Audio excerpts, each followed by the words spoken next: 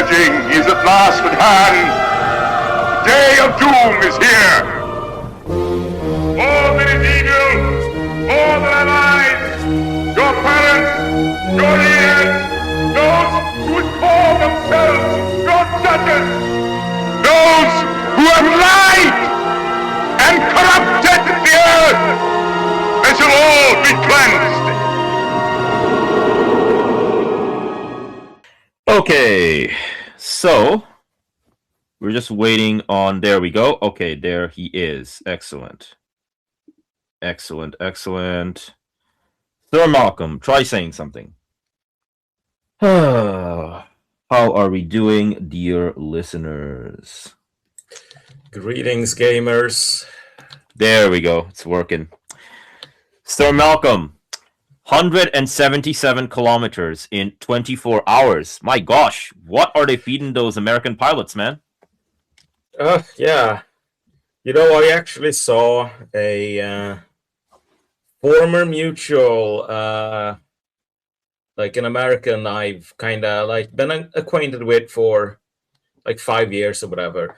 And it's just sad to see because like this war, or at least like this Trump presidency, it has really kind of turned a lot of people into like these like slobbering sog slaves. I mean, like just like incredibly credulous.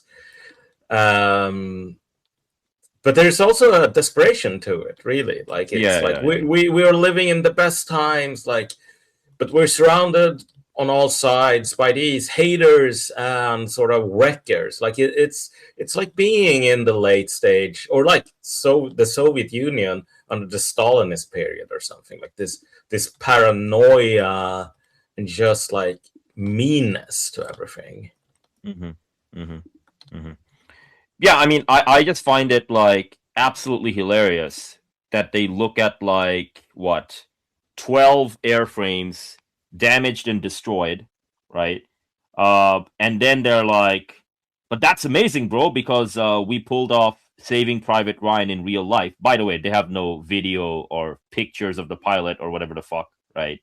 They just want you to believe them rather. It's like, trust me, bro. Meanwhile, the Iranians have like video and pictures of the wreckage, and it's like, man, you gotta give it to the fucking American cattle. Only they can convince themselves that this was like a glorious victory.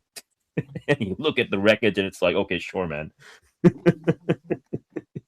Yeah, like the problem is just that, though, in their defense, at this point, Americans will just straight up tell you, like, yeah, this probably doesn't help strategically, but it's awesome. Okay, well, I mean, you're fighting a war, right? Yeah. Like, if you just say, well, we're no longer concerned with like the strategic dimensions to the war. We just want like hype moments and aura. Like you're basically admitting that you are like completely spent as a culture. Yeah. And again, like the hype moments and aura, like they just have to be the same things repeated over and over again. Like they're gonna bring out Tom Cruise when he's 90 years old, and they're gonna put him in a 90-year-old airplane, and they're gonna go like, "This is awesome! This shows what America really is." Mm. Really? I mean, yeah, in a sense, probably. Like America is like it's a spent cultural force, as Oswald Spengler would put it. So yes, like if you bring out the 90-year-old Tom Cruise, that does indeed illustrate that. But obviously, that's not what the Americans meant with the last, elderly Tom Cruise movie. Yeah. The one of the famous scenes in that movie is like I think Tom Cruise was like, okay, well, I'm gonna do this obstacle course in 2 minutes 15 seconds, and then everyone in the control room is like, oh, he's crazy, that normally takes 4 minutes, right? And he like flies the jet at like really low altitude, and he like dodges mountains and hills, right, up a crater, down the crater, and then at the last second he swerves, and then, fire in the hole, bam, hits the target, and then he flies off, and everyone's cheering. And I looked at the whole thing, and I'm like, buddy, I can be a fucking Iranian commander sitting in my mountain, pressing a button, and hitting the damn thing. Right? Yeah. Like, everything that you just showed me in this so-called iconic scene, it's all fucking irrelevant. It's like me making a movie about, like whatchamacallit. I have like a big hammer in my hand and I'm like smashing the rock in the mountain and I'm building a railway. Okay, why the fuck are you not using a digger? Yeah. Exactly. Yeah. The interesting thing here, though, like it's interesting that we started the conversation here because I told you this yesterday. Like I kind of had to postpone the space from Sunday to today. Yeah. For the reason that I was writing this article for Unheard about, like the title.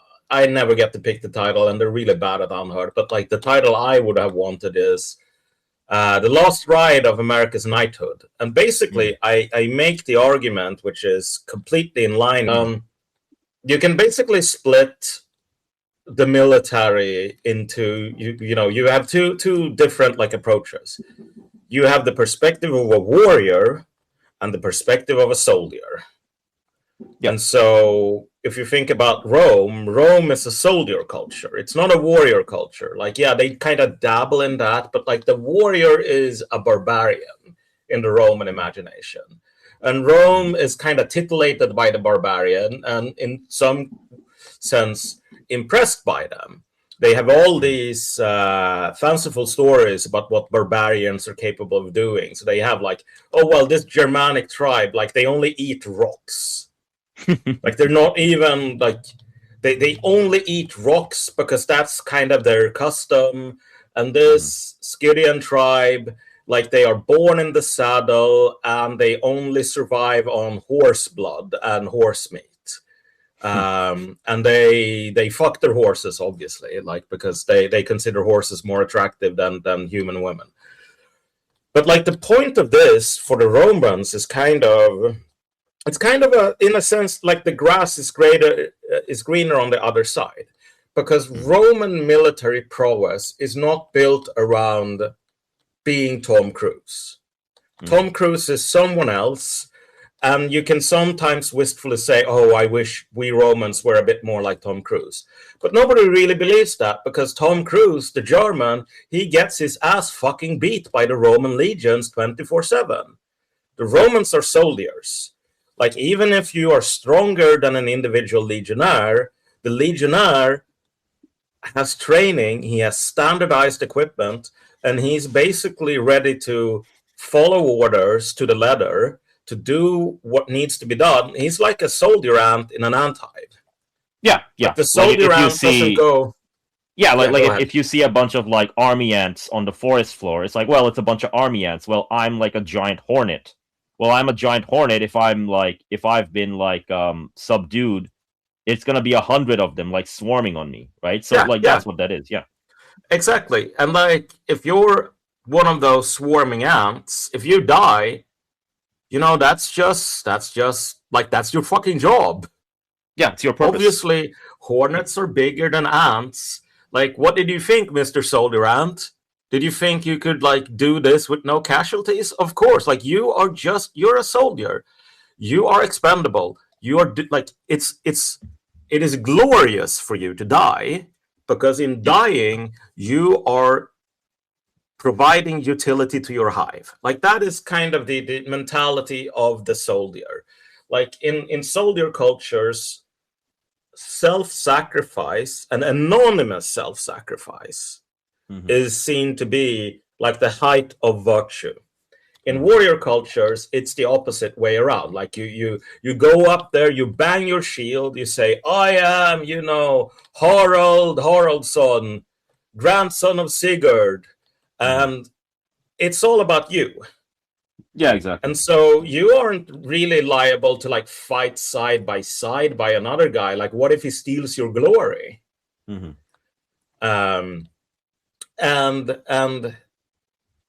the entire point is basically about your honor and your sort of reputation socially.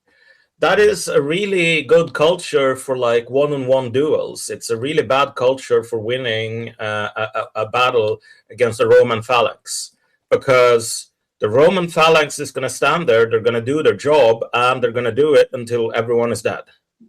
Yeah, basically. Well, you're gonna go there and you're gonna bang your shield, and if the Romans don't get intimidated, and if you get wounded, you just hightail it out of there. Like, there's no glory in dying. If you die, you are a sucker and a loser. Mm-hmm. The only way to die in a really cool way, like to die and be remembered as anything else than a sucker and a loser, is to die in a really funny or cool way. Mm-hmm.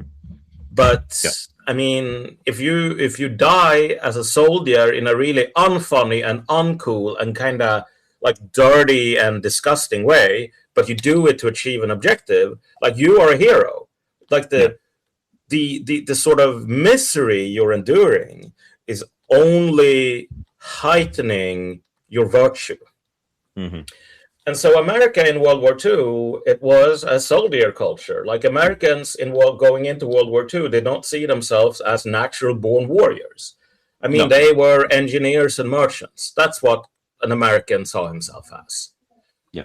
And they had no pretense of being or whatever, because they weren't, like, usually, and for pretty good reason, to be honest. Mm-hmm. But the Americans, they came in late. They only fought the sort of second, like, echelon troops, because 80% of German manpower was occupied in the east.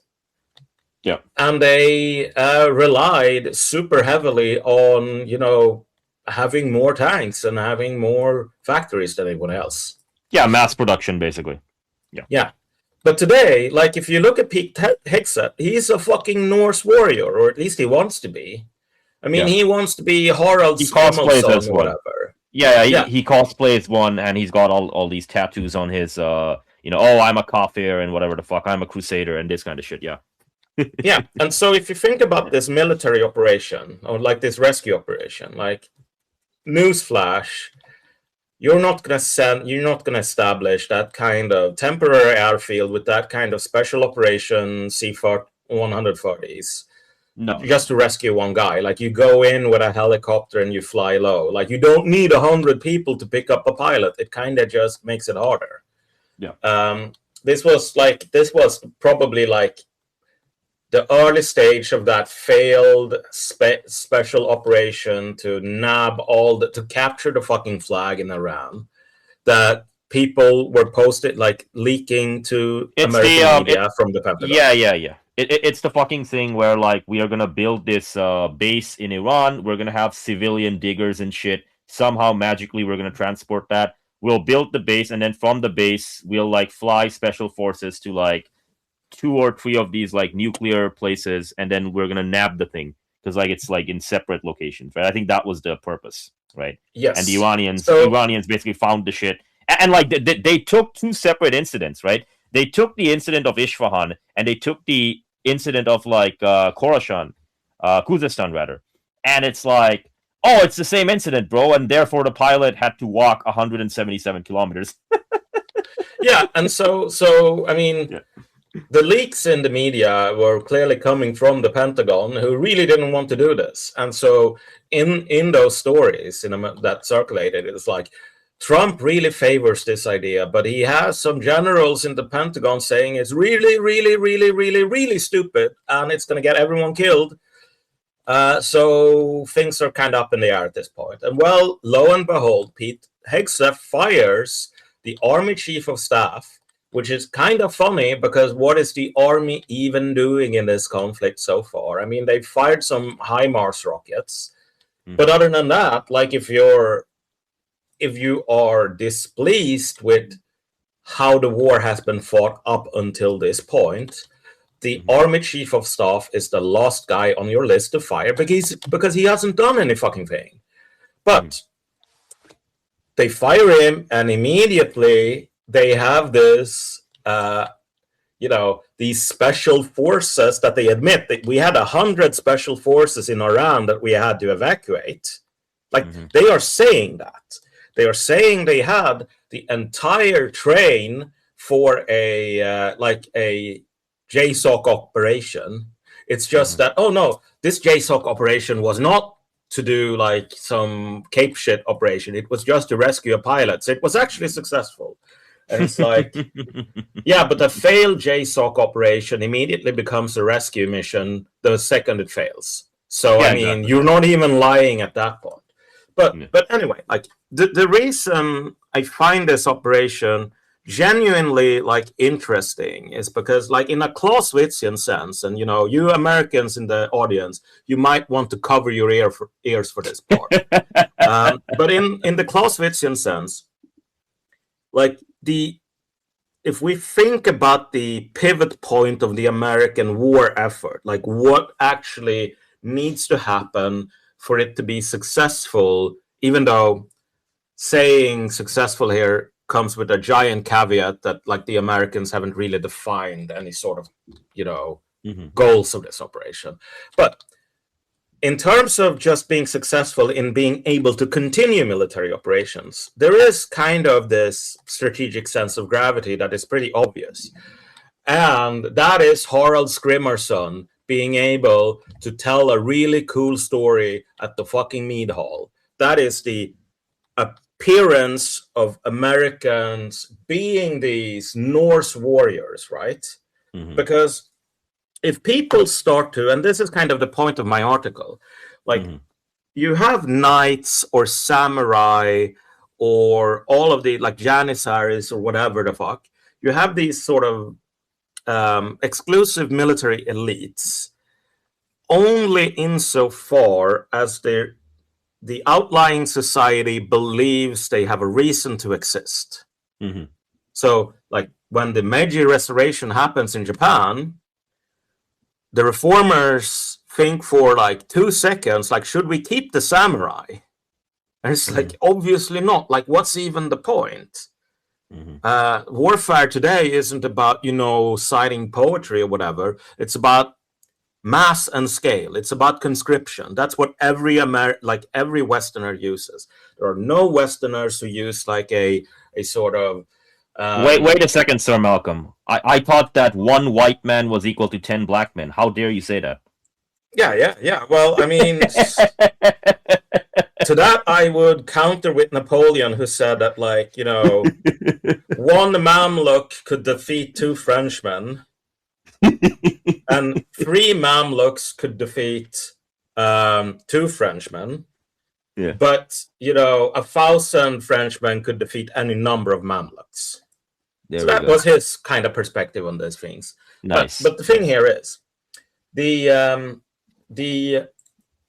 American military at this point, it is this kind of warrior elite, both in terms of being a voluntary force, but more in terms of like the response from America to the collapse of being able to field mass armies has been to double down on really expensive weapon systems, and then to project this myth that, like, the elite warrior is like such a force multiplier that he will always win. So it's not even like the American counter argument here is just one Delta Force operator can defeat 10,000 Arabs. Yeah. And Ukrainians and Russians and Chinese and so on. Like this ideology percolates through every sort of every layer of American society and every layer of the institutional Pentagon. Like, you have where to that comes from, say though? this. Yeah, but you know where that comes from, though. It's like it's a fundamental solipsism in the society. Like, one of the things they do, for example, when they talk about Afghanistan, is they're like, "Oh, we only lost like 5,000, whatever," and then I'm like, "Okay, but the Taliban were fighting the Afghan National Army and your allies and vassals and your like entire meat shield. Like, they didn't actually give a fuck about you, right? Like, you were like the 3rd tier, 4th tier target. Their main thing was defeating the Afghan National Army. Like, you're the fucking sideshow, man.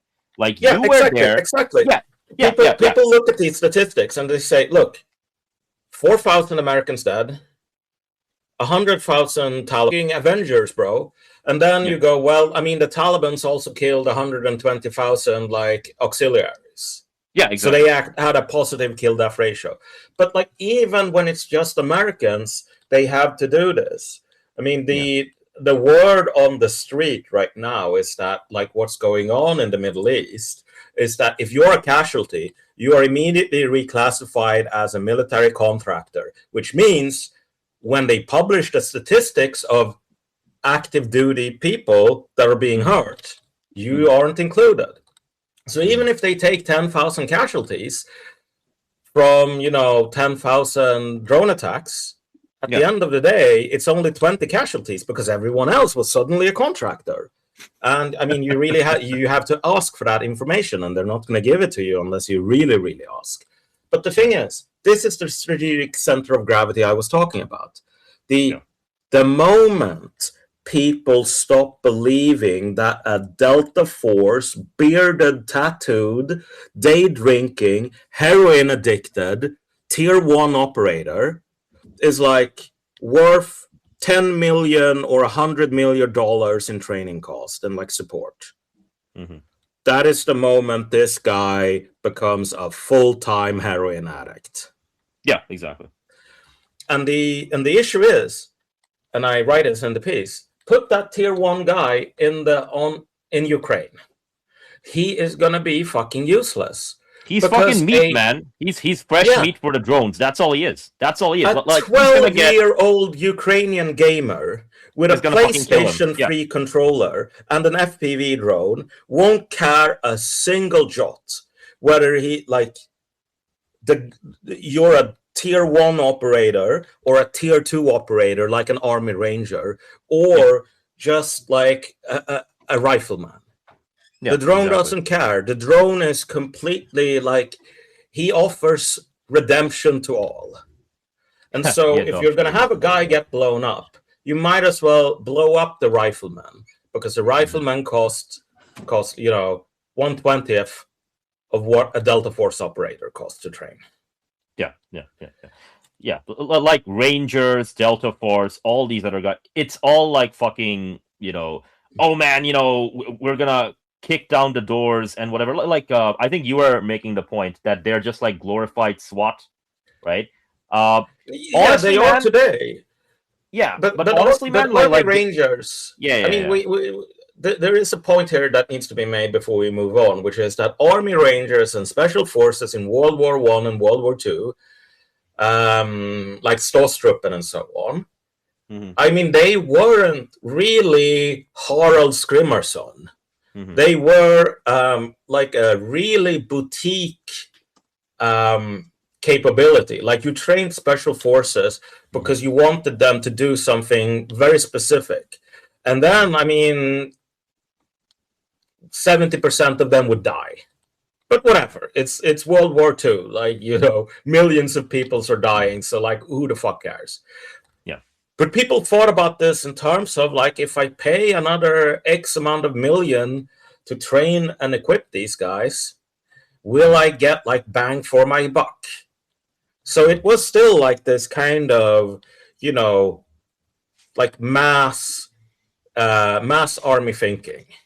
Today, like, you train these people to become the Avengers, to become, like, these bearers of some sort of magical talisman inside them. And once this thinking disappears, like, the American military is going to go into the kind of crisis that institutions don't survive. An American society, which is dependent on the military, is going to collapse as well. An American culture, which has become this, like, really disgusting, mutated, like, distended, we are the true warriors, like the fucking Mestinks, like, anchor baby who's a beast tells you, like, I'm a warrior. Unlike you Europeans, like, American culture is so sick that someone like Drew Pavlou is more of an American than, like, 50% of quote-unquote heritage Americans. He can go up to them and say, you're not a real American, buddy. And, like, the sort of peanut gallery inside America will go, oh, man, Drew Pavlou, you're so right. That's where we are at this point. I'm sorry to say. Oh yeah.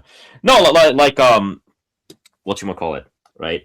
It's like a mental illness, right? Like, what are they actually doing? They're sending expeditionary forces overseas, and it's like small contingents here and there, right? Like, most of the time they're not even like the main force, right? Like in Vietnam, they're not the main force. Like people are like, well, enough, didn't America kill a lot of Vietnamese? I'm like, okay, but what are you measuring, right? Are you measuring the South Vietnamese soldiers and civilians and all of these guys? Because that's what you should be measuring. You should be measuring Army A versus Army B. You should not be measuring like, okay, well, here's a subcomponent of Army B, aka the United States of America, versus this thing. And oh my gosh, bro, look at how many Vietnamese we killed. Yeah, man. Woo! America, fuck yeah, baby. Right? Like, this is like a fucking mental illness, man. Right? Because like what they're really doing is they're editorializing, right? They're publishing fake shit, right? And it's like, well, we did all this shit and whatever the fuck. And it's like, no, you didn't, man. No, you didn't. Like okay, once you factor in like military captured, missing, and all these other things, the Viet Cong defeated you, right?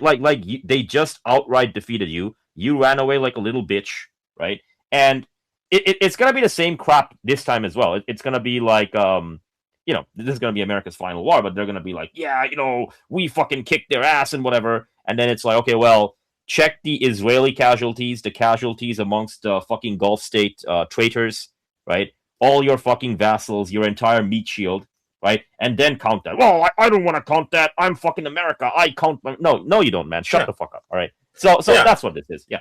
Yeah. So like at this point, significant resources inside the military, or even worse, like the entire sort of strategic posture, the force posture in the Middle East has to be oriented around like what is going to fly in the American mead hall, like what kind of epic warrior poetry, except Americans are too fucking stupid to even they're fucking cowards, poetry.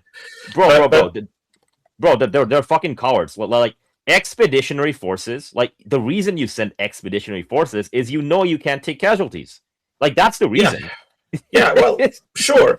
And so at the end of the day, like at this point, the war has to be fought in order to produce cape shit, if we're going to be glib about it.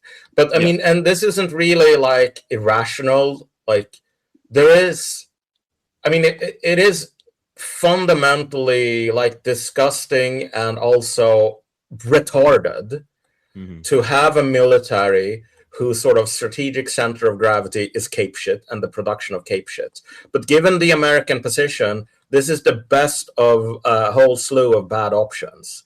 If you don't produce cape shit at this point, you are bringing up the hour at which Taiwan says, you know what, like we are Chinese when we can't trust these Americans. Like every time you fail to give them their dose of daily cape shit, that day comes a week closer. The day in which Japan says, yeah, sorry, we aren't like an informal part of NATO anymore. And you know what, like this sort of vassalship under America. World War II was almost 100 years ago. I think we've been dogs to the Americans long enough. And like when all of this starts cascading, America is going to go through a belter of a crisis. Like it is going to be really, really, really bad.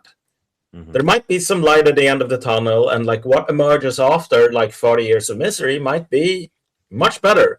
And spiritually, I can guarantee you it will be much better than this, like the current really sick and sort of nihilistic and even like satanic culture that like Americans wallow in. But it's going to be pretty damn gnarly for a while. And so at this point, like you really, like it's not about war fighting in the sense that the Iranians, who are, definitely, the Iranians would go, oh, call one Clausewitz, as I'm sure every American has read. And it's like, yeah, well, no, not really, man. dude. Bro, they're not gonna read the 4-page letter, man. Fucking No. what is up with their president? Their president's like, here's my 4-page letter to, buddy. He's not gonna read the fucking letter. Just make like a rap video with the Lego figures or whatever the Yeah. fuck, right? I mean, it is like we can joke about these things, but there is an actual kind of harsh reality here in that. Mhm. I mean, saying Americans do not read, that's not a joke. Like literacy rates are collapsing. Empirically real. It's empirically true.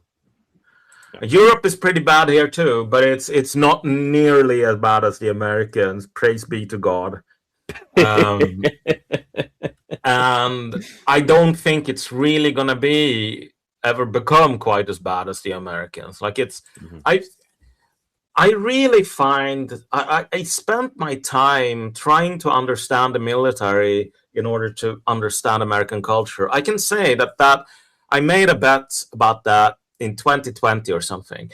And 4 years later, or 6 years later even, I have to say, yeah, this was a pretty good bet. Like there is a lot of meat on that bone. But it is kind of this, like during this war, we have seen a new level of kind of like hopeless, like nihilism, and there's like real depravity, and the acceptance of depravity, which I find it's fascinating. Trump goes up on the Easter holiday and he fires up on this completely unhinged tweet, and he says Allahu Akbar, or no, Praise to Allah. Praise be to Allah. Which okay, fine, yeah, why not? But nice.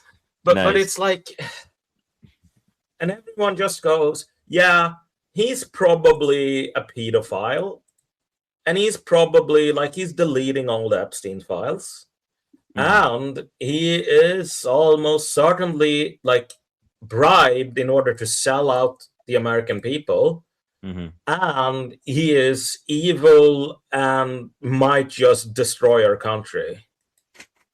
So what did you have for lunch?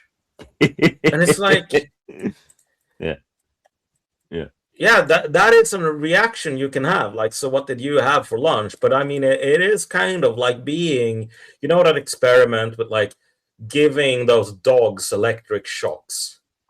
Yeah, Pavlovian conditioning. Yeah, that one. Yeah, and the ones who are conditioned to sort of that no help is coming, they just lie there and whine and whine and whine when they get shocked. But the ones who have been given even if the door is only open slightly and then closed, as long as they know there's a slight chance of escape, they will just go bonkers and try to escape and fight on forever. And that is kind of the difference here. I mean, the Iranians, they will never lie down and just whine and accept their lot. They will fight to the last, and they will die for it. Because they are that other group of dogs. I mean, they get shocked, but they also get reminded that they have agency. Americans are conditioned to just, accept basically whatever, I suppose. Yeah.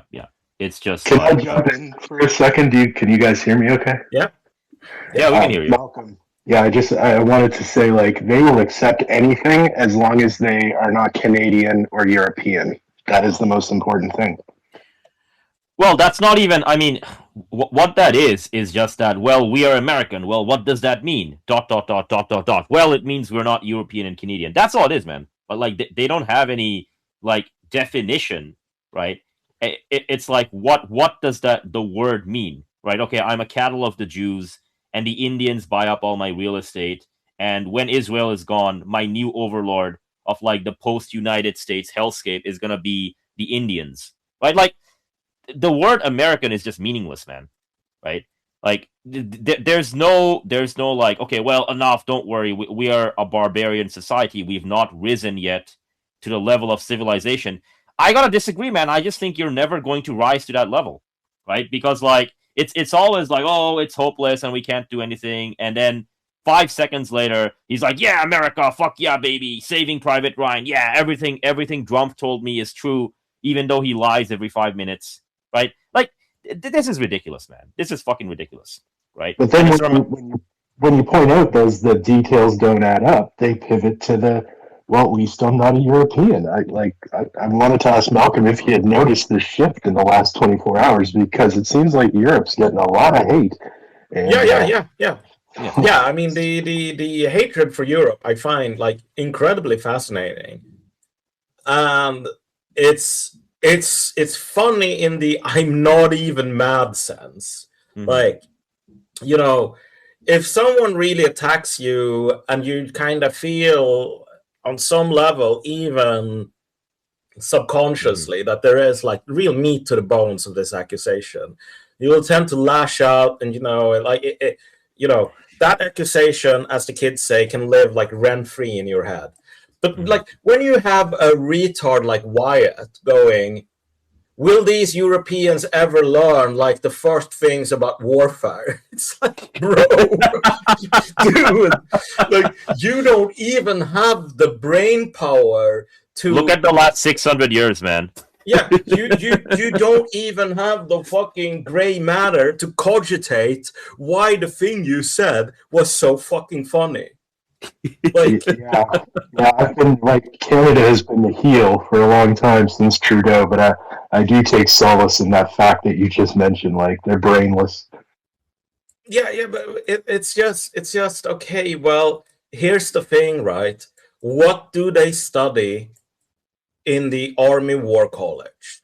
If you're gonna be like the best fucking smartest American military theoretician that America's ever produced, who are you gonna read when you go to West Point?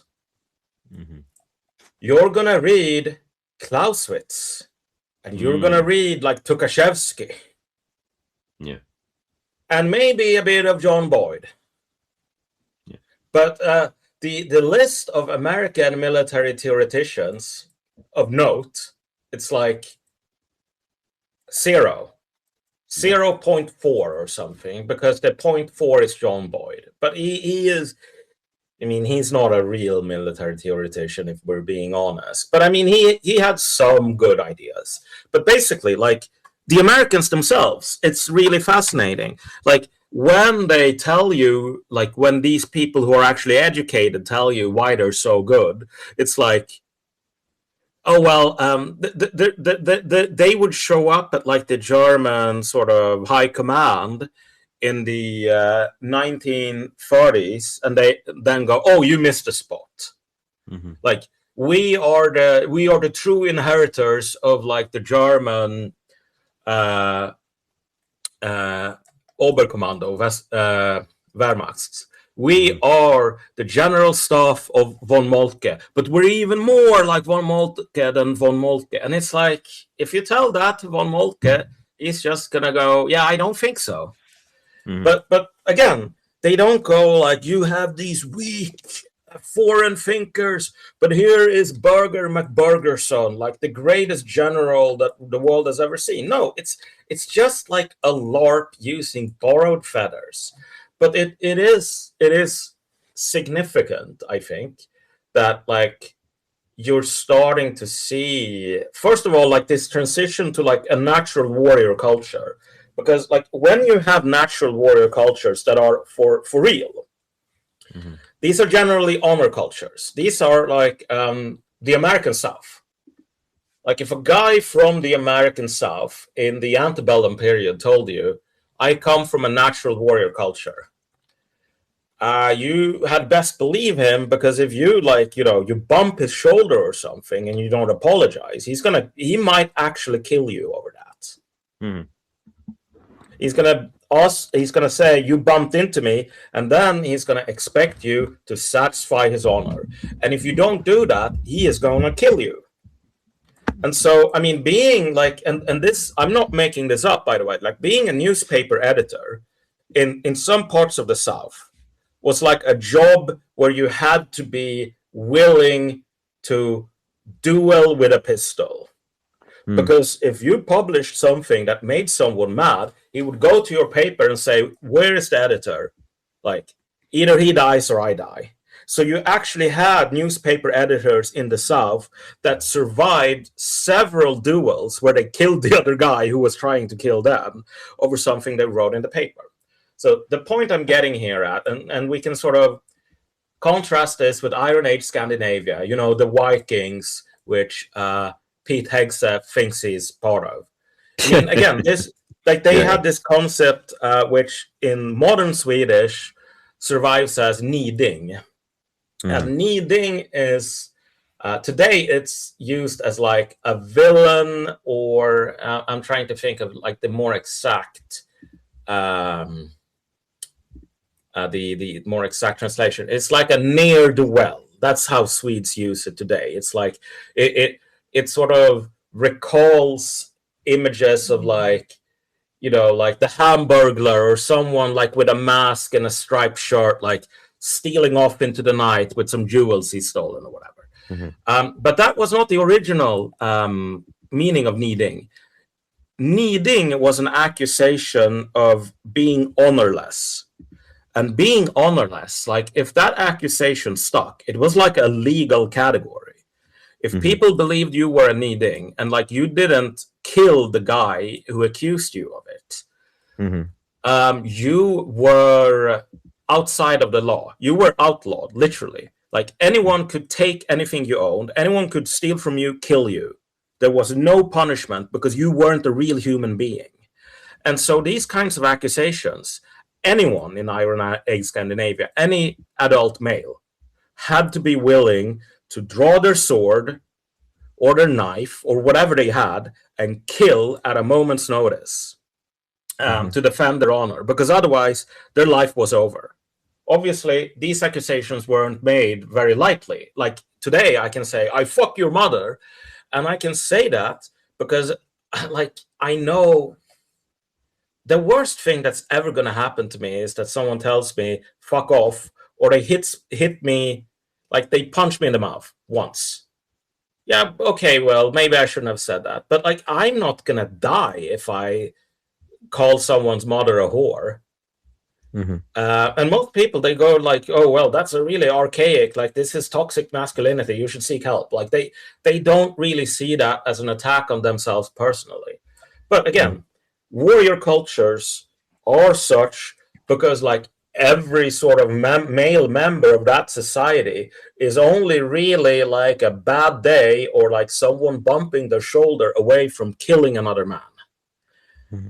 That's not fucking America today, dude. Wyatt isn't part of a warrior culture. He's a consumer of movies. That's what being a warrior is to him. He fucking sits there and like in one tab he's got some interracial porn up or whatever. Because he's like a right-wing nationalist and that's kind of a thing. And on the other tab he has like American Sniper or whatever. And he looks at that and he goes, "Oh, my ancestor," even though the American Sniper is technically not his ancestor. And yeah, like there is this fundamental category error that Americans make about this. Like you are part of a warrior culture if you have like this sort of what people in the South had, which is like one of the reasons they weren't super great as an army, because like a lot of people who were real warriors, real manly men in the South, like they would like say, "Oh, you gave me an order I don't agree with, like let's have a duel," which is not a really good way to run an army. It's a good way to run a war band though. And so like again, we've transitioned to this really sad and pathetic LARP of being like a warrior culture by people who fundamentally misunderstand what that is, as this really like this swan song for the empire. And so we started with like all of these attacks on Europe, and I do think that the sort of the European that exists in the American mind when these people write these creeds. Like that person essentially is just a fantasy creature, which is the entire point. Like they're attacking an image that is important to their own sort of emotional gratification. Again, like the European in their mind is like not a warrior, which is again like Europeans for the last I don't know 600 years. Yeah. 500 years at the very latest. 600 years. 600 years if we start with like the 1415 battle against Morocco, yeah. Yeah, like Europeans for more than half a millennia have made no claims to being warriors. Like that's what Napoleon is saying.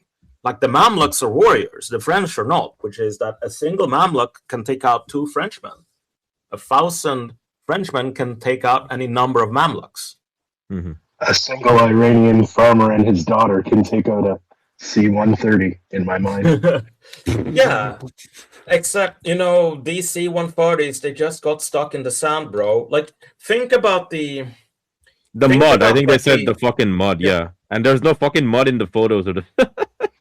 Yeah, but like, again, like, there's a lot of like hate about Ukrainians, for example, in sort of our circles, and you call them piggers and whores and so on. And like Ukrainians, I'm just gonna be real with you guys.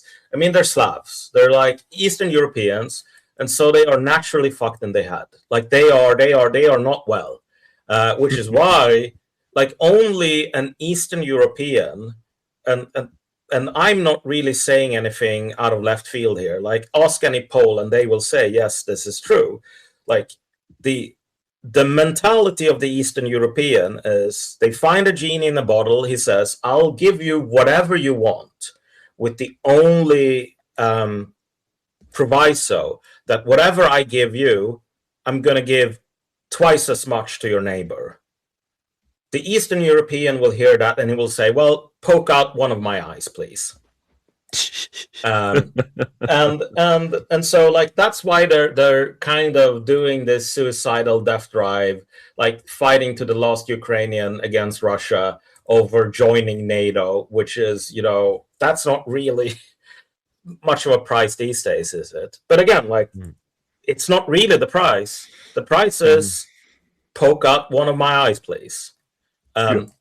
But even having said that, like I rag on these Ukrainians in order to praise them, because the praise I'm going to give them here comes from the heart, and I really do mean it. Like they are real soldiers. Like they are a soldier culture, and even though I find, like as a non-Eastern European, I find what they're doing like deeply tragic and like foolish and suicidal, and there probably won't be a Ukraine in 100 years because of this like miserable war.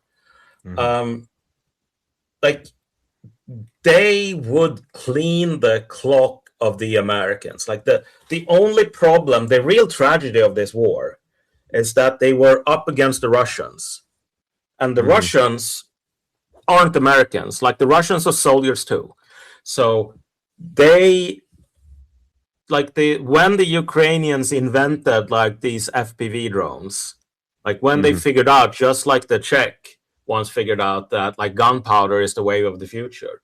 Once these Ukrainians took these like cheap Chinese toys and turned them into the most nightmarish weapon of the last 500 years, the Russians said, wow, okay, this is pretty cool. And sure, they had all of this institutional inertia, so it took them like 4 months or whatever to go, oh, wow, this is the future of warfare. Like they had to kind of clean out the cobwebs for a little bit. But then they went, okay, well, this is the future of warfare. And now they're making many more drones than the Ukrainians. If Ukraine had fought America, the war would be over with a stunning Ukrainian victory at this point. Because the Americans would be spending all their time doing this Ragnar Redbeard shit. They would be going like, oh, well, we can't have FPV drones because that will that will mean we can just take in like a 17-year-old or whatever. Where will my bearded, opioid-addicted Delta Force operator go? Like, what home will he have in this world? And obviously, he would be homeless, like every other fucking American veteran these days. But that's the wave of the future. So, like, thinking about the state of this war right now, on an objective level, or a boring European Clausewitzian level, the ammo stocks are slated to run out pretty soon for the Americans. They're looting their last long extended range JASSMs from China now. So even if this war concludes with quote unquote an American victory, a concept which at this point is kind of nonsensical, but even if it would, like, the entire idea of America fighting another war, it's fucking over, man. Yeah. Like they have 450 JASSMs with extended range left in Asia against China now. That's like 17 flights without B-1B bomber. Yeah. You're gonna bring down China with 17 flights when you couldn't bring down Iran with 200. Yeah. No, it's not gonna happen. So like the ammo is going to run out, and they might do this like infrastructure destruction. But I mean, that's not really gonna compel any sort of surrender. It's just gonna lead to more infrastructure destruction on the other side, and eventually America will still be forced to give up. But I do think that, like, as time goes on, it makes less and less sense to try to analyze this war in these kinds of boring, like operational or even strategic terms. Like, we have to analyze it from like with our cape shit glasses on. Yeah.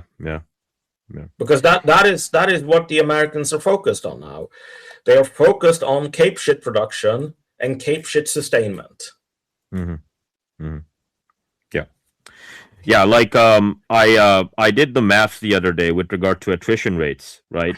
And I only looked at airframes that have verification. So, okay, video, photo evidence of things that have been shot down, damaged, etc., etc. Iran has inflicted thus far, right? And we are on, I'm going to say, so 6 and 1, 7. So we're on like day 38. But in like the last 37, 38 days, the daily attrition rate is like 1/3 of 1%, so 0.33%, which doesn't sound like a lot, but it's like the attrition rate of like 2 point something per week, right? That is enormous, folks. World War II was like 0.2%. Korean War was like 0.1%. Everything's getting shot out of the sky, right? The Iranians are hitting stuff on the runways and all this other crap, right? Sir Malcom was talking about soldier culture. Yeah, the Iranians are soldiers, right? But the thing is, right, if you bring this up to Americans, right, they don't give a fuck, man. Like, they will only talk about cape shit. They're just like, but look, man, we humiliated Iran. Like, we rescued the fucking pilot, right, from like inside Iranian territory, and none of our guys died and whatever the fuck. So this is what they're going to be doing, man. Like, they're going to be doing like Rangers, Marines. They're going to be doing all this other shit. And then it's going to be like, we killed a bajillion Iranians. Nobody died. Obviously, nobody died. Shut up. You're an Iranian propagandist. Nobody died, right? And nothing happened. And, we humiliated Iran with like this special forces raid or whatever the fuck. And they'll just keep doing this until they fucking bleed out to death, right? It's going to be like this guy who can't feel his legs, like having internal bleeding or whatever the fuck, right? And whether it's like his organs or everything else, as they get turned into fucking jelly because he's using up all his weapons, right? Which he doesn't make anymore, right? And it's like, okay, the Iranians have destroyed all of your like, rather, the Iranians have eaten up long-range JASSMs are gone. All of this other shit is gone. Your MQ-9 Reapers, your Hermes 9000, they're all gone as well. It's like fucking June or July. And what will they be doing, Sir Malcom? They'll be sending in more and more of these fucking like special operations things. Like, at that point, man, why the fuck? Like, why can't I just go to one of these random countries, hire a bunch of terrorists, and just be like, your job is to just drive around Iran all day, get a bunch of petrol bombs, just blow up hospitals, right? Like, at that point, they would do a better job than the fucking Americans. Yeah.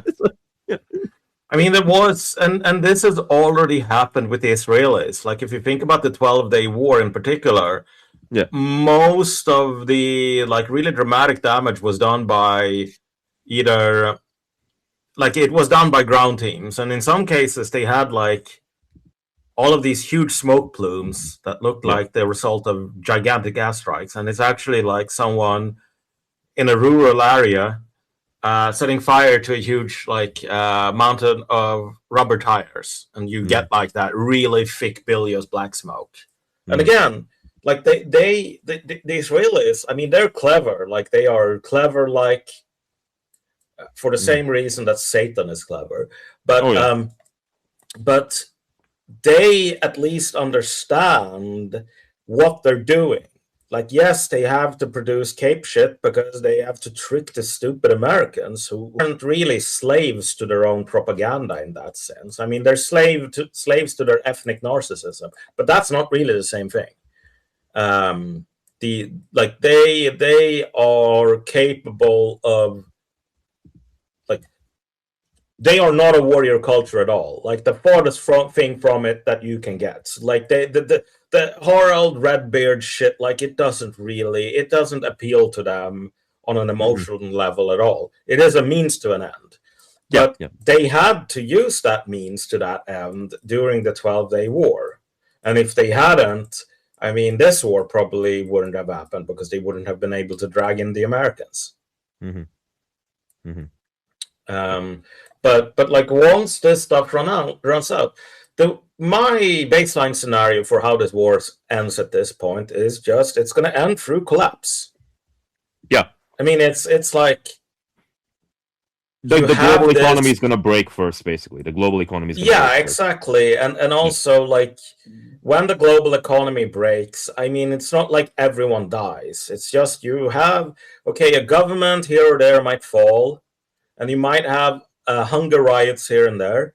And then you will have, like, for example, like you kind of seeing the early stages of this play out right now with NATO. So Japan is not formally a part of NATO, but in the NATO that America wants there to be, they definitely are.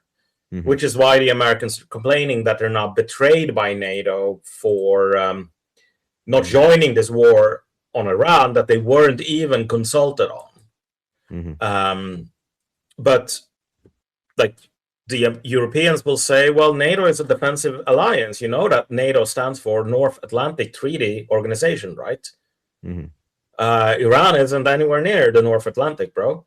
But obviously, like when Americans talk about NATO, they just want a bunch of pliable vassals that can serve as scapegoats for American failures, and these like generic sort of goons, helpers for American like imperial domination elsewhere. So Americans genuinely feel betrayed over the goons, not realizing that they just are goons. But Japan is very exposed to this energy crisis, and they have very few good options for replacing crude from the Gulf. One of those options might be Russia. And so, as like the Japanese prime minister said, I should call Vladimir Putin and ask whether he can increase exports to Japan. Here's the thing: Vladimir Vladimirovich Putin didn't even pick up the phone. He left her hanging. Oh, yeah. And that is a really bad snub in international diplomacy, when you call someone and he's like, leaving you on voicemail. But there was a reason for this, which is the Japanese still insisted that the oil sold to Japan should be at the price set by like the American oil price cap, which is like between $50 and $60, I think. And like Imagine that, someone calling you desperate, asking for help, and going like, by the way, the sanctions we have to punish you, they're still in effect. So while you help me avoid like starvation, we have to make sure your punishment continues. Like, obviously, like, dude, who the fuck do you think you are? And again, like, that was basically the message. Like, dude, wake up, sister. You are not in a position of power here. You are the weak one, not we, the Russians. And until you act like a weak person in need of help, because, like, again, that is what you are. You are a weak person. You want our help because you're weak. That's fine. But at least ask for it. Don't say, I, the conqueror, have come to punish you. Please help me avoid starvation. And so, like, this caused a lot of consternation within Japan, because these people are, they're selected to be slaves.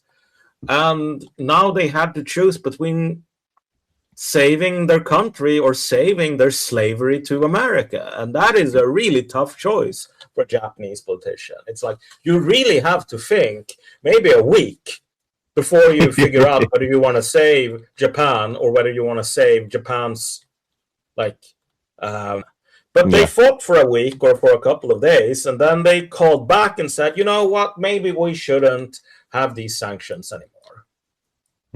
And then Vladimir Vladimirovich picked up the phone and said, yeah, maybe we can sell you some more petroleum. But that is part of this collapse.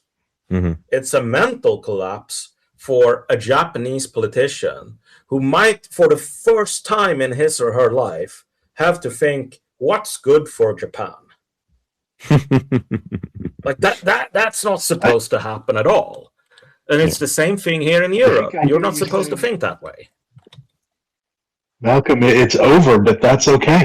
Yeah. I mean, that is kind of the takeaway. Like, it definitely is okay for the rest of us that America is over. Thank God, praise be to Allah, and all the rest of it.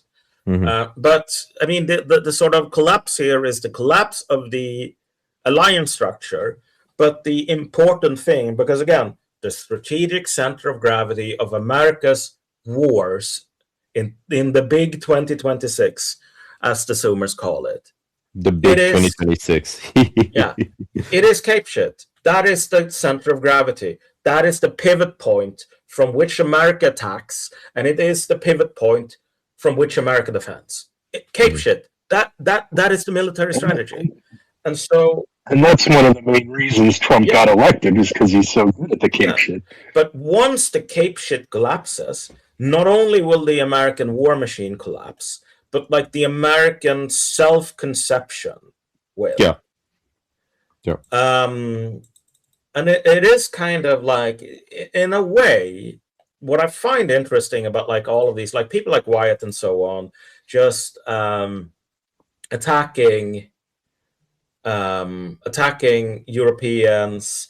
It's kind of like if you have a computer and you sort of reset it to the factory settings. Like there's no external information. There's only the information that the computer came with. And so for the Americans, like that factory setting is just like, we are richer and better than everyone, and everyone wants to come here, and everyone is jealous of us, and we are like warriors. If you take all of that away, there is at this point not enough material left for like a coherent national identity. That's not necessarily the end of the world. Like a national identity, a crisis of national identity has happened many times before for many different countries. It happened to Sweden after Sweden lost Finland. Swedes had to discover what it actually meant to be a Swede. So in my town of Uppsala, I occasionally on the summers I walk out to the old like mounds that have been here for over 1,000 years. It's like burial mounds. And there's I think the first actual like church in Scandinavia was built here. It was like this it was not just a place to bury like Norse pagan kings, but also sort of a place to do like these blut and so on, like the like pre-Christian religious ceremonies. And so that's why they kind of wanted to build a church there. But so they built the church there, I don't know, 1280 or whatever, or even earlier. But in the 19th century, they built like a traditional Norse like mead hall, and they started selling mead. And that place, like, it's like a restaurant and a kind of a museum or whatever. Like, it's a really nice place to visit during summer. So I go there with some friends or with my mom or whatever. It's called Odinsborg, and it's like Odinsborg. Borg is just like keep or fortress, and Odin is obviously the Norse god Odin, the Allfather. And so after 600 years of nobody caring a single jot about like the Norse god, about foreign Odin, like people, that wasn't talked about in the 16th century. You'd be considered crazy if you did. Like, how is that even relevant? And like, why do you even know who these ancient gods are? Like, this is weird. But then in the 19th century, as Swedes tried to rediscover what it meant to be a Swede, suddenly you needed that kind of content in order to build that identity.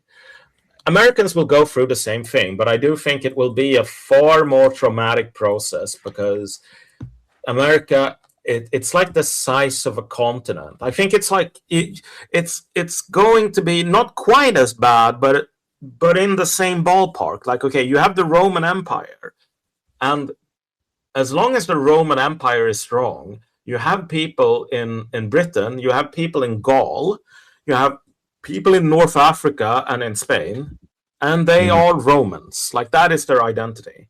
Once the empire collapses, it's not like people in Spain go, wow, we're Romans and we have our Roman compatriots in like North Africa and Greece, and we should really reconstitute like this state formation so all Romans can be in one and the same place. No, like the centripetal forces that pull people together into a common identity are much weaker than the centrifugal forces pulling people in different directions.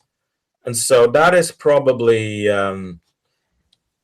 some variant of that is probably going to happen in America, where like the differences become more important than the similarities, which will then translate into like fracturing of the political and economic systems.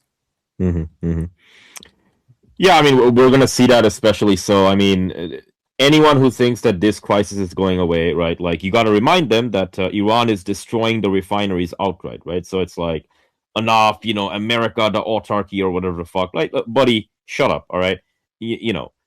When the countries around the world, and you're seeing it in Australia and a couple of these other places, right? They're already talking about energy lockdowns and export controls and these other things, right?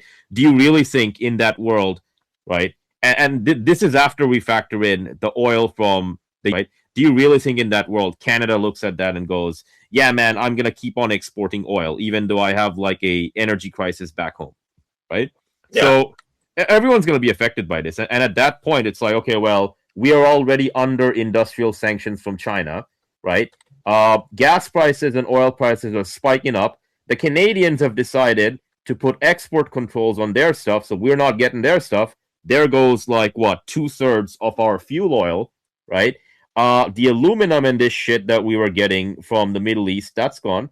We're not getting the phosphorus. We're not getting the helium. We're not getting the sulfur. We're just fucked, man. Like, it's April right now. Like, what? Where will we be in like August, September, October? No one's thinking about this.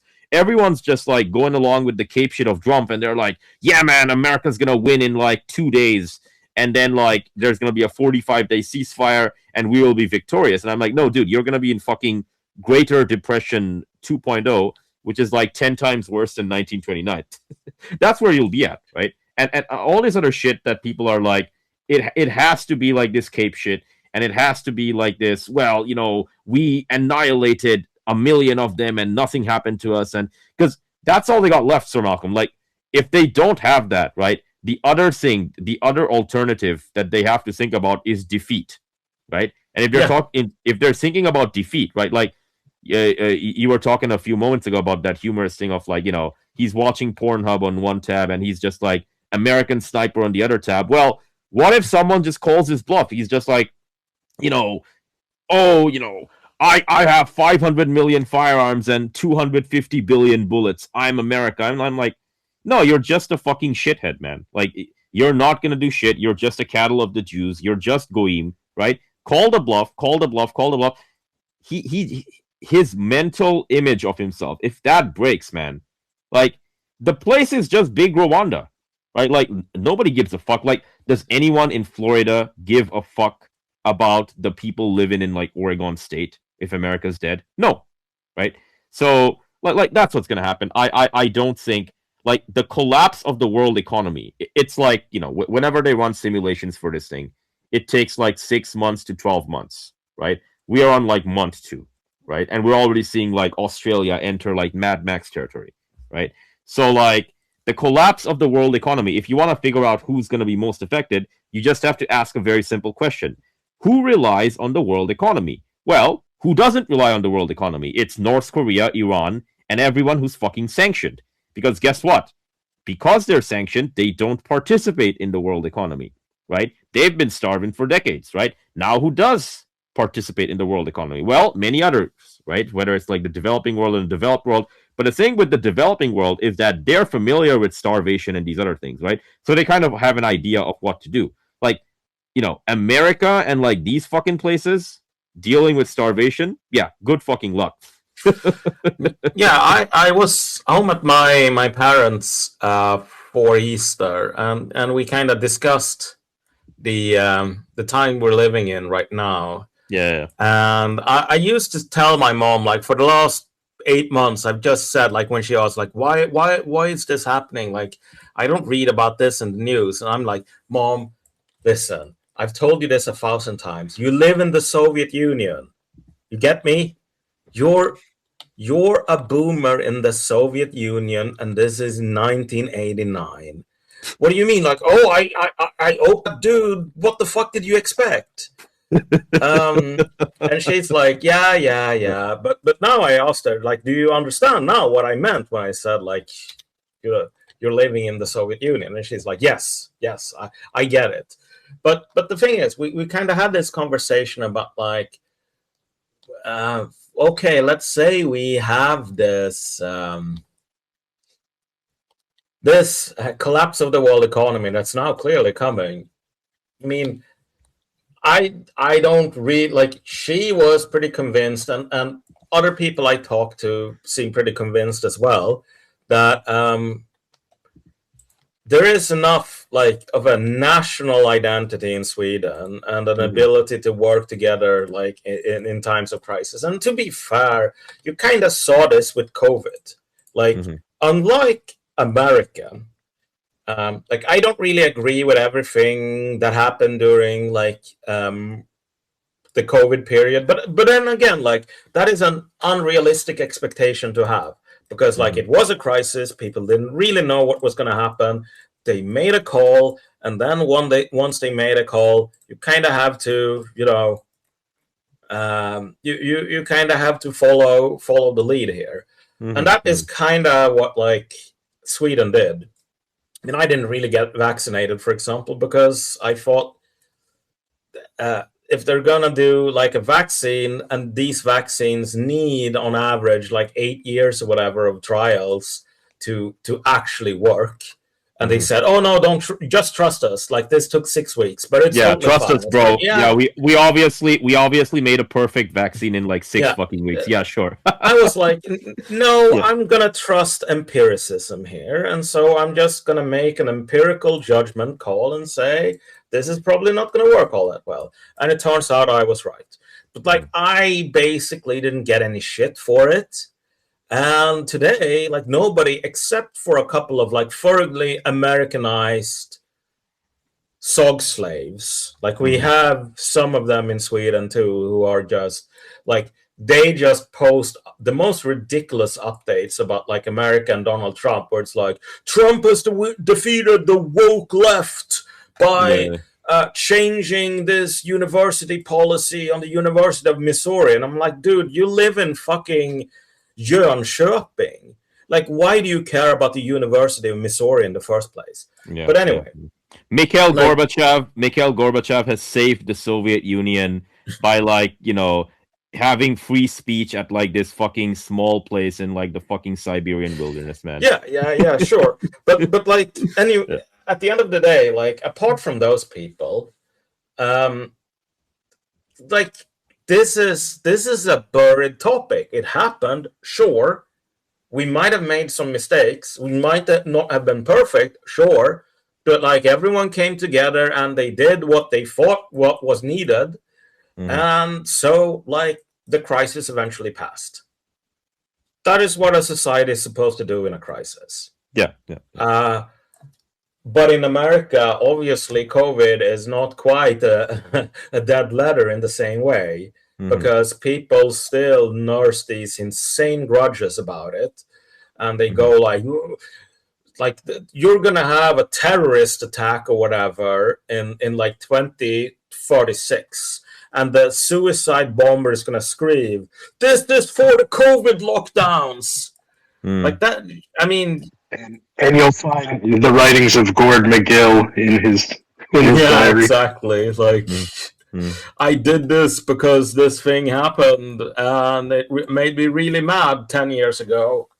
But like, Sweden doesn't really have that, and most European societies don't have that either. And so I do think, like, you have that kind of, like, when people say, oh, well, Sweden did such a good job handling COVID. I mean, yes and no. In a sense, like, the policy formation process was kind of like a coin flip. So maybe the coin flip, like, it turned out to be heads rather than tails. Okay, great job. But the actual sort of triumph here is just, I mean, the society was strong enough to get through the crisis without any sort of internal discord or without any feelings of resentment lingering afterwards. And I can believe France doing something like that. I can believe France coming together to deal with a national crisis and finding that this actually brings people together rather than apart. Like, if this happened and you told me that, I would not fall out of my chair. I would not even raise my eyebrows, to be honest. Yeah. Malcolm, could I tell you that I don't think Canada would, because of the exact thing, the COVID thing showed us that we're more American than we are Swedish or European in that way. Like, the whole trucker thing. Don't worry about it. Like, and don't worry about it. There's enough Indians in Canada that they will, in a crisis, right? They will do what Indians always do, which is like consolidate. Well, they're busy fighting one another, actually. Like, the Sikhs here. The Sikhs will be fine, bro. The Sikhs are some of the most, like, ethnocentric people on the planet. You guys will be fine. You guys are filled with Sikhs right now, right? The new owners will take good care of you. Don't worry about it. Yeah, I mean, at the end of the day, one of the things, and this might be a bit of a spicy take, but I had this conversation with, like, a friend here who is like a super intelligent and super erudite and, like, incredibly eccentric, I guess the diplomatic way would be of putting it. But this guy's like 160 IQ or something and speaks like 8 languages. But like, he's a Swedish nationalist, and we kind of talked about, sort of had a Spenglerian discussion about, like, what do you do if your culture is kind of a spent force? Because we obviously, he and I completely agree that, like, the American is the greater Satan, and the American has to be destroyed at any cost. There we go. So we are. It's us and Osama bin Laden, like, here in terms of strategic objectives. There we go. But But basically, like my sense, if you think about something like Canada, on one hand, you can say that it's like a huge tragedy that you have this ethnic replacement and like the old Canada of Civilization 6, where the national unit is the Mountie and the national building is the hockey rink, which gives you extra culture. Like that Canada is going to be gone. And sure, maybe, but it's like, on the other hand, just as like what Karl Marx once said, like nothing human is alien to me. Like the older I get, the more I kind of get in the mood of saying, like, rather than just focusing on like the tragedy of like the Canada that is being lost. Yeah. I find it interesting to ask the question of like, okay, what is going to be the future Canada or the future, like what name any place? Because, and I don't mean this in some sort of like naive liberal sense of like, oh, well, you know, we're all human beings, blah, blah, blah, blah, blah. But it's like, the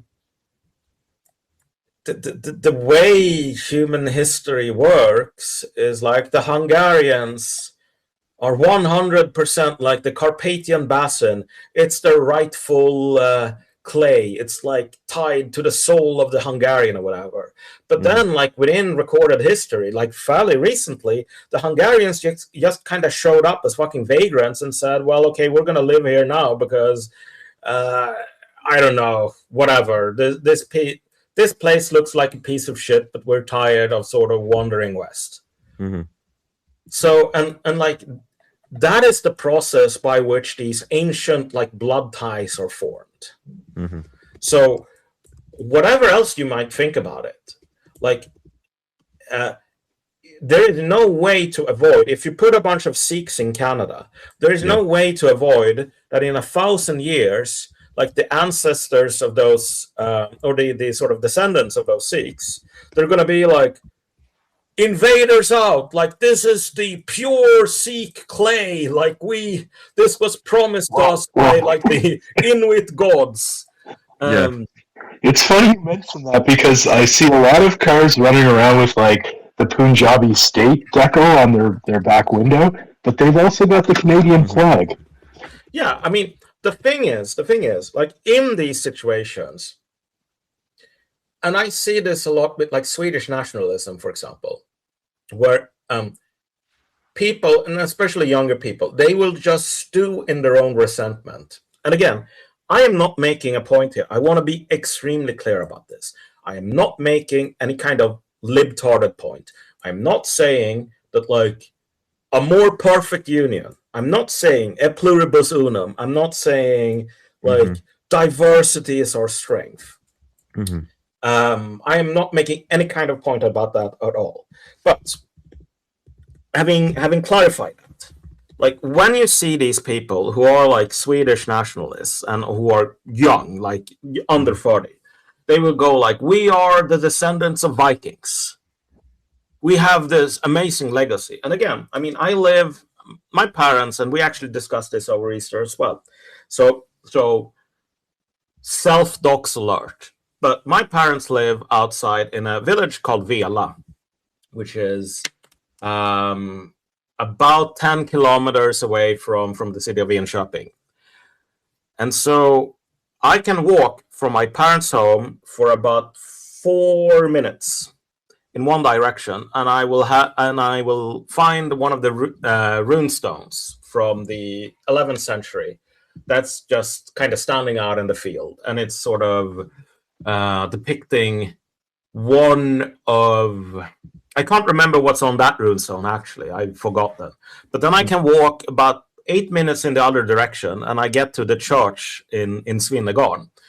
And built into like one of the walls inside that church is a pretty famous runestone that is one of a set of like 30 depicting the really disastrous expedition by Banke, who was like this sort of guy. He owned his own ship, and he gathered a host of 40 other ships, and they sailed down to the Black Sea and then they fought for some like Georgian king or whatever, and then they got absolutely fucked. Like nobody returned.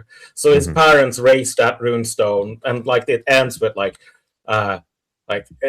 hopefully God has accepted him, because this is at this point like you still have semblances of the old Iron Age culture, but like this is the post-Christian. This is still Scandinavia that has been fairly thoroughly Christianized. And the thing is, like the guy that's 20 years old or whatever today saying, I am the heir to this amazing legacy. The only thing I would say to him is like, do you know how to build a longship yourself? Would you sail down like with your buddies and join Wagner in Africa or something? There we go. Because that's what Banke did. Like, and that is kind of like, you know, if you think about sort of Native Americans who have usually been very overrepresented inside the US military, like when they talk about their own like Apache heritage, it's like, yeah, I joined the Army Rangers because I'm an Apache and I'm an inheritor to like this warrior culture.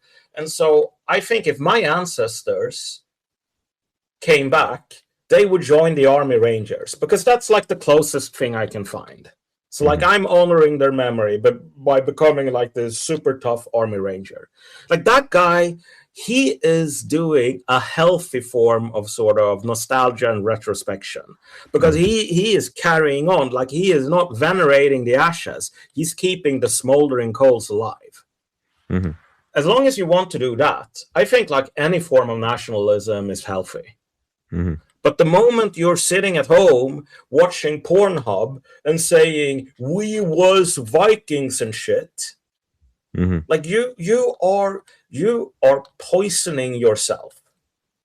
And It's like, yeah, like what that is, it's just like this narcissism and this solipsism, and you don't walk out into the real world, grab a shovel, and start digging a trench. Like the thing is, right? All these guys, they're like, you know, we gotta save the country from the Muslims or whatever the fuck, right? Like, you hear this crap a lot, right? I mean, a bit less so nowadays, right? Because a lot of the fucking Zionist outfits have been exposed, right?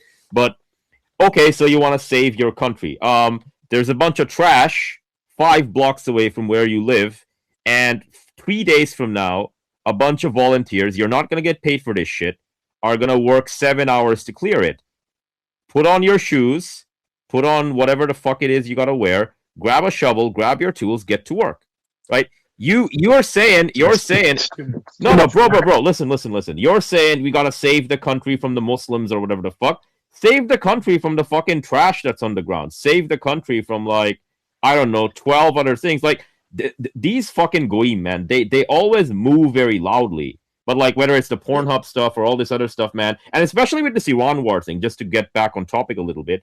But even this Iran war thing, it's like, we gotta defeat the mullahs, man. We gotta defeat the mullahs, right? If you don't support America, you're supporting the third world is trash or whatever the fuck. And I'm like, what the fuck does that word mean? And they can't give you a definition because we know what the definition is. The definition is third world is this anyone who who is against the empire, against Zog, and against Israel and America, right? But like these fucking goyim, they just moo all day. They don't do any work. Right? Do they clear the trash? Do they do basic stuff? No, they don't.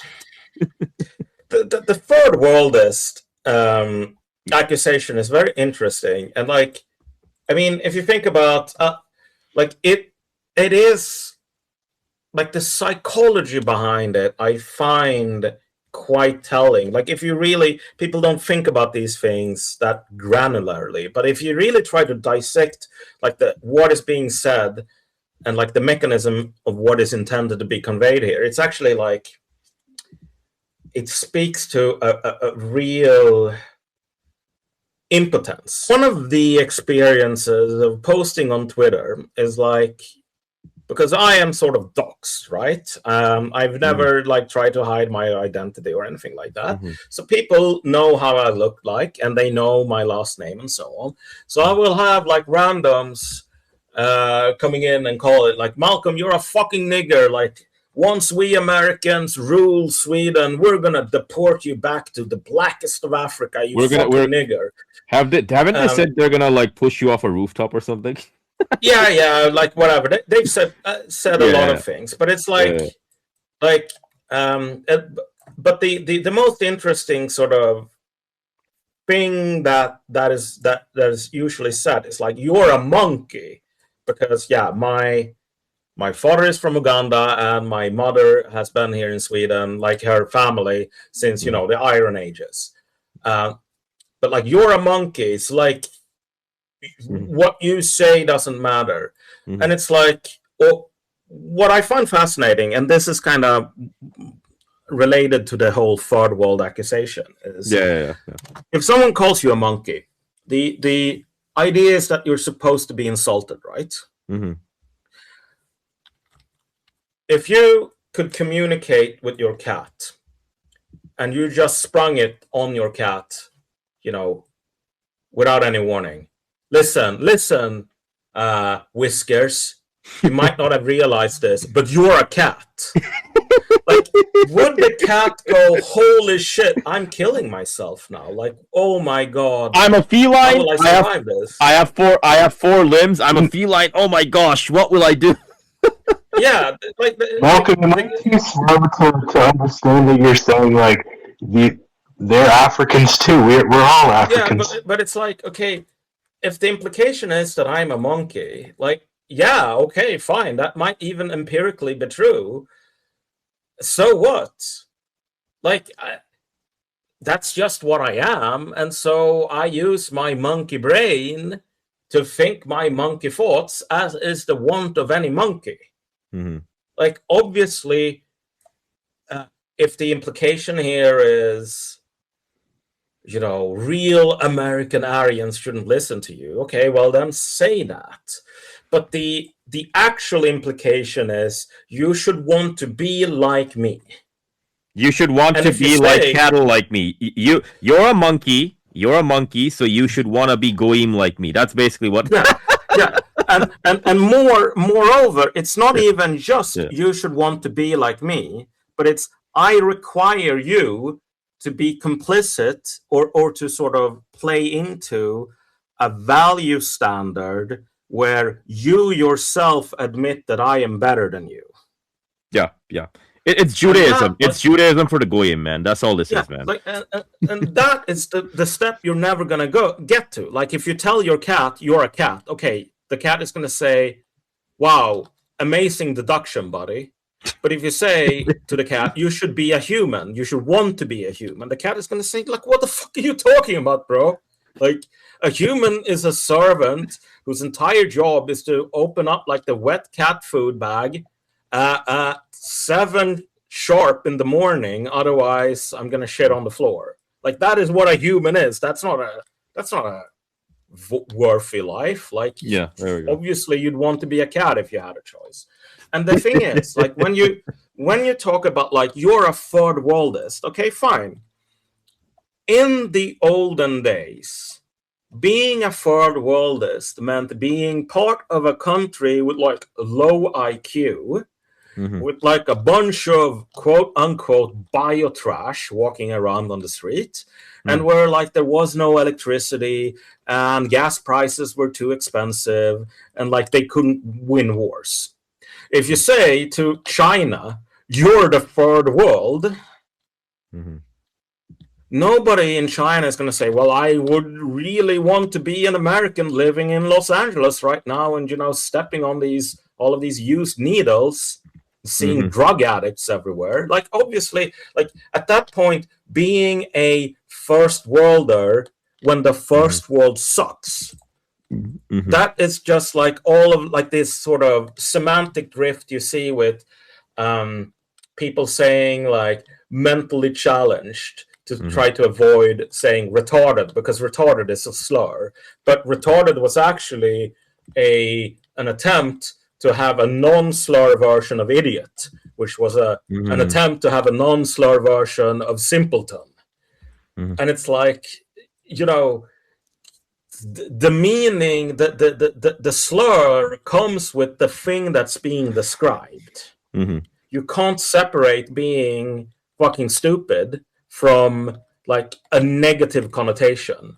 Yeah. And the same way, if if the reality of the first world or the Aryan or the white race or whatever you want, if that reality is just negative and kind of sad and pathetic, then any sort of insult, depending on saying you are not part of this group, it's going to fall pretty flat.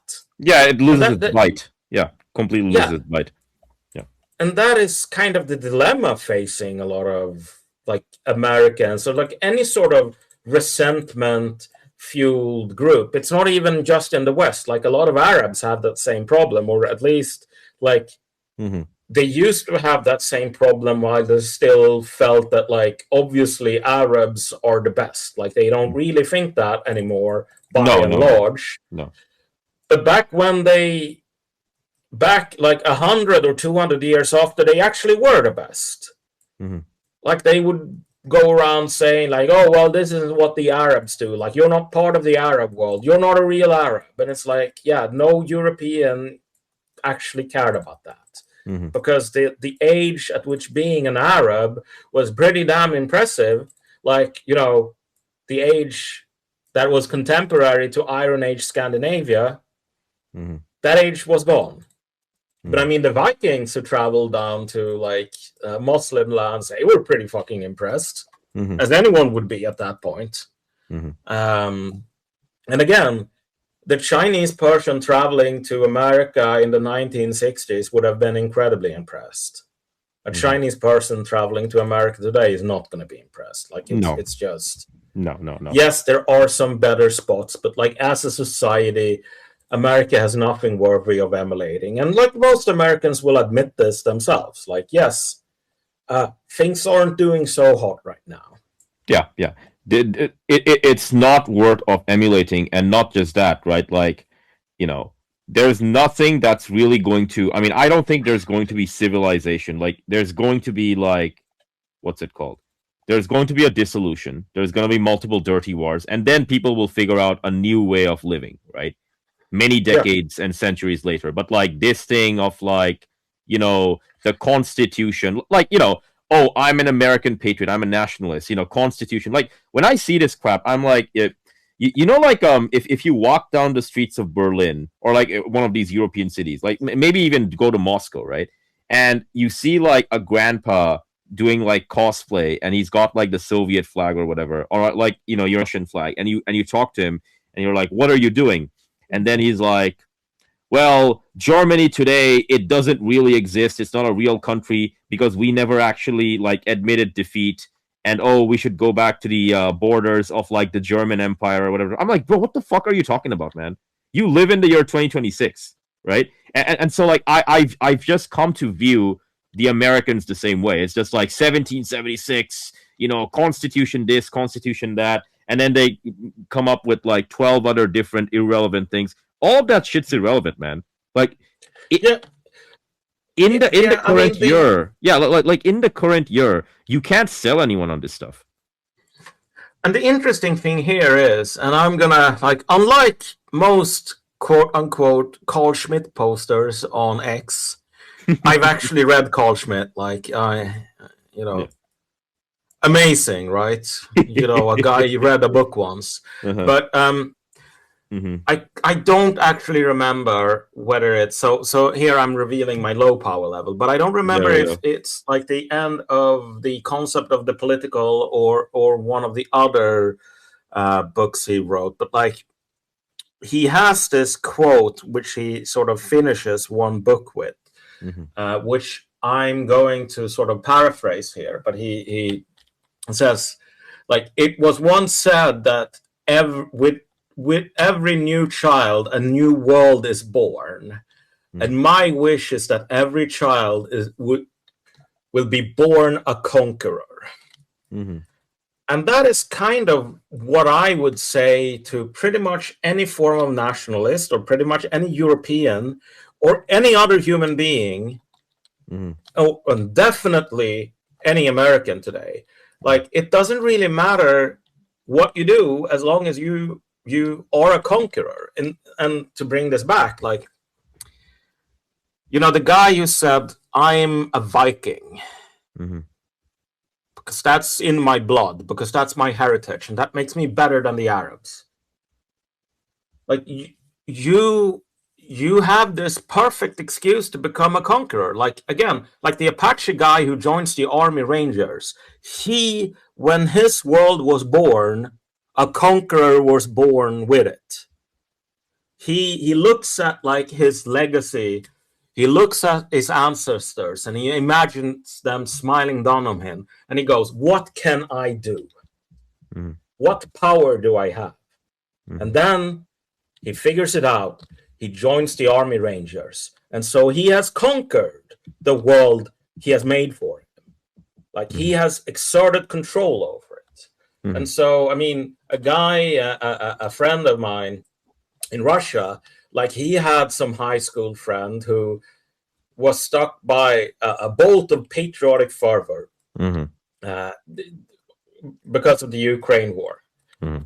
And he tried to join up. He tried to join the Russian military. And here's the thing. If you're like 22 or 24, joining the military and actually fighting, that's going to be pretty fucking hard for you.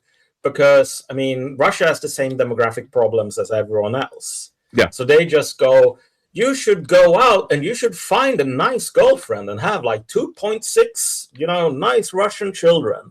So, to improve the GDP, like, you shouldn't hold a rifle. Come back in 5 years. Come back in 5 years after your 2.6 kids. That's basically what they tell you. Yeah. Like the recruiters, he said, like, I really want to join. I want to fight for Russia. And the recruiters point blank told him, go away. We don't want you. And he was really miffed about that. So he sort of asked around, and he could eventually join, Wagner and fight like in and around Bakhmut.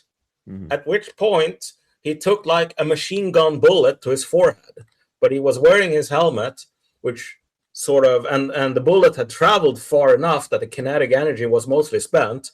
So he just like fractured his skull. He didn't like the bullet didn't go through it.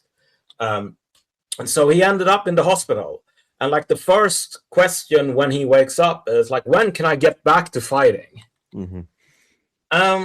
That's not the kind of person I am. Like, I wouldn't want that kind of life. But this guy was also born a conqueror. It doesn't really matter. Like, you can be born a conqueror and say, I'm going to move to Japan and I'm going to study like Kamakura history. Okay, congrats, you're now a conqueror. But if you sit at home and you say, I am the scion, the inheritor of kings and patriots and saints, that is why I'm so much better than everyone else who just sits around and like watches Pornhub. Yeah, prove it, bro. Go out there, prove it. To conquer. Yeah. Like, if you're such hot shit, go out there and prove it, right? Go out there and prove it, man. Yeah. And it can really be anything, as long as you're not like a victim of your own resentment. And again, I kind of have this attitude as well in terms of like the ethnic future of like not just Europe, but like any country. I would say this to the Iranians. I would say this to the Chinese. I would even say this to the North Koreans, the purest race of people in the world. Like, okay, if you want a North Korea with 100% pure Koreans, you will know that this is a valuable sort of goal, a necessary historical requirement, because people in Korea will be interested in fighting for it. And if nobody's interested in fighting for it, then mutatis mutandis, losing the pure race of the Korean people, that actually doesn't matter. Because again, there's no human being acting like it matters. And so again, like if we have in 1,000 years, because Swedes or the Germanics, the early Germanics, haven't been living in Scandinavia for all that long historically. I mean, it's 2,000 years. And before that, other people lived there and then they left, or they died from famine, or were sort of assimilated into the new arrivals or whatever. Like, if you in 3,000 years, like if a time traveler from 3,000 years say, well, okay, there's this new group to say Scandinavia is our ancient clay, how dare these Neo-Koreans try to move here? Like, I would say, right on. Mm-hmm. Not because like I hate my own people or whatever, but because like the right of any people to exist is measured in whether that people thinks it is like even a positive thing that I continue existing or not. Mm-hmm. And so this is kind of I sense one of the unstated problems of like the quote unquote American experiment right now. Mm-hmm. Like the shoe that is the pin that is waiting to drop here is the current like the current American empire was never really meant to exist. It's kind of like the worst case scenario for a lot of the sort of somewhat naive founding fathers.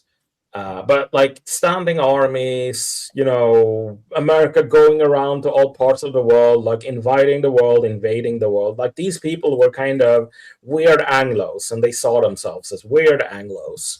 And so, like, I don't really think that, like, the fact that the current state of things is kind of like legally and culturally an abomination is one of the reasons why you kind of see all of these dogs that fail to bark. Like, in theory, people should rise up and say, Trump, you have violated your office. Like, we aren't about that.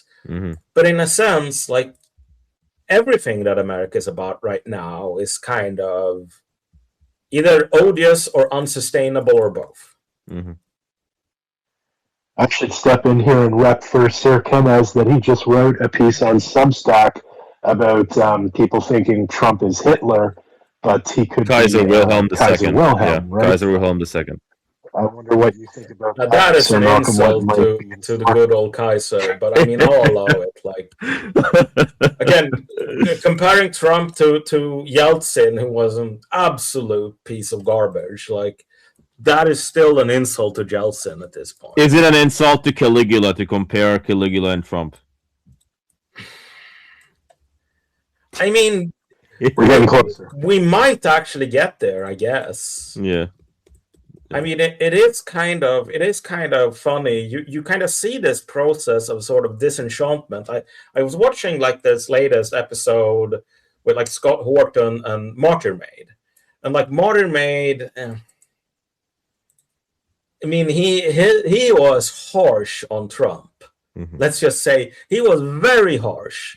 But like he made a point that like all of this stuff, like all of this owning the libs and so on, it is kind of like a mirage. Like it is kind of like an optical illusion. Like when you're far away from it, it looks kind of funny or impressive or like interesting. But then when you see it actually happen up close, when he just goes, America is the best, and like all Iranians are animals, and we're gonna kill them and rape their corpses. That isn't like cool or funny. No. That is just deeply pathetic. Like evil in its most sort of banal form. Yeah, not even banal, but like contemptible and sort of like utterly unworthy of even like a shred of respect. And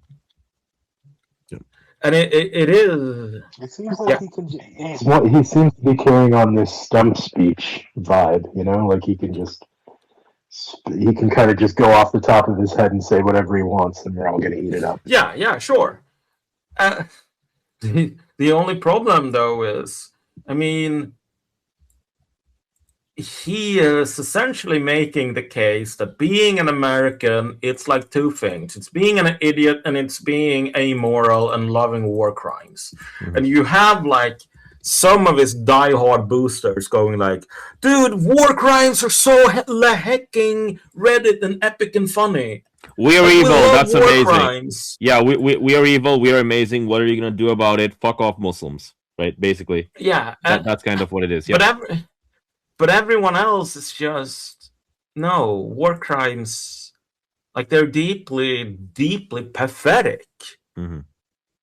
Like being this kind of rapist who can't control his own urges and who sort of like drools and rants and farts everywhere. Mhm. Like that is pathetic. Mhm. That is being an animal. Mhm. And being like a rabid, contemptible, honorless animal, that isn't cool. Mhm.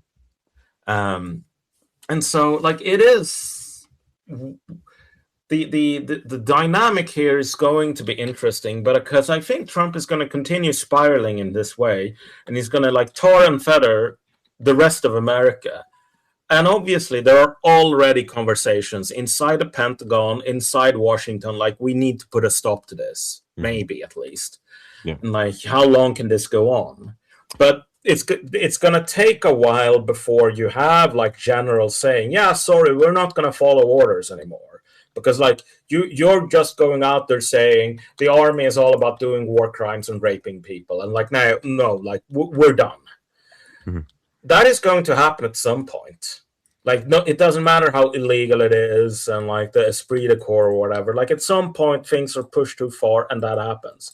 But again, I think there is a lot of ruin in this particular nation in that time. Like, it's going to take a year of like spiraling before everyone gets their ducks in a row and just sends Trump off to a nice farm upstate. Yeah. Yeah. I mean, I think the big one to watch for is several weeks down the line as the developed economies start failing outright because of like shortages in oil and gas. Right. At that point, I think like when the domino effect begins, right, you're going to start seeing absolute chaos. Not just the Pentagon, but all these other guys just going that, okay, well, Drumpf, get the fuck out of this war, right? And, whether it's these other countries signing deals with Iran, I mean, they're already kind of like, oh, Iran, please do something, but can you please do it in US dollars? And Iran's like, no, man, we're going to get everything that we want, right? And we're going to keep starving you until we get everything that we want, right? Yeah. And all this other stuff that they're talking about, where it's like these raids and shit, like you were saying, it's all Cape shit. We're just like what we're watching is like a guy who's like a boxer or whatever, right? He's like a striker, and then another guy who's like in BJJ or one of these other martial arts, right? The BJJ guy is just choking him. He's running out of oxygen, and the boxer is trying to do like illegal moves. He's trying to do like these other things, but like you can see the look on his face, man. He's just draining out of the oxygen, right? Iran's choking America, man, right? Like this. There's only one way this ends. The way this ends is the global economy fractures, right? And then people go to Iran and they're like, all right, man, what do you want? Right. And then the Americans, I mean, well, you say you're an autarky and you're self-sufficient and all the other shit, and your orange Cheeto Trump, he loves talking about war crimes all day. Well, let's see what happens when you don't get the stuff that the vassals manufacture to your market. So there you go. Yeah, and I mean, look, like I think I lost like a long time sort of mutual or whatever over saying this, but like there was this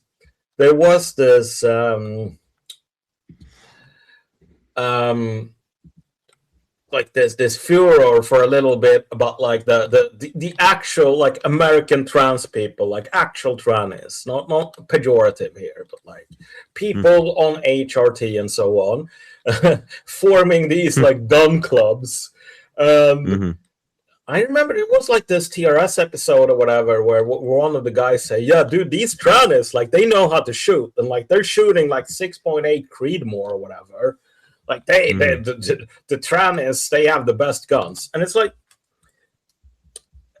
I got into not even an argument, but I basically said like, okay, well, look, if Trannists are the only people in America who like believe in something, and they're like going, yeah, you know, I have my sort of Tranny autonomous zone. I'm gonna create a new Tranny republic or whatever by carving out like territory in Idaho, and they bring their fucking Creedmoor guns and their night vision and their FPV drones, and they just do this brutal like insurgency until they can free the Tranny republic. I'm like, right on, dude. This is cool. Not in the sense that I agree or would want to live there or whatever, but again, I have the basic sort of Schmittian point worldview here is you are a conqueror, and that like you being a conqueror is the legitimacy of your cause. Mm-hmm. Like the fact that you are willing to fight and die for something means that something is a real thing. I don't have to agree, but it is real. It exists. And I heard someone say the other day, the Afghans had a saying that the Americans may have watches, but we have the time. And that's what I think you're talking about. Yeah, I mean, just in the sense of like, if you have a cause or if you have something you believe in and you are willing to put something on the line, you know, right on. Like people were saying like, if you're a Tranny, you shouldn't be allowed to own guns because you might use them or whatever. Yeah, well, but that's the point of having a gun, right? They actually use the guns, man. Like all these other fucking guys, they just put them in their collection. Yeah, like at the end of the day, if only Trannies actually want to use guns for, you know, then they'll win. Real purposes, then maybe Trannies should be the only ones to have guns. Not because I like them. These things are completely separate. It's just that like life is actually like being like it is change and it is action, and people who have sort of abandoned change and action, I mean they're already like they're walking corpses, and so walking corpses have no business telling even the most like sort of malodorous pink-haired tranny that they are bad, because that pink-haired tranny is alive and you are a walking corpse. And so like what I find interesting here is just the question of like what kind of, from this sea of sort of nihilism and apathy and sort of resignation, like from this mass of quivering Pavlovian dogs, which dogs will be the first ones to rise and say, no, I can get out of this like finger trap? And which like what ideology will they have? That is a completely open question, but I find it like very interesting. Yeah, I agree with that. I spent a lot of time actually thinking about that. I don't think it's going to be like libtards, and I don't think it's going to be rightoids, but it's probably going to be people who were once libtards and or rightoids, or at least like adjacent. You can sort of already see the if you want to be like optimistic, you can say you see that like the green shoots of that, whatever. But obviously, like any sort of political order, like once the basic foundational like compass directions within like a political mental map, like left or right, or the Holocaust or whatever, like once those disappear, new ones will have to be found. No one talks about like the Guelph versus the Ghibellines today, even though that was probably the single most important political distinction for hundreds of years in Central Europe, Northern Italy. Like, were you a Guelph or a Ghibelline? Like, if you didn't know that, like, what were you even talking about? today, like, it would be ridiculous to talk about Guelphs or Ghibellines. Do Americans even know if they're a Randy Weaver or a Fred Hampton? Yeah. Unfortunately, there are too many. Oh, sorry. No, I thought you meant Randy Fine here, and I was kind of taken aback. Yeah, whatever. Like the Well, like I just wonder about, like what the cross might be in the future. What is the weird mutation that we see? yeah, I mean, on some level, I guess this sort of the easy way out here, or at least like an answer with some good odds of being at least partially true, is that I think that movements that are seen as these kind of weird secessionist, localist, or even localist or secessionist movements, like the Greater Idaho movement, like they are gonna get like a real shot in the arm, and probably be filled with like a lot of sort of content that they didn't really intend to have, because the Greater Idaho movement, for example, like it is kind of irrelevant in one way, but it's stronger than people would think, which isn't saying a whole lot because it's not that strong, but still it's stronger than people think. But its goal is essentially to redraw state lines between Oregon and Idaho, and because it's Libtard City, and then it has like rural Oregon, which is like super like Republican, but like the libtards rule the roost. And so the argument of the Greater Idaho movement is, well, these Oregonians outside of the libtard utopias, they're more like Idahoans in reality. So they should be a part of Idaho because like that would make it better for everyone. Like it's kind of like a nation state, like a European 19th century like nation state argument, but just within the ambit of like the actual sort of federal structure of the United States. If that federal structure of the United States kind of disappears or is attenuated or falls into crisis where only theoretically exists, the Greater Idaho movement might be an actual like weird American version of like German nationalism, where you have this nation that you read about, like if you read sort of medieval history, like Germans often refer to this thing called the German nation, which was the totality of people who are German. And I mean, they had kind of a loose sort of definition of that. Like, obviously, it wasn't about genetics or whatever. And it wasn't necessarily about the finer details of like a shared history. Like, here is my birth certificate proving that I am like a member of the pure like Bavarian tribe or whatever. Like, no, like you are a German if you think like a German and act like a German and talk like a German. And for a lot of like, there is this book I can recommend about if you're interested in like medieval knighthood and so on, which is like the German knighthood by I can't remember the author. I'll have to look it up. But the German knight in like the 13th century says like, you know what makes a German? We really love to fight.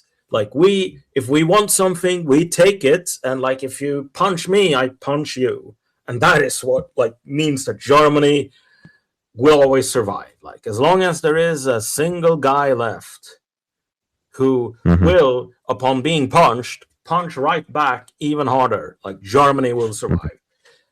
This is how don't the nationalists come? A couple of these like nationalist types, they talk like that. They're like, well, as long as there's one of us here, the Muslim invaders will never win, or whatever the fuck. I think like they even talk like this nowadays.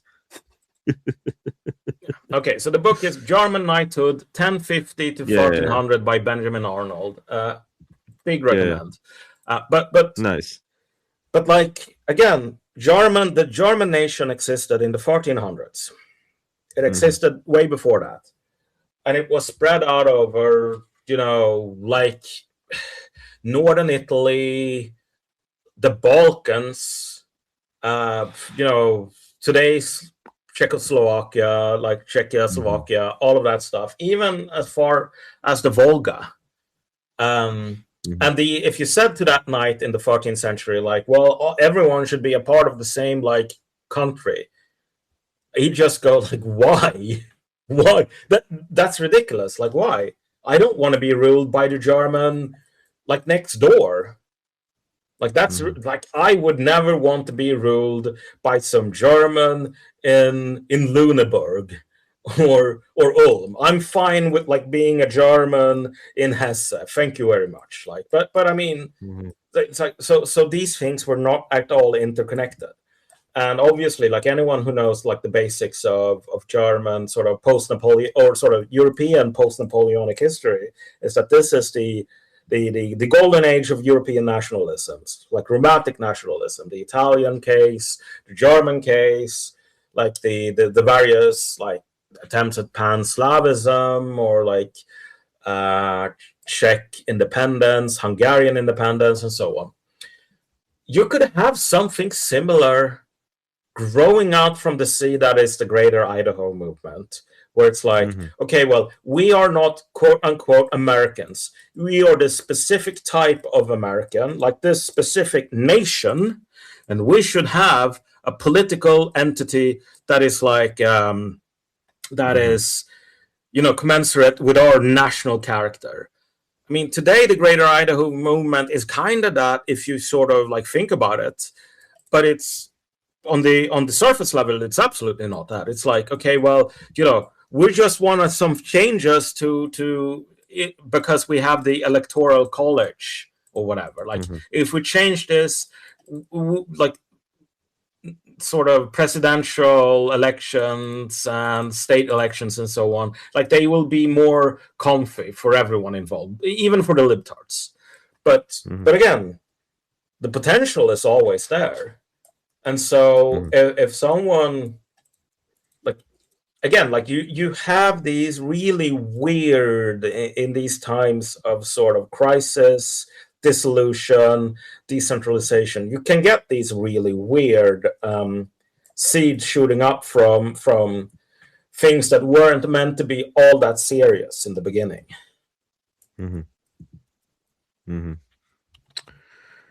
Oh, that's going to be fun to watch. But we got to get to the collapse first, Sir Malcolm. Speaking of collapse, Lucas, how do you say that? Lucas Equeme. All right, I don't know. I probably botched that. Okay. Apologies, dear listeners. Commodity markets begin to break down in 2 weeks. The last ship from the Straits of Hormuz is arriving in Europe in 3 days. In the United States, it arrives in 8 days. Australia, the last ship is in 2 weeks. In 2 weeks, not price, but actual supply and availability will be the key constraint in certain markets. What we're seeing now is still the front edge of the shock. The full extent of the supply shortfall hasn't even hit yet. So much fun. Yeah, I mean, this is kind of like, at this point, everything is baked into the cake. If the Strait opened up tomorrow, which it's not going to, just by the time given the times it takes to load a tanker and sort of move that tanker to where it's supposed to go, like that's a month. Yeah. So like we are in for the fun zone lasting at a minimum of a month, but it's going to be like 2 years or something if we're lucky. Couple years. Yeah. Several years, because like the energy ministers of these countries, Qatar, UAE, they're just like, yeah, it's gonna take several years to rebuild these things, right? Yeah. And it's not like the fucking Americans have like the ability to make up for like, oh, there's a shortfall of like, you know, several millions of barrels daily. Bro, you don't even like, you know, export most of these things. Like you export LNG, like liquid natural gas or whatever the fuck, right? Like, I mean, America exports 3 million barrels of crude oil and imports like 6 million barrels.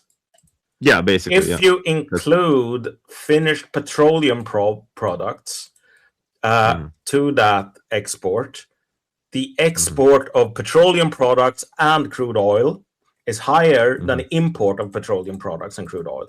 But guess what? You know what you need to make finished petroleum products? Crude oil. So saying like we are a net exporter So we won't be we won't be impacted, because if you include the stuff we make from the things we import, then we don't import on balance. It's like, yeah, well, I mean, okay, but you're not going to export that stuff that you make from the stuff you import. So again, it's not going to make it to market. Yeah, so it's not going to come to market. Yeah. So the interesting thing here is I've seen like analysts say that America isn't the worst country like it's not the worst impacted country in the world, not the like absolute worst. That's correct, countries in Asia who are 100% dependent on the Gulf. Like if you think about Australia, they are dependent on stuff from like Korea, which is dependent on stuff from the Gulf. So it's like kind of being fucked over twice, because if the Koreans can't get stuff from the Gulf, like they can't export, and if they can only get some, they will rations. Like you have two layers of vulnerability here. Okay, America isn't like that. America is the worst in the category like just underneath that. So I can't remember exactly like the scale of like it was some sort of like scale of exposure. So you had like the Japan at like 98 out of 100, but America was like 60 out of 100. 58, 62, something like that. Yeah, and so that is worse than most countries in Europe, for example. Though Europe has a lot of problems as well. But then you think about like the impacts this will have on American society. Like, what will my politicians, who are kind of useless and dumb and gay, tell me? It's like, don't use a car. Get on the bus. We might even make the bus slightly cheaper for you, just so you don't get to use the car. And it's like, okay, well, for me, at least that part, that's like pure upside, because I don't have a car, and I get on the bus anyway. And so, so like, okay, fine, yeah, I can live with this. Like, I can literally, like, I can survive this. But if you are an American, like your politician isn't going to tell you to use the bus, because I mean the reasons for this are obvious, and like they are many, and they aren't that hard to figure out. Like there aren't any buses, and also those that exist are filled with like drug addicts and criminals, and also the entire infrastructure is built around cars. So like you can, like if Americans had to pay the same amount as a Frenchman pays for fuel, like America would collapse. Like the social contract would completely break down.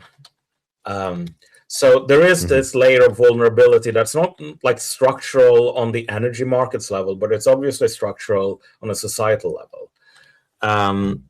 I think that extends to their food costs. Yeah, obviously. Like, I mean, we're dealing with like a fertilizer crisis, a plastics crisis, a helium crisis, and so on. It's like me saying, well, my bus might actually get cheaper. Yeah, well, that is at most a really tiny silver lining. But again, at least there is kind of, I mean, I feel like this is going to be like COVID all over again, where like I'm not particularly satisfied with the quality of my own politicians, but I can at least say, yeah, I kind of see where you were going with this. Fine. Like you get like a C plus or a B minus. Like I would like to live in a country where I could give my politicians like an A, but we can't have nice things here. So I'll settle for a C plus. I mean, the Americans, it's just going to be like an F minus or something. It's just going to be like, it's Joe Biden's fault, and we have the best economy in the world, and everyone's saying it, and we're the greatest, folks. We're the very greatest, and like you can just get a third job. So I mean, Everyone wants to move here. Everyone wants to move here. And every fucking American. Well, not wants to not flee. even that. Like that fucking congressman or senator or whatever it was from the Republicans. He's just like, yeah, they should just work another job.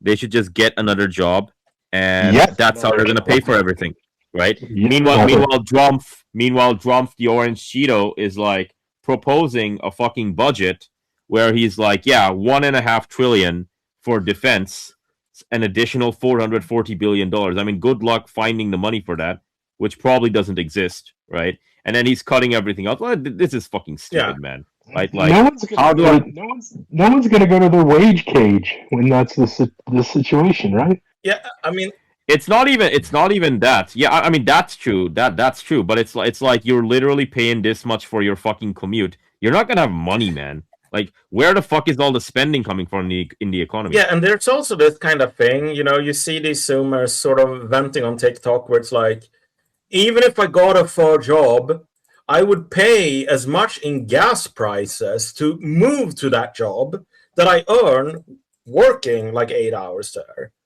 So like I can't. Mhm. Like even getting a fur job, Mhm. it's not it actually puts me back. I mean, there are some people in Sweden or France who could realistically say that, but these people would be like freak accidents. I do think that like that's obviously not every American or anything, but I think it's a common enough thing in America where like it's not just wow, like this is a human interest story about like something really weird happening. It's like it's a structural problem.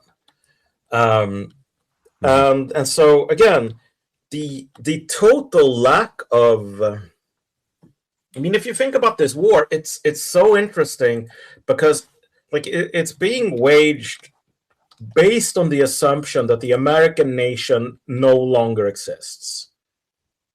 And what I mean by that, I don't mean some sort of that in some sort of racialist sense or like some Bronze Age pervert sense. I just mean that in the most basic level of George Bush, when he wanted to lie America to Iraq, he said, like, we are all Americans and we are patriots and it's time to do our patriotic duty. And that's why I'm going to try really hard to explain to you why this war is necessary. With this war, it's like, yeah, Israel wanted it. And that's it. Like, there's no, they aren't even really trying to explain why, like, this is important for Americans. And if you do that, like, if you try to do that in 2001, everyone will just take you aside and go, like, dude, are you crazy? Like, do you know what happens if you try to, like, go to war without rallying the nation? Like, you're gonna have a system, maybe not all at once, but like this is like trying to like drive a car without any brakes. Like it's an inherently dangerous activity. So like, no, we need to fix the sort of brake cables here. We need to like have the Disney Channel like propagandize American kids about the Stars and Stripes and so on. And like everyone needs to feel like they're part of something bigger than themselves. Can I just jump in here, Malcolm, to say that when I was a kid for the first Gulf War, they had trading card sets, like baseball cards. Like, they actually made it seem like General Schwarzkopf was someone you wanted to, like, be friends with. Yeah. You know? Yeah, exactly. But now it's like, okay, you have Pete Hegseth saying, I am Ragnar Redbeard, and no, like, troll can stand up to my axe. And, okay, that's fun for him. But other than that, it's like, okay, well, you Americans, we can't have healthcare anymore, and we can't have childcare, and we can't have, like, science or universities. It needs to go to... We can't do the... We can't do the low income housing allowance and like 12 other things because, hey man, we gotta spend $440 billion more on defense. By the way, all of that money is going to be pocketed and going elsewhere, and whatever money is being used is going to be used on 70-year-old junk to keep it flying for 12 we more can't hours. support the troops, dude. We can't like that. Supporting the troops is so 2001. Like we have to not support the troops so we can fight more wars with the now homeless troops. Again, like it is very interesting how this sort of collapse of even trying speaks to like this. I think there's, if not conscious, then at least unconscious belief that America won't really be around in 10 years' time.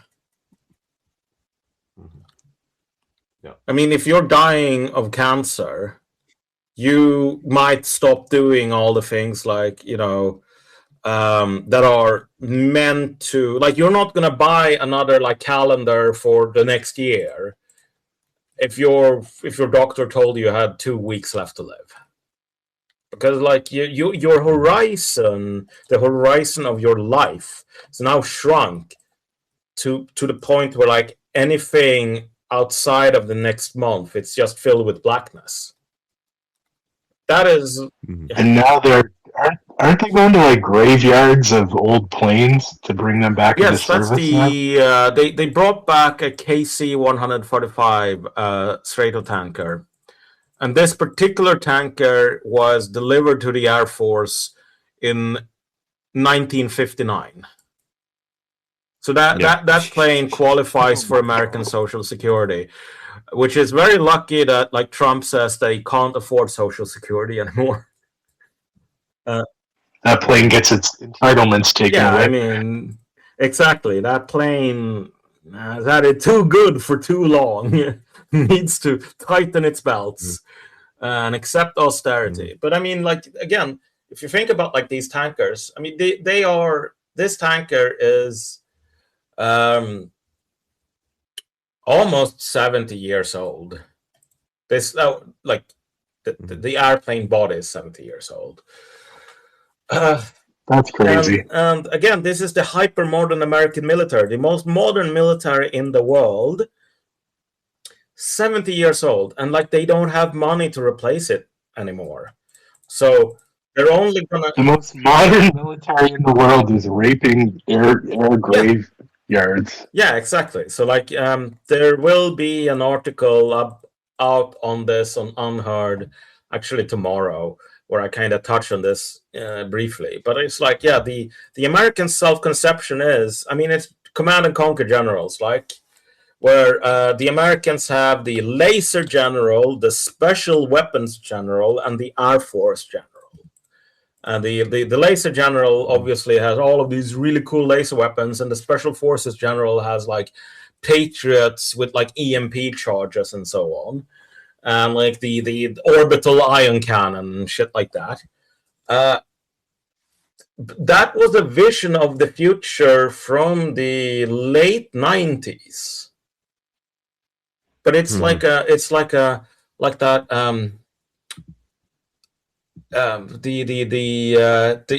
the plot line of Jurassic Park, where it's like they resurrect the dinosaurs because they found a mosquito trapped in amber, and so they could sort of extract the blood. Like the idea of America as this technologically superior force, that is a fly that's been trapped in amber for 50 years now. And the actual technologically superior force here is Iran, because they looked at like where technology is actually going, and technology doesn't have to go in the direction of more and cooler platforms for like knights or samurai to use. It can go in the direction of, here's a really cool and cheap and sort of mildly dystopian way to kill a Delta Force operator if you're a 9-year-old kid with a PlayStation controller. That's the direction we've been going in. Just as like if you were there is actually like a funny, well, it's not really that funny, it's actually really disturbing, but there is like a Japanese manga. I can't remember its name, and I wouldn't tell you even if I knew, but it's about like the Hussite Wars. For whatever reason, like the author, who is clearly like some kind of pedophile, like uses that as an excuse to have like a lot of small children being treated very badly by the invading Germans.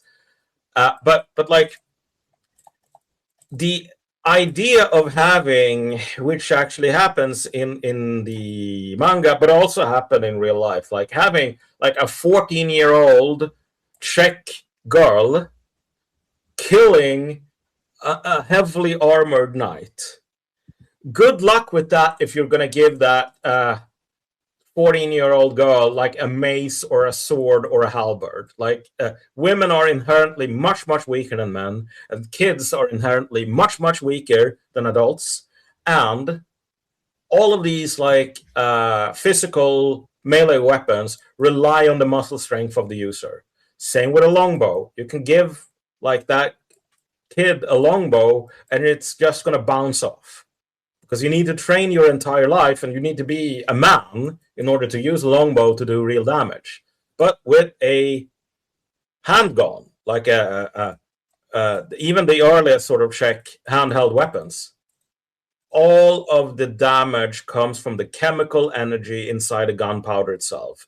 Literally, a 12-year-old girl can kill like the strongest knight Germany has ever seen by just putting that match in the hole and hoping to God that like the metal ball goes in the right direction. Like the only defense the knight has is to do some fucking Neo from the Matrix kung fu dodges like Agent Smith. And if he doesn't, he's dead. And that kind of like incredible leveler of military power meant that what really mattered was, do you have a social system that can mobilize as many like people as possible? It doesn't matter. They can be 14-year-old boys, they can be 12-year-old girls, they can be peasants, they can be farmers, they can be like artisans, artists, musicians, whatever, just warm bodies with guns. And obviously like the whole where like the entire point of the society was to produce like knights, because being a knight was really cool and you had a whole village sort of working on your behalf. Like they didn't want to say, well, what if we just get rid of the knights and just have the peasants, we give them weapons when it's wartime and we train them for 2 weeks and then we can beat the other guy. So like they were really slow to adapt. But again, the American conception here, and this is kind of what is at actual stake in this war, is that if you give a guy $100 billion, like or $100 million or 200 million to buy a really expensive plane, or to go through a really like long and grueling like Delta Force operator course, like that will give you such dividends that like you will win. Meanwhile, the Ukrainians, like they're recruiting 60-year-old guys, and that is not just like at first I kind of fell for this. You know, I thought these were basically like, you know,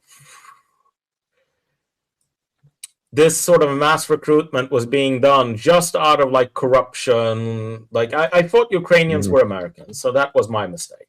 But there is like there is kind of a method to that madness, even though it is very distasteful, which is it's the same thing as the Hussite Wars.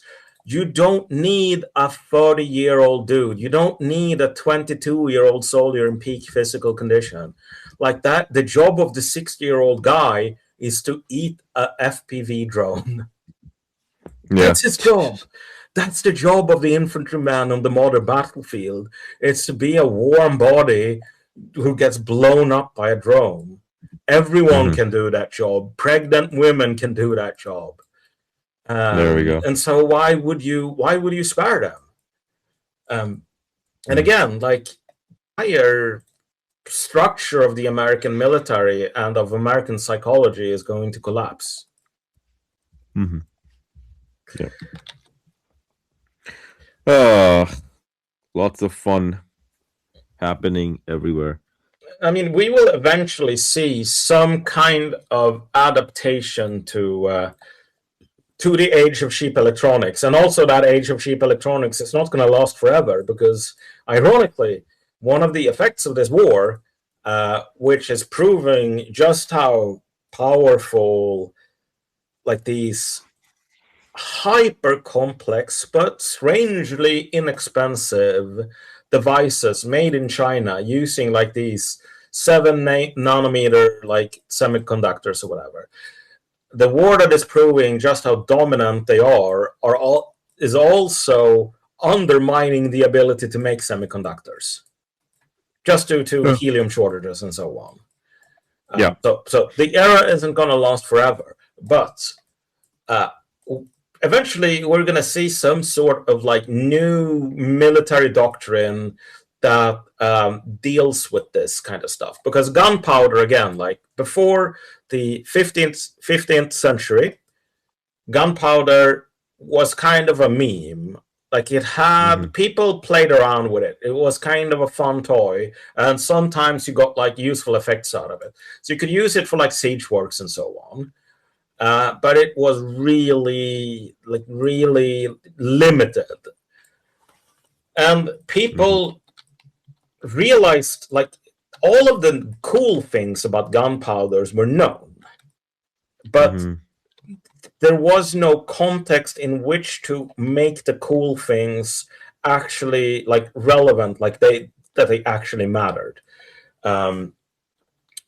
But like the Hussites, for reasons that weren't like the John Shishka, which is one of the widely seen as one of the most successful generals in like human history, yet another like, you know, all-time greats we have here in Europe. You know, you Americans take notes. But John Shishka, he wasn't actually like, he didn't start the war against like all of these invading knights saying, okay, well, I know gunpowder works like this. I know that knights have these and these weaknesses. And so I am going to formulate a strategy based on that. Like, it actually took a couple of battles where they saw gunpowder weapons as a complete last resort. It's like, we have nothing better. And like the experience of like being on the defensive and trying just to survive against like the German heavy cavalry. So they built these wagon forts, or they didn't even call them wagon forts. Like, they had some wagons, and they knew that the Germans were coming in to attack them, and so they said, like, pile up the wagons we use to transport grain, and make a barrier out of that, and maybe that will help. And then, you know, they fight a couple of battles, and John Shishka goes, holy shit, like, this is really good. And then eventually what happens is that the Czechs, they manufacture like a standardized template for like a wagon fortress, like a battle wagon. So at first, they're just using like wagons that are meant for something else. But then they standardize and mass produce wagons that are meant to be like mobile bunkers. And they put them into like mass production. They make a whole ton of them, and then they build a doctrine around it. So they have these mobile bunkers moving around on the field that offer like protection from cavalry charges and allows gunpowder users to actually stay there and reload and so on. And then they have crossbows and like pikes and all the rest of it. But they developed this completely new military doctrine and set of tactics, and everyone is like, holy shit, like, we don't even know what to do. But this doctrine is repeated like 150 years later by another group of peasants in Germany. And like the knights at that point that are sent in to fight them, they just start laughing at like these ridiculous like archaic wagon forts, and they go, yeah, dude, we've seen that before. And they roll out the cannons and they blast the wagon forts to smithereens, and the peasants are just annihilated. But the point here is just that like the development of military doctrines is a chaotic process, and it's like, it's moments of eureka where you do something really stupid, or something out of sheer desperation, and then it works, and then you sort of mass produce it. Again, like we see this in Ukraine. Anyone remember Saint Javelin? Haven't seen her around in a while, right? HIMARS. HIMARS was another one. Yeah. They were talking about the HIMARS, and then they were talking about the Abrams tank and whatever the fuck. Like every 2 months, they were like, if America sends us over one of these things, man, the Wunderwaffen will like change the course of the battle. And then it would show up, and then like 6 weeks later, the Russians would figure out a counter. Yeah, but the thing is, like at one point, the whole Saint Javelin shit, it was like in some ways, it was kind of a propaganda campaign aimed at the West, because again, like, if Westerners believe that Ukrainians really think that like our weapons are like they're godly, they have saint-like powers, obviously we will be more inclined to send more of them, which like the Ukrainians need to fight their battle. But also I think that on the Ukrainian side, people genuinely believed in the power of Saint Javelin, in the sense of like the magic power of like superior Western weaponry over like the primitive Slavs. I think if you posted like a Saint Javelin picture at a Ukrainian today, like they would be actually offended. They would tell you to fuck off. Because again, like Saint Javelin is bullshit.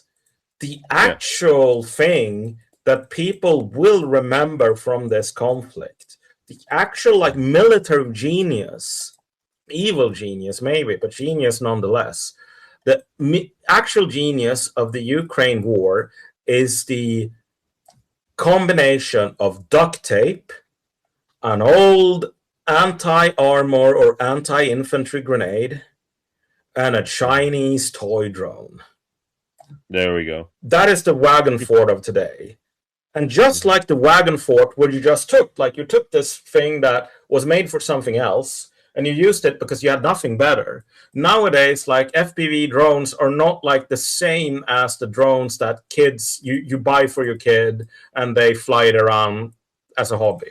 Like now the FPV drones is specifically like all the components it has are components necessary to kill other people, and stuff necessary for kids to have fun have been taken out. But like you see the same thing. You go from this weird experiment or this accident into mass production because people discover just kind of like on a whim that like this thing is the future of warfare. And the problem is, and I alluded to this earlier, like Ukraine would be a blessed nation today if it had fought the Americans. Because the American society today and all of its like late imperial institutions, they are too sclerotic to actually like take something new and then implement it. Mm-hmm. Instead of the Ukrainians taking the Americans as their friends, they should have attacked them. Yeah.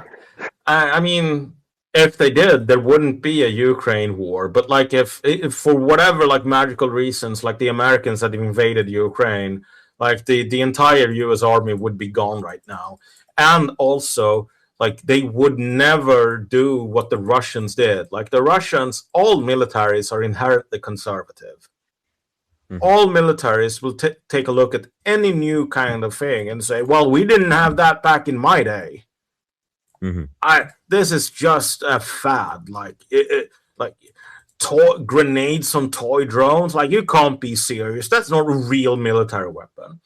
But like the difference between a good military and a bad military is that the good military can say, "Okay, Granddad, you've had enough. Like go out. Like here, go into retirement." While a bad military is just so slow and sclerotic that like it just can't adapt itself to circumstance. Granddad Victoria Base in Baghdad. Exactly. And the funny thing is, I mean, the US military has known for over 10 years that what happened in the first 48 hours of the war in Iran would happen. Mhm. But nothing was done. Mhm. And if you ask people why nothing was done, it's like, no, this isn't how stuff works. Like, I can either say we need to fix this, and then I won't get promoted, or I can say, yeah, whatever. Like the Iranians, they don't have the balls to attack us, and if you do that, you get promoted. It's like everyone is kind of chasing their own personal incentives. All of those personal incentives are deeply antisocial and like hasten the collapse of America. Mhm. Mhm. I recall you saying before, Malcolm, in another podcast about how they were willing to juke the stats. Mhm. Oh yeah, I mean this has been known in the U.S. military for a really long time. And actually, when I was over in Washington D.C. For this sort of Elliott School like education program for the Pentagon as a sort of lecturer, that was like the thing pretty much everyone in the US military wanted to talk about, like their own experiences with like the institutionalized fraud. And like what people don't realize, what normies don't get, is that like all of the US military is built on fraud. So just one example. I had over lunch on the second day last year, a guy who was a really nice guy. Like everyone I met in the military was really nice. That is kind of like the tragedy of the US. Like there are a lot of people who are like self-sacrificing and honest and so on, but the system is built to exploit that. It's built to them for all they're worth and then discard them. But anyway, like this guy was a colonel, which is for anyone who doesn't know, the rank above colonel is 1-star general. So and you can only get up to 4 stars. So it's pretty high up in the military. Like you are, as a colonel, you are like a unit commander of like a brigade formation at least. So like thousands of people usually. And so he was the unit commander of a signals company. So basically like a communication, like radio, all of that stuff. So like if there's a huge like World War III against China, like his unit, their job is to make sure that like the radios work and that like, you know, satellite communication arrays are built and maintained and so on. So like making sure everyone else can fight. And what he told me was that like he considered his job to be lying. That was his actual job as a unit commander of like a reserve formation like that, because he had all of these reports he had to fill out about readiness, and he could either say the truth, which is 50% of my equipment is broken or missing. If you put this, like you could not put this, activate my unit and go to war. Like we don't have enough training, we don't have the equipment. We are useless in a war. Like not even like doctrinally useless because we're using outdated equipment or whatever. Like even according to our doctrine, whether it works or not, we cannot deploy. If he said that, he would be fired. And they would go through the list until they found someone who was willing to lie. Yeah. Because his 1-star and 2-star general like superiors, they obviously know the score. They know that like you can't deploy his unit. But they have to lie to the people above them, because otherwise they get fired. And so on it goes. The only thing the politicians want to hear is we have the most powerful military in the world. We can crush the enemy in 48 hours. And like anyone who does that job, like promote me and I will tell you exactly what you want to hear. And so like, again, that was the, like they have all of these, the US military has like half a dozen of slang terms for institutional lying. It's like, one of them is turning the slide green. That's a really popular one. And it comes from, you know, you have all of these sort of KPIs where like statistical targets inside the military, and if you hit the target, like the number is green, and if you don't hit the target, the number is red. So turning the slide green means making the numbers green. It doesn't really mean anything else. And then, you know, you have the usual like juking the stats or like seeking the mission and so on and so on. This is like the and again, like there is a really good essay on this. Let me just Google it, like, because it's not very long. So anyone listening to this who's interested should check it out. Nice. But that, okay, so lying to ourselves, dishonesty in the army profession. I will see if I can put a link to it in the like comments to this space. 1 second. No worries. Go for it. Don't worry about it. But that essay was written like 15 years ago or something. And that's just like things have gotten infinitely worse since then.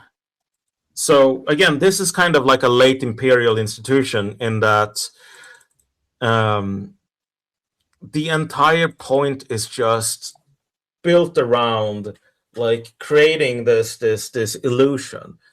Go through this. Like armies went through this shit like 6,000 BC. You had this crap.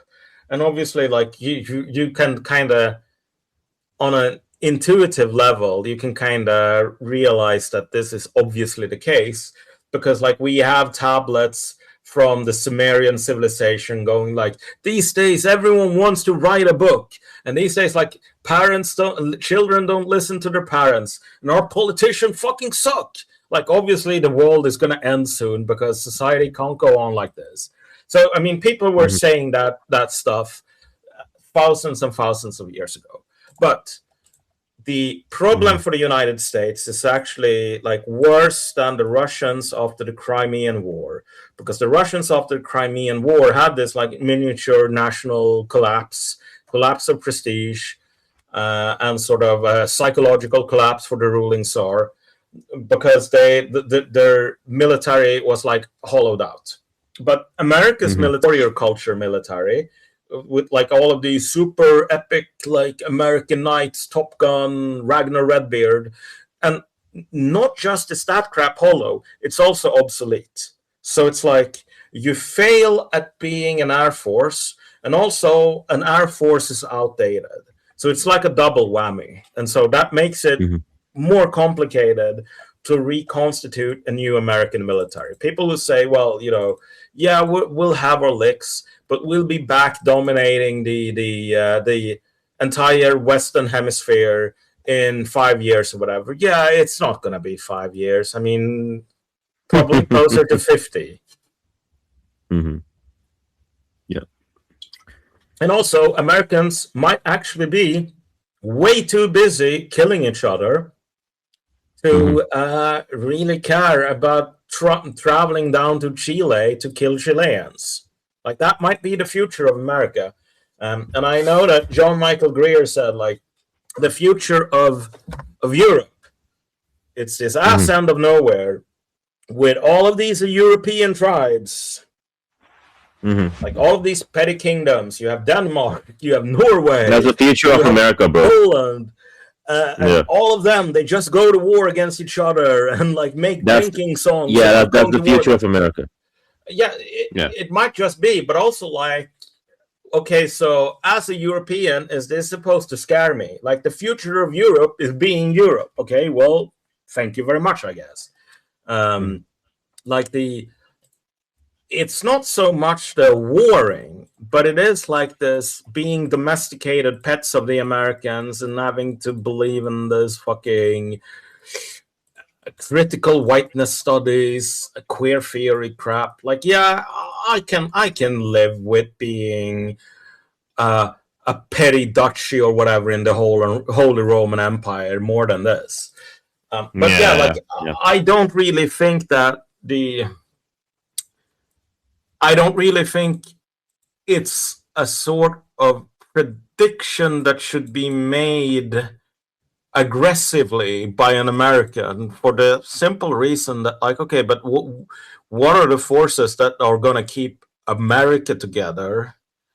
There are none. That's the thing. It's like I and it's not just JMG, but like there's a couple of these writers who are making this argument of like, well, and the argument has different varieties, but if you make a meta argument, like argument of arguments, like the way they view it is, well, America is this like barbarian society.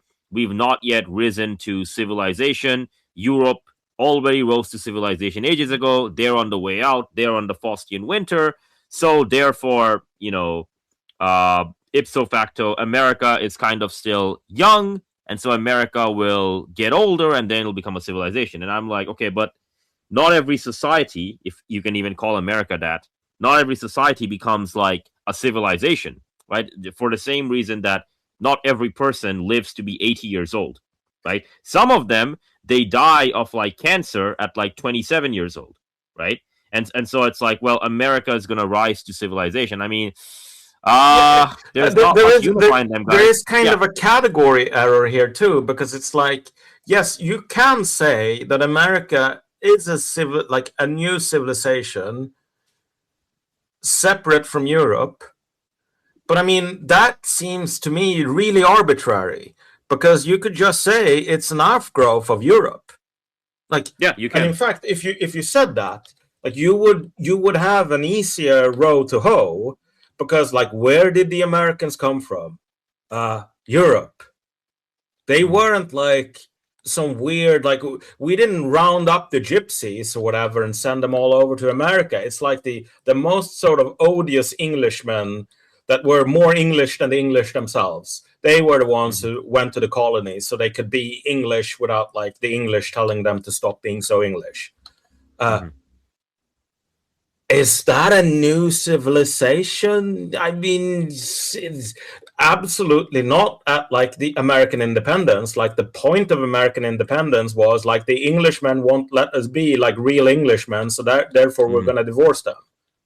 So we can have our rights as real Englishmen. And again, like, yes, obviously, like, if you just forward the tape long enough, you can say, well, there will be a new civilization in Europe.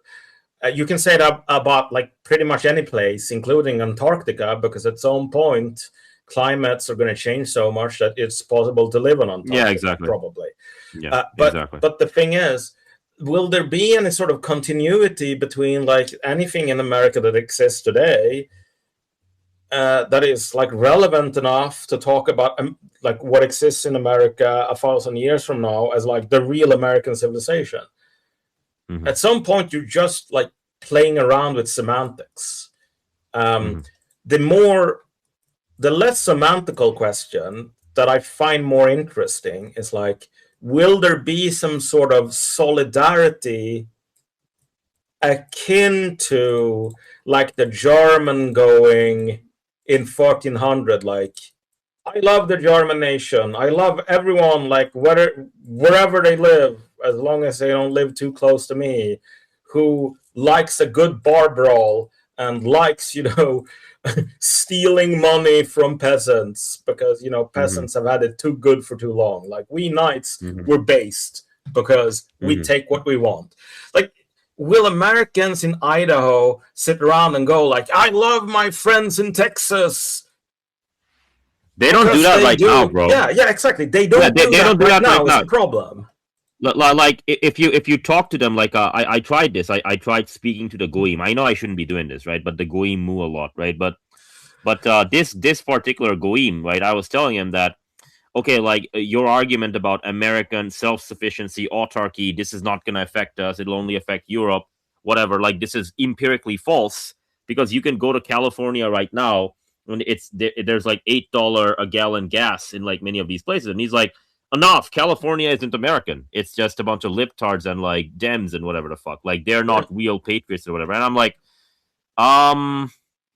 okay, so you're already playing the role of like the post-American statelets. Like, You don't even accept them as your countrymen, right? Like, I'm sorry, man, but 9.6 million square kilometers, 350 million people. You're not going to be retaining that, man. Yeah. Not I gonna be. think that is inherently kind of impossible without. I mean, you kind of see this, and Great Britain is a great example of this, because what has happened since the death of the empire, like the centripetal forces that basically are necessary for a Great Britain, are just like they have been removed. And it's not like Great Britain has like these hugely powerful centrifugal forces, with the one exception of Ireland. Like the Irish were writing songs about like rebellion against the hated Englishmen in like the 16th century or 17th century. And then they, did their revolts and were all slaughtered. And then they kept writing songs in the 18th century and got slaughtered. And they did it in the 19th century and got slaughtered. And then they finally didn't get slaughtered in the 20th century. And then they were free. And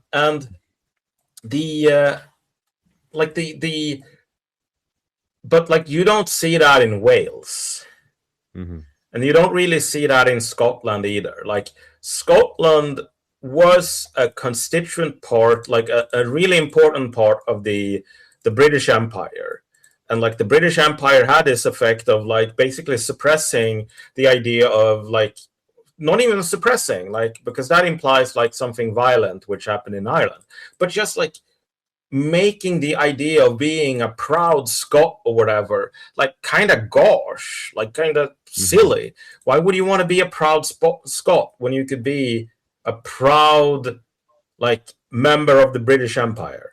So that's what everyone gravitated to. Now you can't, and though like the actual forces for Scottish independence, or like the independence for Wales or whatever, like they are really, really weak. Like these people are really like, who are interested in that, they can barely get off the couch on a good day.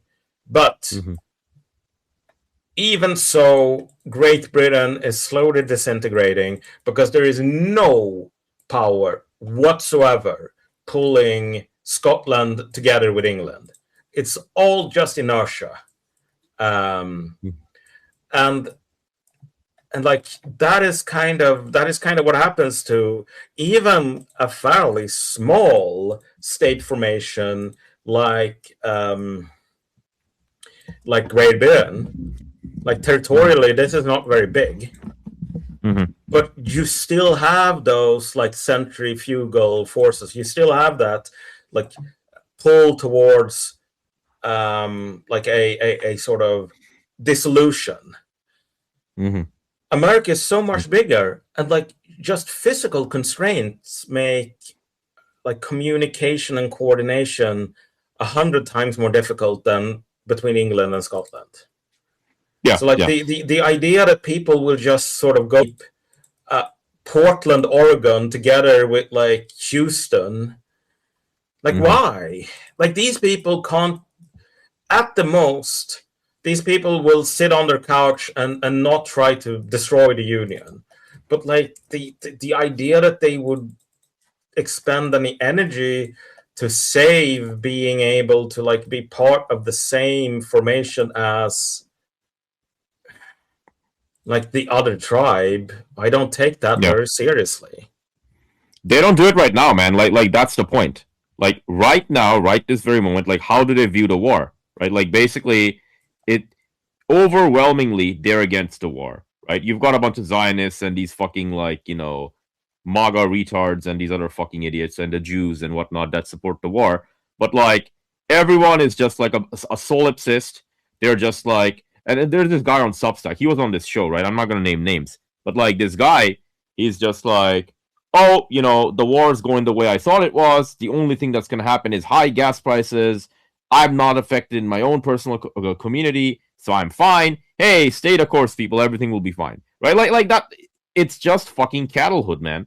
It's just like, I only really care about my locality and what have you. Like, if that's the attitude that you have, man, then the place is gonna fracture, right? Like you're just the late Soviet Union, right? Like you're like the dude sitting in Armenia or like the Azerbaijani Soviet Republic or whatever the fuck, and you're just like or whatever, right?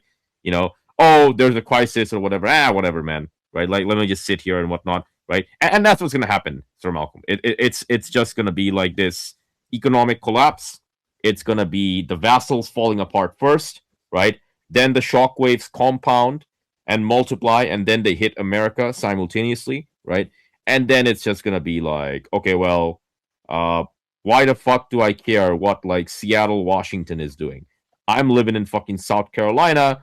In South Carolina, you know, oh, we're paying $10 for a gallon of diesel, and those guys are paying $12 for a gallon of diesel. Well, fuck them. Sucks to be them. Why do they have so much libtard regulation? You know, Trump should have owned the libs more or whatever. Like, this is the kind of goyim that they are, right? Like, they're not gonna be like brainstorming ways of like, okay, well, the integrity of the empire is falling apart, or the integrity of the nation, or whatever. Let's figure out a way to save it. They're just gonna be like pointing fingers and laughing at the other guy for being more fucked up than them.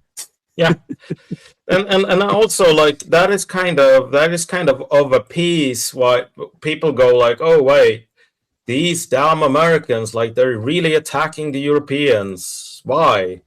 You see a lot of that right now, and if you, in a way, it's like, yeah, it's kind of weird, but again, if you try to think about these things systematically, you realize that like the taxonomy of this behavior is very well known. If you kind of want to get like what sort of social historical context that behavior fits in, all you have to do is look at, you know, Russians with attitude on X, because what is their attitude toward Latvia or the Ukrainian Socialist Republic? It's like their basic narrative about, you know, the works of Lenin and the great Marxist masters. It's like this was all a sort of a trick in order to steal resources from Russia, yeah. Russians. Like the empire, the Soviet Union, which was less of a tyrannical empire than most, I would say, in the sense of being less extractive towards its far-flung colonies.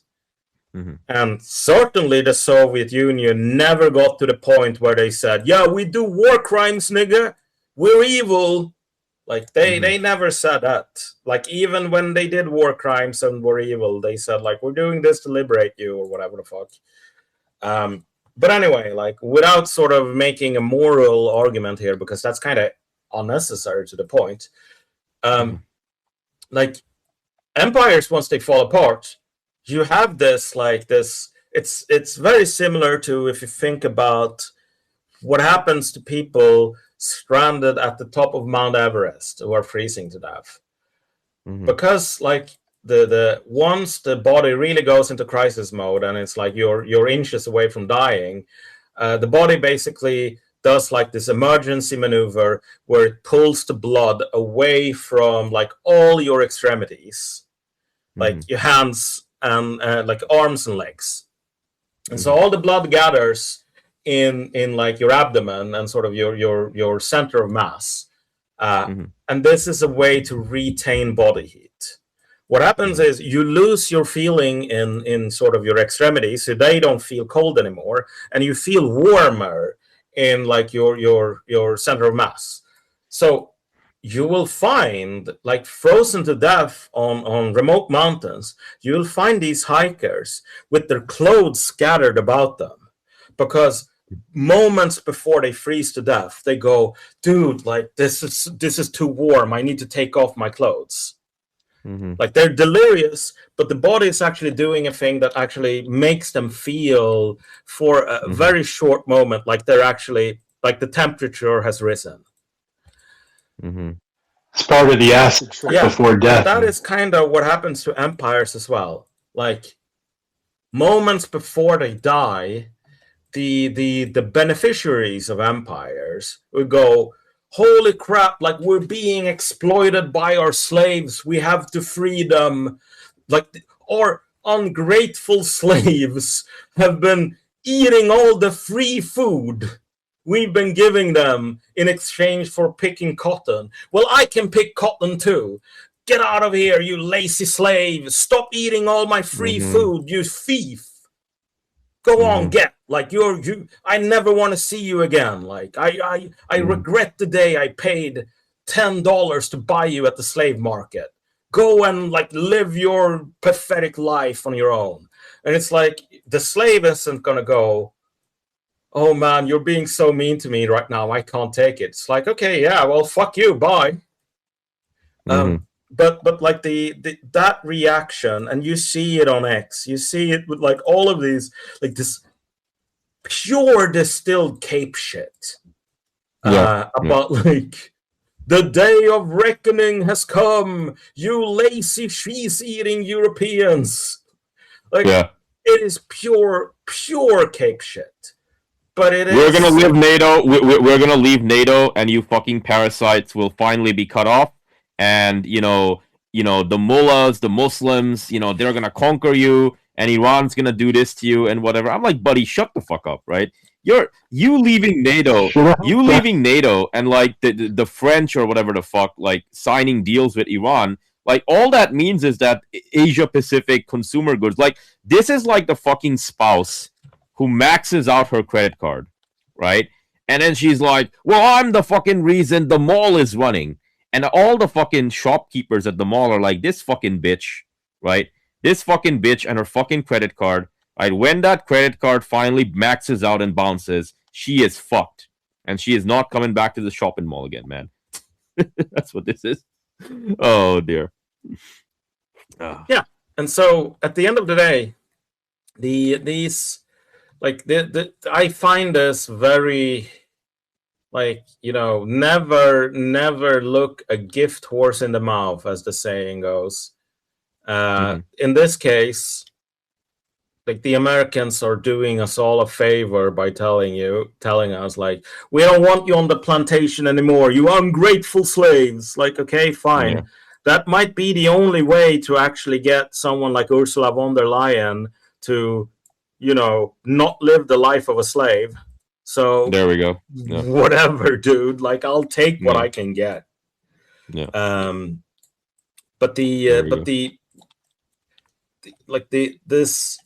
You're really starting to see the final kind of dissolution of this cursed fucking alliance right now. Yeah.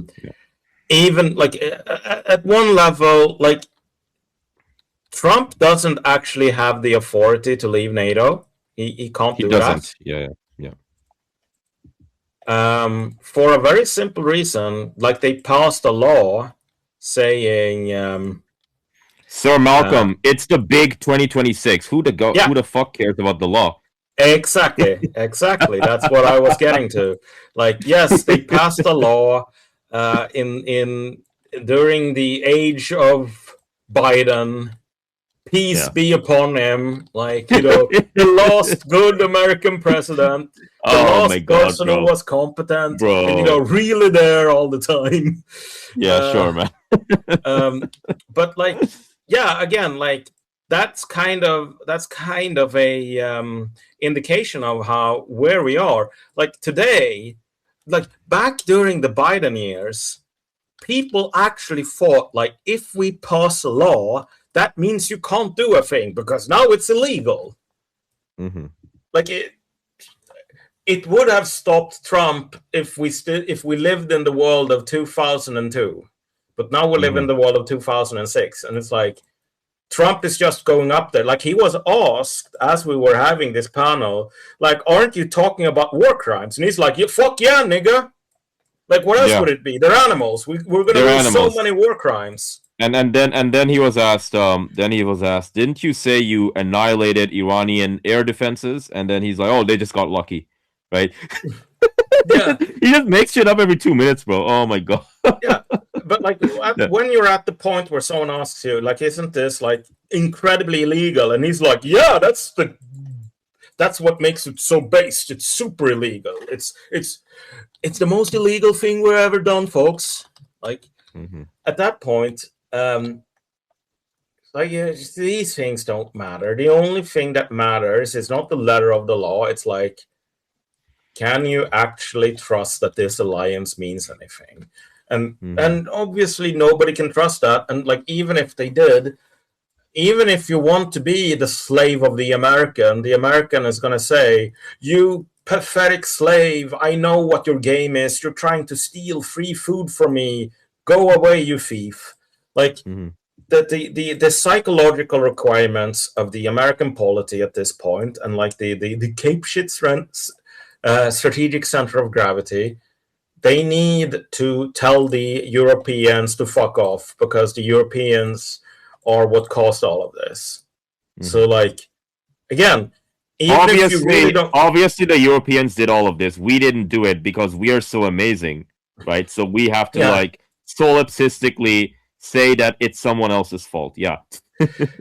And that JD Vance, that absolute like shameless motherfucker, like he actually went up there at the podium on some like conference or whatever in Europe, and he started criticizing the Europeans for the Iraq war. It was our fault. Why? Because we didn't tell the Americans strongly enough that this war would be stupid. So in one way, it's like kind of you started the war, motherfucker. You started the fucking war. Yeah. If we had done more to tell them to stop them from starting it, like maybe it wouldn't have started. I mean, obviously it would, but like that is the argument from JD Vance. And now his argument is, how dare you Europeans try to stop us from this war, you backstabbers. And it's like, okay, well, I guess we can't win, can we?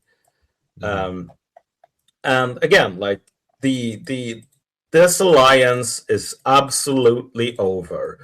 And again, given the rickety nature of the US sort of financial position, once one domino falls, Americans will have to undergo a period of hyperinflation. That is baked into the cake. Like the entire sort of ledger of unpayable debt will have to be abandoned. And the new currency that is not like like absolutely wrecked by money printing will have to be invented. And if you look at all other historical examples of when that happens, it's Mr. Bones' wild ride. Like it's not a fun time. You don't want to live in Weimar, Germany during the 1920s. You don't want to live in France during the 1790s. But that is the future of America. It is absolutely unavoidable at this point. Like hyperinflation is the only way out that isn't like an actual default on the debt. But a default on the debt, or like that is kind of, it's like crossing this river to fetch water in a sense. Because yes, you could theoretically, if you just like defaulted on like the US national debt and a lot of unpayable liabilities, you could theoretically save the future of the dollar in simply by bringing the amount of dollars and the amount of like goods and productive capacity and like debts and so on into line with each other. But like, why would you want to save the dollar? Like, what does that give you? It gives you like, it gives you a currency which has a name that you might be like attached to, and like, oh wow, we've had a currency called the dollar for 200 years. Yeah, but you can call the next currency the dollar as well. And you can have really cool cat pictures on the bills or whatever. Like the world is your oyster. Trying to save the dollar itself, it doesn't really give you anything.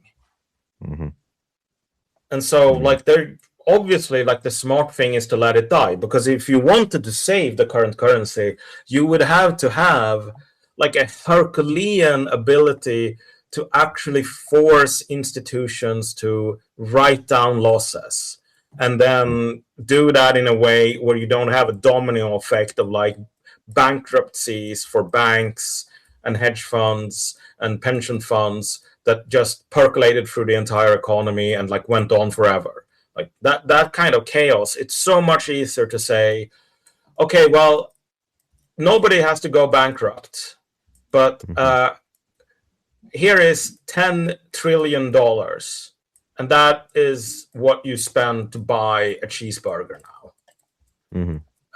At that point, yes, like the currency is ruined, but it's like it's much easier to resolve a situation like that. Is what's going to happen, because it's the least painful way out of this, which should put the future into a bit of perspective, I suppose. Oh yeah. Well, I mean, deflation, which is the other option, like hyperinflation, and then deflation is the other option. Deflation actually fucks shit up even more, right? So no. So they're probably gonna go for door number 1 instead of door number 2, right? Let me see what the orange Cheeto is saying. Okay, he's not saying much. But yeah, no, man. I mean, it's like nobody is thinking about this subject past the headlines right now. It's just like whatever Trump says is true. Obviously, the 110 miles, the pilot, obviously he exists, right? Obviously, when Trump says there's going to be a 45-day ceasefire soon, obviously that's true, right? And so on and so on and so forth, right? Obviously, when Trump says that, Iran is a pussy, Iran's actually not going to hit Israeli desalination, obviously that's true, etc., etc., etc. And the Americans themselves are coping, right? Like, even the fucking libtards, right? Whether it's Bulwark or these guys, right? And these are like, these are like the guys who are like yelling loudly in like 2015, 2016, and oh my gosh, Trump's a dictator, he's going to kill everyone, right? Like, I mean, they ended up being kind of correct, kind of wrong. They were kind of correct that Trump was a fucking like Nero Caligula guy, but they were kind of wrong in that he was like Kaiser Wilhelm II or like Hitler. But anyhow, I digress, right? But like, even these guys, man, they just uncritically believe all the shit that Trump and his fucking stooges are saying, whether it's Hexet or all these other guys, and they're just like, yeah, Iran's gonna run out of missiles soon, and the war's gonna be over soon, and oh, Iran's gonna open up Hormuz soon, and oh, don't worry, all this other stuff's happening. But after that, what do we do about the midterms? Like, they're still talking about the fucking midterms, right? It's the normalcy bias is so fucking funny, Sir Malcolm. They're still talking about fucking November of the big year 2026, right? We're in fucking April, man. You should be talking about May. You should be talking about like middle of April, end of April, starting of May, middle of May, end of May. That's how you should be thinking. You shouldn't be thinking about like fucking November. Oh my gosh, what's gonna happen in the fucking nobody gives a fuck about the midterms, man. And you're making a much more important point here than might be obvious at first glance, because again, like, it's not the point you're making is not just that, like, dude, you have bigger problems than November, which is true, which is super true. Like who cares about like fucking house seats or whatever? It is less important than a lot of things that are happening right now. But also, there is a much more subtle point here, which is even more important, which is time frames in crises don't work this way. Like, as Lenin would have said it, or as Shudjack Lenin would have said it, like Lenin. there are decades where nothing happens, and then there are weeks where nothing happens. Well, the real Lenin would say there are decades where weeks happen, and there are weeks where decades happen. And that is not just like a flowery turn of phrase. It's like, if you live in a decade where weeks happen, your sort of like your planning horizon for what am I going to do in 10 years, it's the same like length as how much is going to change in a week. And if you're living in the other time, if you say, what are we going to do next week? You have to be so prescient that you can fit in all the changes that happen in 10 years in your planning scenario. Mm-hmm. Because things just happen so much faster. Mm-hmm. Like if you're in the middle of, or the start of the Russian Revolution, like if you say, well, in 2 years we're going to do this, you are absolutely out of your goddamn mind. Like, who's we? There is no we. And, There's not going to be a we. Yeah. Yeah, and also like in 2 months we might be at civil war, and like we might be fighting like this People's Republic of whatever the fuck, like, and 2 weeks after that we might be in an alliance with them against like the Japanese Expeditionary Force, and 2 weeks after that we might be fighting together with the Japanese Expeditionary Force against the Croatian Expeditionary Force. Like if you say, in 2 years I'm gonna do this, it's basically like looking at like the details of a picture in like a Photoshop or whatever, where you set the zoom level to 1%. Mm-hmm. Like if you set the zoom level to 1%, it's just going to be like 1 pixel to your eyes, but there's actually like 10,000 pixels there. So you have to, in order to see the small details, go to a zoom level of 400% or something. Well, in times of crisis, the zoom level naturally has to be much higher. So in our case, to sort of make this into like a practical point, so people don't think I'm just like making abstract European philosophical claptrap like that no real American should pay attention to. Like, okay, books. Who needs to read books, man? We don't need to read books. We just need to watch fucking like shit on Twitter. Let's make this super duper simple and practical. Like in 2 weeks' time, Qatar might say all Americans have to leave within the next 48 hours. Because show us your passport and your birth certificate, Americans. Like, if they say that, like that changes the entire like political dynamic of the Gulf, because suddenly someone has made like someone has like admitted that the emperor is naked. Like the American empire is over. We're sending the troops home, and we're going to invite over China. Like, we're going to hand all the American bases to China. We've already made that deal. Like, the Qataris probably aren't going to say that in the next 2 weeks, but they could. They absolutely could. And if they do, every sort of political calculation you make past that point is going to be like incredibly different from the political calculations you have to make if the Qataris don't say that. And that is just one example. So in those like decades where nothing happens, if you're living in that time, you're like the sort of mean time to happen here for anything significant, it's going to be years. But now the mean time to happen is hours. Like it's literally like in 48 hours we could be looking at a completely different geopolitical situation. Hours and days.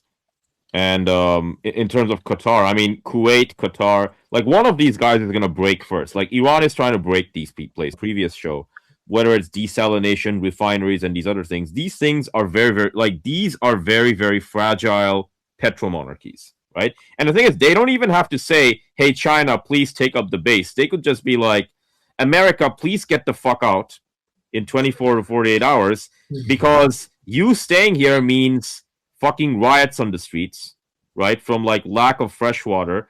Get the fuck out, right?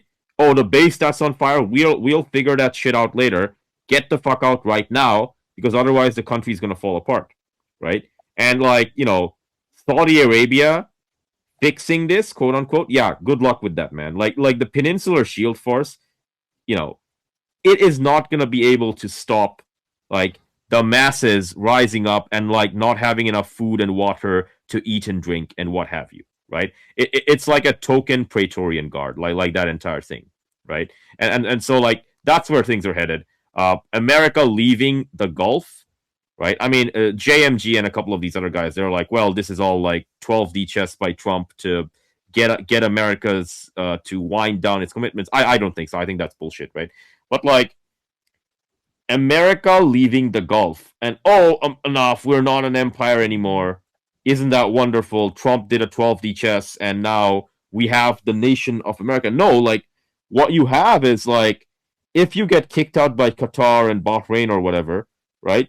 Like people are not going to take your commitment seriously. Like Japan's not going to take you seriously. South Korea's not going to take you seriously. Fucking North Korea's not going to take you seriously. They might just start firing artillery across the fucking DMZ.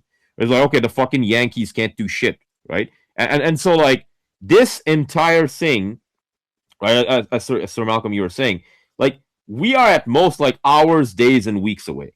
Days, and weeks away from these types of events. And so it's like now they're talking about fucking November midterms. I'm like, dude, what is this? And also a broader point about like political issues in America right now is that, again, American normalcy bias, it used to be like an impenetrable like void shield in Warhammer 40K. Like you could fire like a planet-killing thermonuclear warhead at it, and it would just like shrug it off. Like American normalcy bias was like, oh, nothing will ever happen, and we'll be the most powerful country forever. And you can still see remnants of that normalcy bias, even in Europeans, who say, yeah, okay, this is kind of a big problem, but America can survive maybe 8 more of these historical fuck-ups before its imperial position is threatened for real. And it's like, okay, yeah, sure, buddy, we're gonna have 8 more crises like this, and then maybe something will happen. Yeah, I don't think so, but like the thing with normalcy bias here is that it kind of blinds you to the objective analysis of the, and here I'm gonna use like a Russian or even like Marxist term, like the balance of forces. Because if we think about like what happened as the first Russian Empire, as in the Tsarist Russian Empire collapsed, that was like a witch's brew, like a civil war that was one of the most insane civil wars human history has ever seen. Like if you look at the belligerents, you like the list just goes on forever, because there's all of these like evanescent like people's republics of Yakutsk or whatever that last for 2 weeks and have a really cool flag. And you know, there's 8 different countries that send expeditionary forces, or more than 8, and it's just as like the only real the only real other yardstick for this kind of stuff is Chinese civil wars at the end of dynasties. So if you've played Europa Universalis 4, you might be familiar with the term Ming-splosion. The game starts with the Ming, right? But like the AI never holds the Ming together, and if you try to play as the Ming, you know why. So the moment like the Ming-splosion starts, what happens is first the country divides into like 3 different warring factions, which are like, you know, like those factions, they kind of make sense. It's like, okay, this imperial chamberlain like said that the eunuchs are trying to poison the emperor, so he declared this rebellion to protect the emperor from his eunuchs, and he has like the army in all of these provinces with him. And then you have the head eunuch fighting for like the imperial family, and he has the army in these provinces. And then there's this guy who just sort of said, well, I'm a king now, and he has this smaller set of provinces. That's the first stage, like the first 2 seconds of the Ming explosion. What happens once that explosion really gets going is that like what was once like a unified country on the Europa Universalis map turns into, I think it's like 100 different statelets that have tags. Mhm. And so you get this insane patchwork of statelets that only exist for a couple of in-game years before they're gobbled up by someone else. That is kind of like what usually happens in I mean that is Romans of the Three Kingdoms, right? Like that. The whole sort of interplay between the big figures like Cao Cao and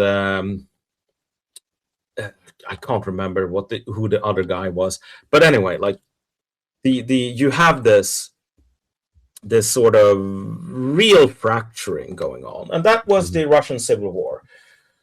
Americans will look at that and say, well, that okay. Let us interrogate that statement for a second. So what are the positive reasons that could never happen in America? Can anyone give some sort of suggestions here, maybe? Well, it comes to mind to me that there is some insane vassal that's like saying they need to do some Euphrates to the Nile type shit. Yeah, sure. I mean, there's no like political cohesion right now, and there's like very low, like nobody is invested in the primary national project of the political elite, which is war for Israel. Yeah. So we can't really say, we can't put in the column of things preventing America from breaking apart into 1,000 pieces. We can't put, well, everyone really believes in the state. Okay, that's not a reason it can't break into 1,000 pieces. Okay, but what about like America is constructed in such a way that breaking into 1,000 pieces is really difficult. Okay, but is that true?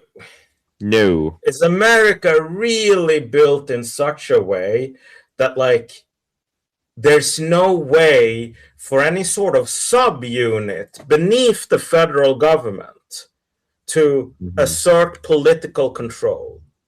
Is America really a country where there's no real level of governance below the federal government with like political institutions and legitimacy?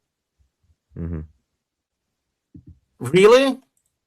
I mean, there are counties, right? So it's not just like that the federal government is the only administrative unit. There are like counties and cities. But I think there's something bigger than counties, actually. Like states, for example. And you know what? States are actually built in such a way that they could function as independent nations with like 5 minutes of, changing the signs. Whoops. Turns out America is actually perfectly built for splitting apart into 1,000,000 pieces. It was specifically designed that way, as a matter of fact. Yeah. And people say, well, this question was resolved by the Civil War. What they mean was people tried to do that in the Civil War, and the North mobilized an army to stop it from happening. They don't mean, well, we abolished the states. Because turns out they didn't. Turns out anyone could do the same thing that the southern states did during the Civil War. The only thing that would stop them would be if an army was mustered to invade all of the South. That's not going to happen. Because if the South did that, they would control the fucking army. So again, like there's no organizational reasons why it can't happen. There's no reasons of political legitimacy that it can't happen. And also there's no like national, like there is absolutely, and we covered this pretty extensively, there is no sense of common nationality that really would prevent a guy in Ohio from saying, yeah, I don't want to be part of some sort of administrative unit with a guy from New York. In fact, this is already happening. And so when people say this could never happen here, what they say is it would really, really, really suck for me personally if it happened here. And I can't imagine it happening. And I can't imagine it happening here, basically. That's kind of the That's kind of the other like subscript. But like Sir Malcolm, you forgot the most important one. Israel, our great overlord, has turned us into a pasture, a cattle ranch. So we, as the goyim of Israel, theologically, we are bound. No, no, no. I'm serious. No, I'm serious. So like theologically, America's destiny is to bring about like the third temple and like insert all the other fucking theological bullshit. And so it's like that's their final argument. Their final argument is, well, for theological reasons, America and Israel cannot collapse. Right? Yeah. Like they actually make this argument, by the way. There's like, okay, well, here's why we are not going to be Soviet Union 2.0. Yeah, sure. We'll see about that, won't we? Anyway, you were gonna say something, comrade. Comrade. Oh no, I may have lost track of what I was going to say. If it comes back to mind, just let us know. Yeah, but Anyway, I think we can open this up. If anyone else wants to sort of ask a question or opine or whatever. Okay, nice, nice. Yeah. So just some quick house rules. I'll make you speaker. We talked about lots of subjects, but try to make it relevant to the topic, I guess, with regard to the war and the effects on the American Empire and the whole thing, right? Don't make it too irrelevant, and other than that, the usual stuff, just basic etiquette and what have you. If you don't have basic etiquette, sorry, I'm just gonna mute you and remove you. Basement Addict, request to speak. All right, approved. Good sir, Basement Addict, you should be speaker. Questions, comments, go for it. How are we doing today? Hello, Mr. Thinkzorg. How are we doing today? I hope you are well. I can't complain. Can't complain. Good. I'm very so. I've been in and out listening to this here and there, because I'm working and I can't always be listening like I wanted to. But I guess you guys. So, do we have an idea of what exactly happened yesterday with the so-called, Epic Chungus Reddit Call of Duty rescue of Chad Thundercock the pilot? Was this an attempt at like an insertion to like maybe? So yeah, we talked about this at the beginning of the show. The tendency, the position I've come to is that these are two separate incidents. So there was one incident in like Khuzestan where like the F-15 and a couple of these other things were destroyed. They probably rescued the pilot or whatever, or they didn't, right? But then what happened was there was a separate incident near Isfahan where they were trying to do that fucking stupid, retarded, gay-ass plan known as let's build a fucking airstrip inside Iran and like get some construction equipment there, airlift it, and then let's fucking like get the nuclear material out of like 3 or 4 sites. I think that separate incident happened as well, and multiple airframes were lost. 5 to 6 outright destroyed, another 5 to 6 like damaged or destroyed or what have you, right? So what they did was, in order to paint it as a quote-unquote victory, right, they did like this Saving Private Ryan 2.0 script, right? And so then you get like weird shit like, okay, well, this guy, somehow he was wounded in Khuzestan and he walked all the way from Khuzestan to like fucking near Isfahan, which was like 170, 180 kilometers away in the space of like 24, 30 hours, right? And he had to like elevation wise, he had to go up in elevation by like 2.1 kilometers, right? So I just laughed at that shit. I'm like, no, man, these are two separate incidents, right? So yeah, that's kind of what we came to. Well, I guess my question is, but like, were they? I apologize, I don't mean to interrupt, but my question, I guess, is to Malcolm as well. Is like, so like, were they hoping to like get in and grab it and go? Because if this is like 60% enriched uranium, you can't really do that. Like, I mean, you try to touch that shit. Why are you using logic, man? Bro, why are you using logic? Like, this is fucking. You gotta use your cape shit brain, bro. Yeah. Like, why are you using logic? No, were they actually like? Were they actually hoping like we're gonna go in, we're gonna grab this highly enriched uranium that will give me giga AIDS if I touch it, and then get out? Like, was this the actual fucking? Like, yeah. No fucking way. No, dude, like.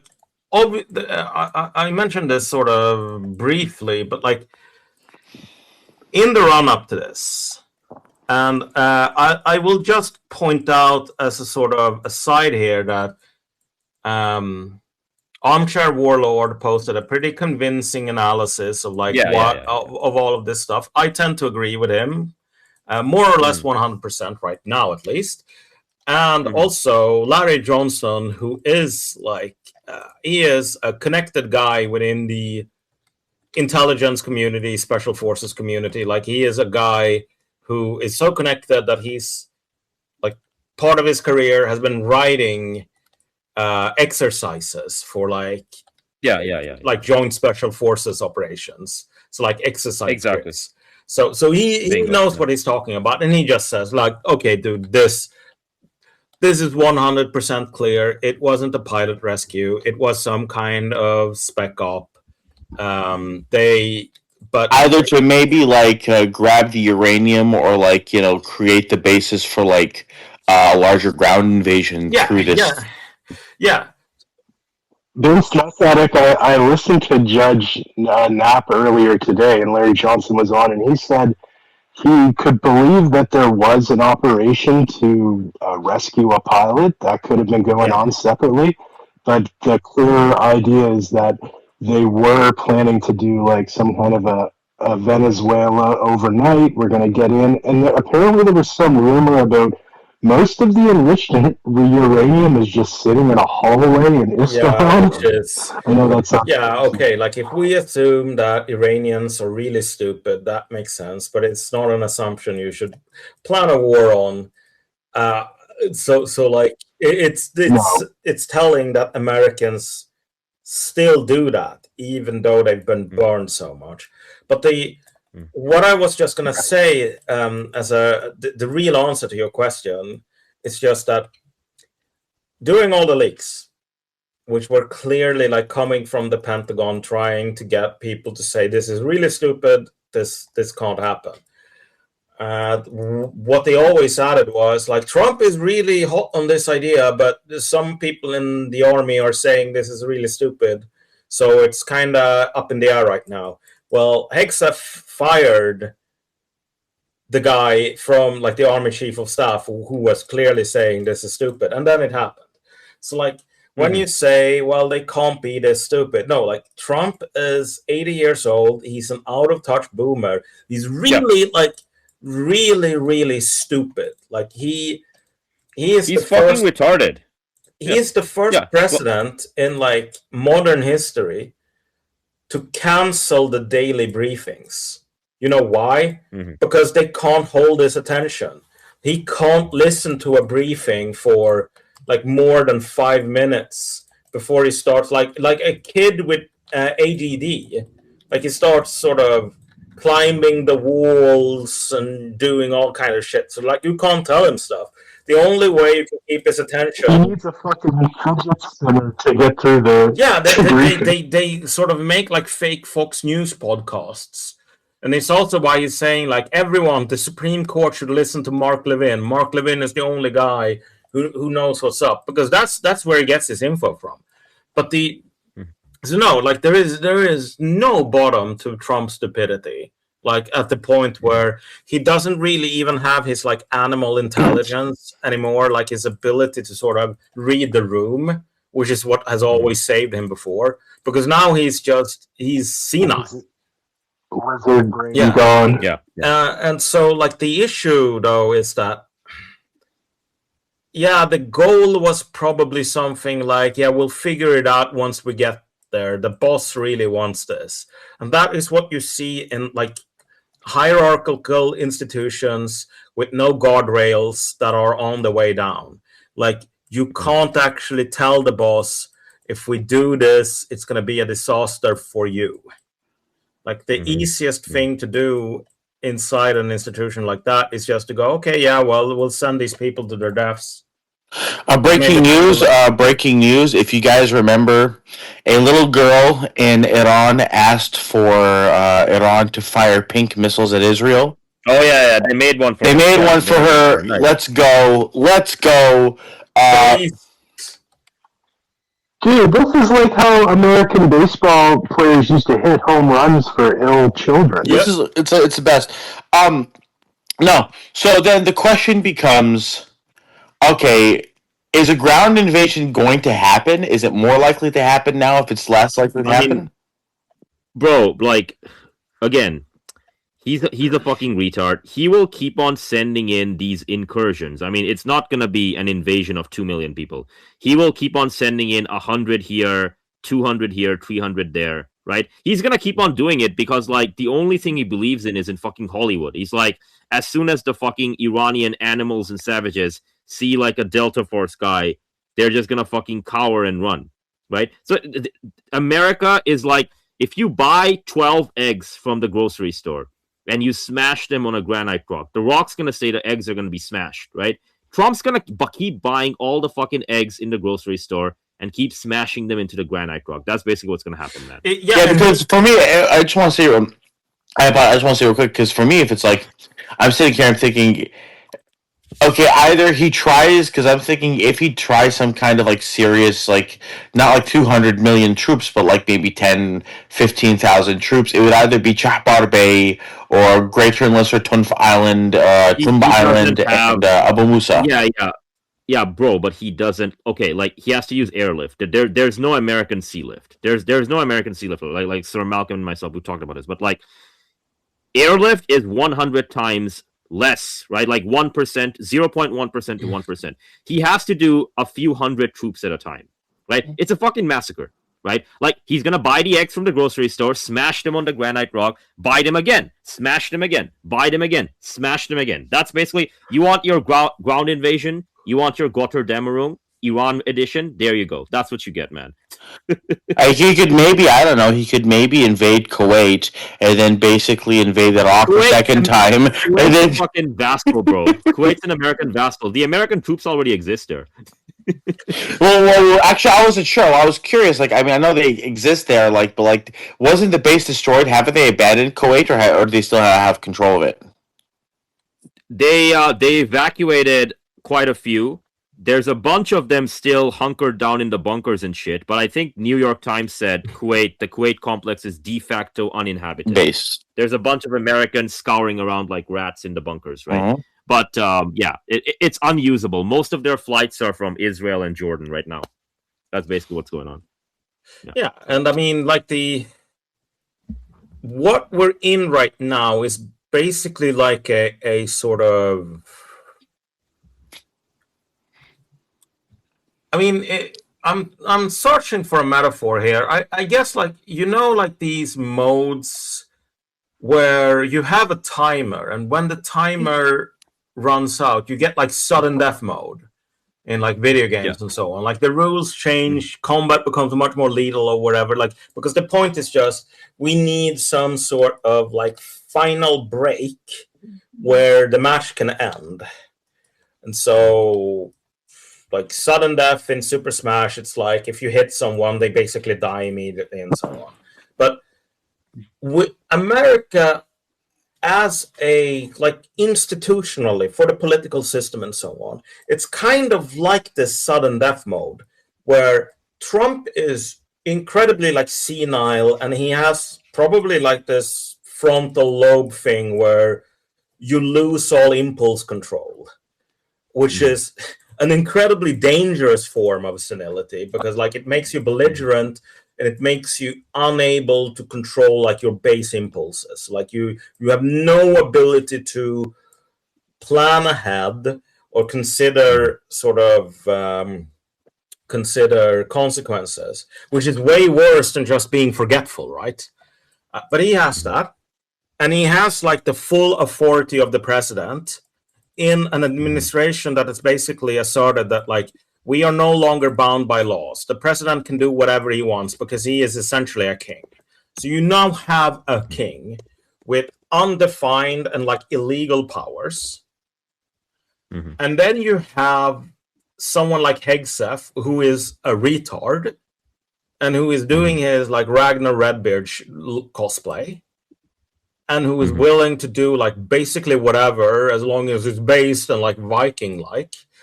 And these people are essentially the forces pushing America toward like total destruction. They will keep pushing until every like American has starved to death. Like Pete Hegseth because he's Ragnar Redbeard, Trump because his brain is no longer there. Like they have no brakes. And then you have various people on the margins who are interested in the institutional sort of survival of the United States. And you can see this in the most interesting aspect of this is if you look at like the Bulwark, which is like this neocon lifeboat formed by Will Crystal, and you have Never Trumpers and libtards and all these guys. Yeah, those guys. Yeah. Never Trumpers, unreformed neocons, people who say the Iraq war was really great. The only problem was we should have tried a bit harder. And like I was with him on this Iran war until he said it's about the oil. I wanted it to be for democracy and like building a new American order. These people, like, you have really big neocon names, like Robert Kagan. Robert Kagan is he is the guy in neocon circles. He is one of the top guys in the neocon world. He is going on the Bulwark and saying like we need to have a real discussion about how Israel is like basically a parasite on America. I am not even really embellishing that, because what he's saying is Israel is not a real ally to the United States. Their only interest is defending Israel, which is, fine, but it's less fine if they defend Israel by destroying America, which is what they're doing. They're destroying America. And we need to like have an honest conversation about like what a destructive force Israel is. This guy is a Jew. He's a neocon Jew. He's saying that crap, not because like he has, I don't know, like given up. He's not had like a Damascus Road conversion. I think what's happening here is that what's happening here is that he's realized that we're probably a few months away from fucking food riots. So I gotta say something at least. Yeah, exactly. Like his angle is merely one of, but it's a powerful angle. Like it forces you to actually do stuff. But like his angle is, if Ragnar Redbeard and like the senile Cheeto keep going like this, America won't exist in 2 years. And I would like America to keep existing because it's like the thing I rely on. So he is going like, okay, we need to be red-pilled about Israel. Just from that like countervailing force. Like we have this unstoppable force of Trump's senility and Hegseth's retardation and Jared Kushner's ethnic narcissism against the immovable object of like the interest of maintaining an American state. And so this is going to be resolved by some kind of like explosion, some kind of, again, like a sudden death defeat where Trump can get like assassinated. He can get thrown out by the 25th Amendment. America as a polity could basically like de jure collapse. The military could do some form of mutiny where they say like send in the military. Unless you send in the military police to slaughter us, we're getting on the plane and flying back to America. Fuck this, we're not part of this war. Like that could happen. And then that would be like the sudden death event that just throws the American political scene into a completely new track. But it's not going to be like gradual reform or like people doing something. It's just people are going to be talking to each other like, bro, we are about to die. We are about to die. The plane is flying towards a mountain and we had 10 minutes left until the crash. And either the plane crashes and that's kind of a new beginning, or someone just rushes into the cockpit, shoots the pilot that's trying to commit mass suicide, and then steers the plane in another direction. Yeah, basically. So basic point here is we are looking at like a hard turn in some kind of direction that happens nearly instantaneously or plays out over like a month or a week. Like some mutiny, political rebellion, like uncontrollable riot or whatever. And until that Economic shock. Yeah. Basically, yeah. And until that happens, things are gonna go like get worse and worse and worse and worse. Yeah, basically. They're expecting one of us in the wreckage. There Exactly. we go. There we go. We got a hand raise, Fasil Lisan Khan. Unmute and speak, good sir. Go ahead. Question, comment, go ahead. Thank you, my dear bro. And my question is is America has been created only to wage wars over the world and put the whole world in the risk. Even that we are facing inflation and we are facing starvation each and every year and about according to my figure 21 to 25 thousand people killed die each day due to starvation due to lack of food and especially in in those regions where conflict emerges and Damascus and each and everywhere. So the champion of democracy, America is the champion of democracy and human rights. So is this is a slogan only to only to hijack the war or something else? Please elaborate my question. Yeah, sure. I mean, yeah, well, plot twist, you're correct. America is not what it claims to be. In terms of like all this other stuff that it's doing. Yeah, exactly. I mean, after the Second World War, I think the number I saw was like 20 million.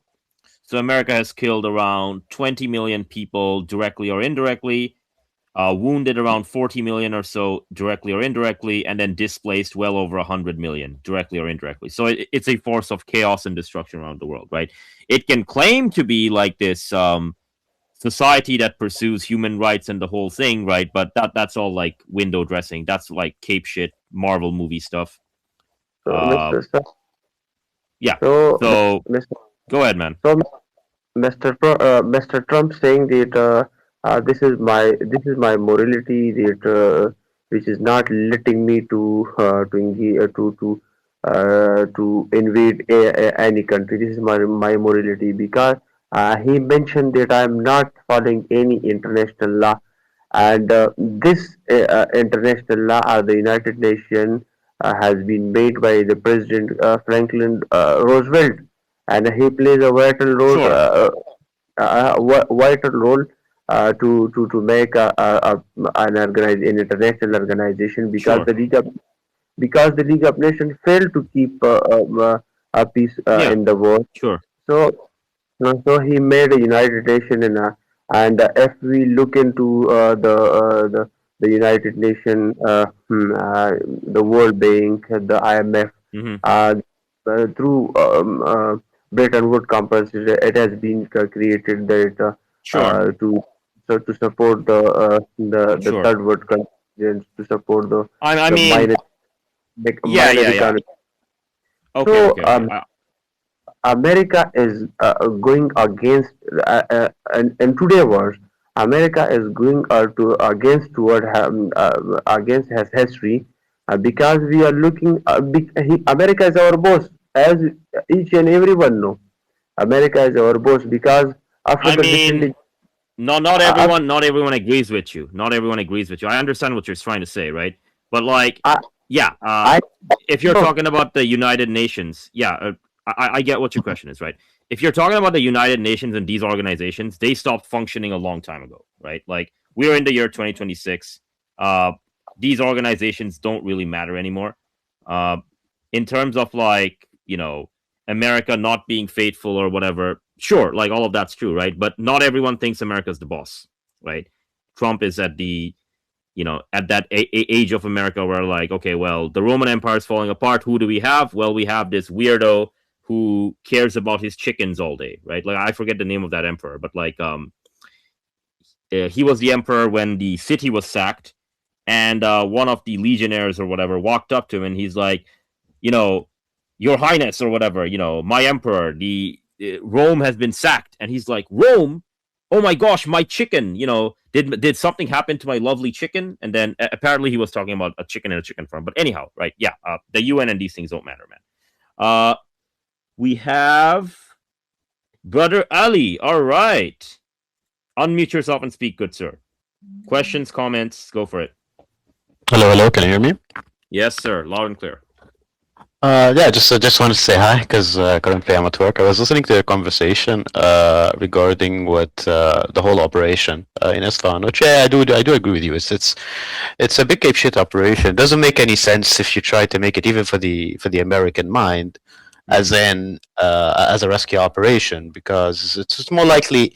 I literally said, like in a post a few days ago before the operation happened, the bombings that Trump did falsely advertise as being against missile cities were against regular army warehouses and artillery positions, old warehouses of the Air Force and so on. So it was most likely they were probing the area, trying to weaken the regular army and IRGC positions before they make the incursion there. So most definitely it was against either one of the missile cities or there are, I think, one or two there, or the alleged location. Yeah.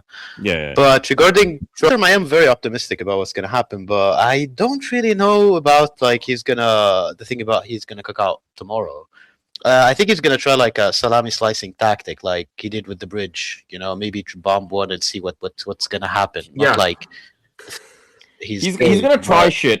Yeah, I mean, he's gonna try shit. But the issue here is very simple.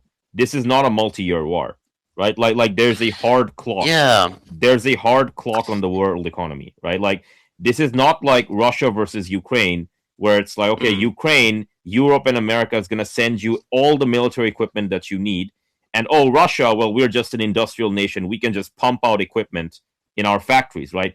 This is a war involving America, which doesn't build a gajillion American, military equipment, versus Iran, who has blockaded the Straits of Hormuz, which is like, if you read in the papers, right? And there's people have been studying this subject since at least like the 1980s and onwards, right? The question they asked is, how long does it take for the global economy to collapse if the Straits is completely blockaded? The answer they came to was 6 to 12 months, right? Yeah, like the real pain was that, like, I have a senior economist friend in the US who actually works in like one of the states. He actually, like, the numbers, he makes like good computer simulations. He told me, like, I don't know, orange light is like 2 months. Then the red light, as you said, is like 6 months regarding the whole situation. 6 to 12. It's just, it's just this time because also there's like the panic factor, which can't be actually quantified in the economic simulation, which might make stuff even worse. So which factor? Sorry, the panic factor. The panic factor, as in gotcha. Not like, because like it's between 6 and 12, but more leaning towards the 6 mark. But what I'm trying to say here is that this is a very critical week, not only because of the whole economy factor, but because Al Kharja Air Base in Saudi Arabia was the main base from which they were refueling, and then they had to retreat more to Jordan. Right. Jordan is statistically being struck more now by the Iraqis. And then at one point, with the whole depletion of the ammunition, the bases in Israel, because it's really funny that only 3 like private jets got damaged in Ben Gurion Airport. Of course, the one like they're also refueling from, but no other refueling planes were damaged. But gradually, it's going to come to missiles landing on these airports that going to be refueling, which will affect the sortie rate. It's just like that's right. A gamble for a person who will try and just cash out, without losing even later on. And also with the whole, let's say, it's kind of psychopathic. The Israeli obsession was that with cashing out in the right moment and not showing their naked ass, as in, like when missiles start falling, the whole thing they try to show that we are God. Like they're really, really obsessed about we are God in the Middle East. If missiles start falling in Freeland and we cannot intercept them because it's about imposing your will on the enemy. If they try to show that the enemies, which are these subhuman Arabs and Persians, can't like impose their will on the Jew, but if these can impose their will on Jews, but the Jews by the lack of interceptors, that will create even a big narrative issue, and it will sink them even more, which I think will push them at one point to even use unconventional weapons. But this is all happening. Or if we can't take to the Litani River, that's another one. Yeah, I mean, I told my friends I'm making you screenshots like for Panicams because I have like a lot of Panicam friends. Just making screenshots for the total Panicam 2026.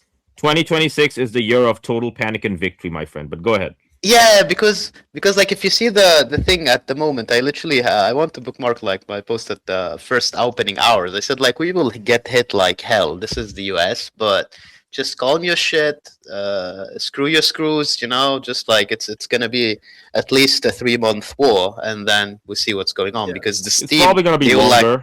Yeah. I mean, 3 months is the optimistic case. It's probably gonna be longer. But like, I would be genuinely shocked if this war goes on for over a year and the global economy hasn't collapsed, right? Like the when they run the simulations, the way you make it extend. So let's say, okay, the collapse doesn't happen in 6 months; it happens in like 10 months. Well, what happens? Well, in those scenarios, you get like perfect like civic and governmental response. So you get like imagine that we've gone back to COVID world, except the government is 10 times more efficient. So they're like, all right, we are going to have a rationing system. We are going to have full energy lockdowns. And oh, by the way, we're going to fine you if you do X, Y, and Z. And like you try to purchase this thing or that thing, right? Amazon deliveries are banned beyond this radius and so on and so forth. And, you insert like 569 other things there, right? But like the thing is, governments are not like fucking supercomputers or whatever. They're not gonna behave like that. The funniest shit I read today is that there's this like Roy Kais, who works in Cannes, Israeli fucking journalist. He actually cited an Arab source, like Arab official source, saying that he uncovered the Iranian strategy, which is to cause pain on long term, and they're counting on that to win, and they think they have the advantage long term.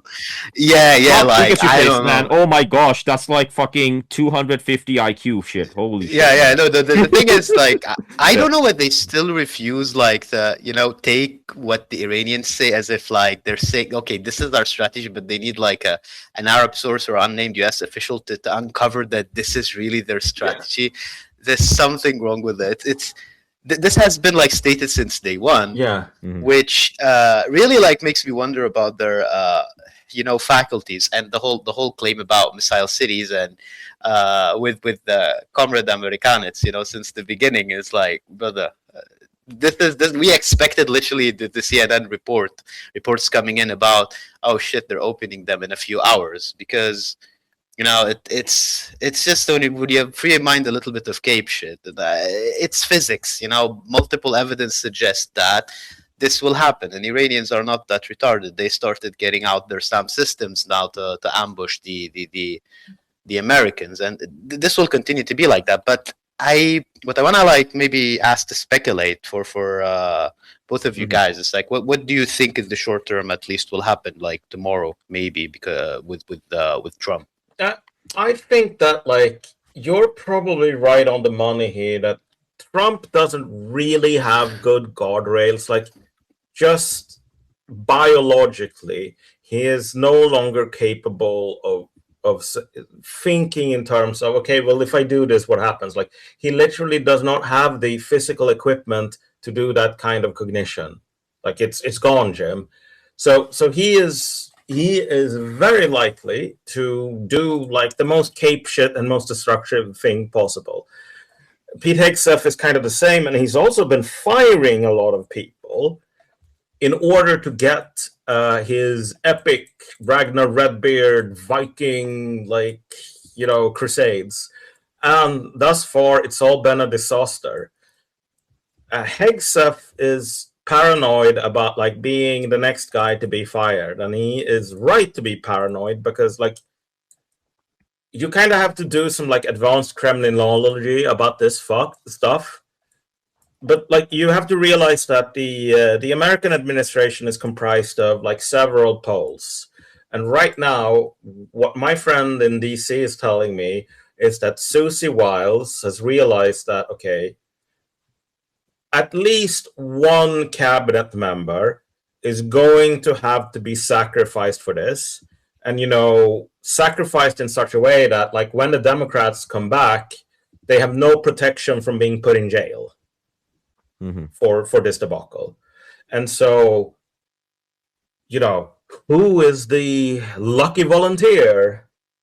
Maybe Pete Hegseth. That's what he's afraid of, and he's right to be afraid. So this is kind of a multifaceted picture. Like you kind of have all of these people pulling in different directions, and it's like kind of a toss of the dice about like which side wins. Like Pete Hegseth can do this Ragnar Redbeard shit because he thinks he's Ragnar Redbeard. Maybe, or some people could call her and say like, maybe we should get rid of this idiot. But I tend to think that like Trump will do some kind of half measure, like he's going to do a day of the bridges and he's going to blow up a pretty minor and unimportant bridge and say, look, the day of the bridges. And it's the same thing with like a power plant, like he's going to hit a power station or whatever.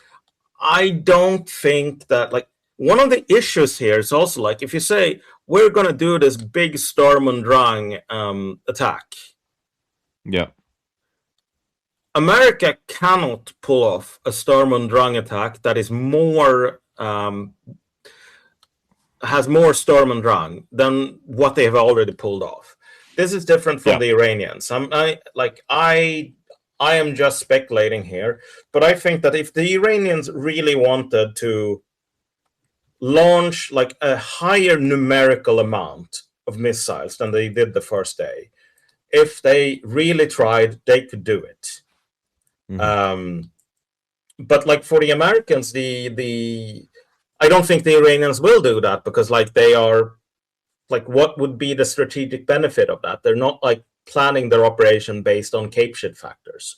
But if the Americans wanted to do this, like they no longer have access to some of the airfields they used in the first days. They have been rendered like too dangerous to use, and they have suffered like actual attrition in both in terms of tankers that have been destroyed, but also in terms of, like you can't fly these ancient rickety planes for very long before they stop working, and you need to give them maybe even depot level maintenance. And if a plane goes for depot level maintenance, it's gone for a couple of years maybe. Over 10% of the starting American and Israeli Air Force, which was slightly under 750 airframes, has either been outright destroyed or damaged, right? If you want to know what that means, to get to functional collapse of a air campaign, you need 40%. To get to actual like total collapse, 50% or higher. But 40% is the magic number. They're never gonna say, oh well, look, American people, another F-16 had a mechanical breakdown we can't fix without like sending it back to Kona. Yeah, they just pull it out. Like they pulled the F-22s, in silence because they have like a very, very high attrition rate regarding spare parts and like the painting, the whole thing. Flight hours cost a lot.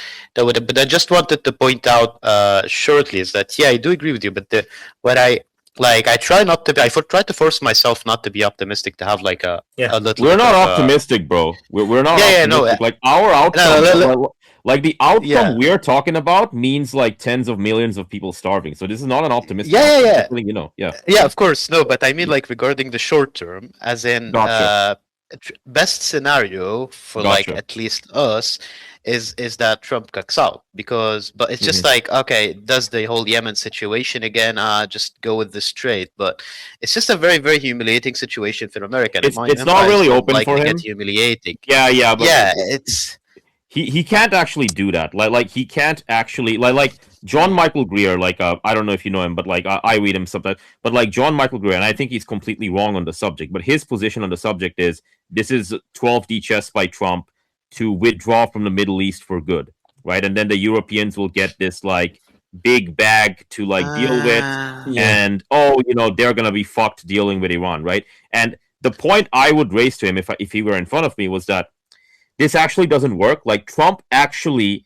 okay, like sure, Trump can break the law, but there are consequences. Same thing here, right? If Trump withdraws from the Middle East, right, it's de facto telling Iran, you're now the toll booth operator of the Straits of Hormuz. You're now the oil hegemon of the world. You're the oil hegemon of the world. Like if you do that, right? Enough, it doesn't matter, man. We're America. We have so much oil.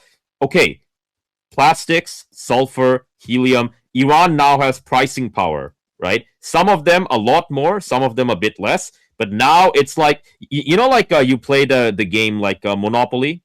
Like you play the game Monopoly, right? And it's like the game. The objective is you buy a bunch of property, and you fucking like build houses on them. The other player rolls a bunch of dice, and he keeps like running around the Monopoly board. He lands on your territory. Eventually, he dies by giving you money, right? Like America running away from the Middle East means giving Iran 20-25% of the Monopoly board, just like overnight, right? Yeah, but imagine. Go ahead. Yeah, no, imagine like that exact situation with the whole Gulf countries pushing more than the Americans themselves to actually occupy Iran. But it's counterintuitive. But destroying more of Iran's infrastructure of a hardliner, not because of like just grief or in an ideological sense, but we need to pay for this shit. Yeah. Who's gonna pay for it? Yeah, exactly. Like. I will tell the fuck out of you, Gulf countries. I will tell the fuck out of Dubai port. That's why also it's not in their full interest to actually like obliterate Dubai totally, not at least until now, because they need to tell the shit out of this to rebuild the country.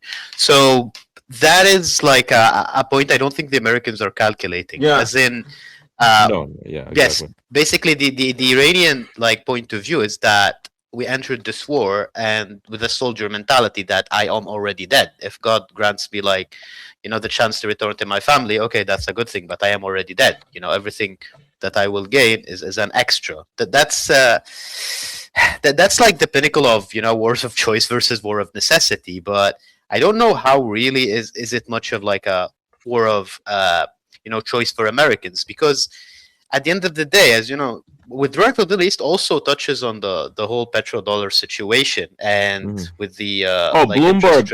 I don't know if you read the Bloomberg article. Bloomberg, like mainstream media, Bloomberg, they're saying the petrodollar is dead. They're just outright saying it's dead. Yeah, it is. Yeah, and people will then say, oh, well, the petrodollar technically doesn't exist because it's like what people originally meant with the petrodollar stopped existing in 2009. And it's like, yeah, that doesn't fucking matter. Like when people talk about the petrodollar, they talk about it colloquially, which is like American financial power by being able to soak up investment from pretty much everywhere else in the world, and that is going away. Though I think that like to make one point regarding like the position of Iran and like whether to be optimistic or pessimistic in like the short term, what I like maybe this, if I'm being critical of myself, maybe this is an optimistic point I shouldn't have, but I do think like there's a lot of evidence to support it.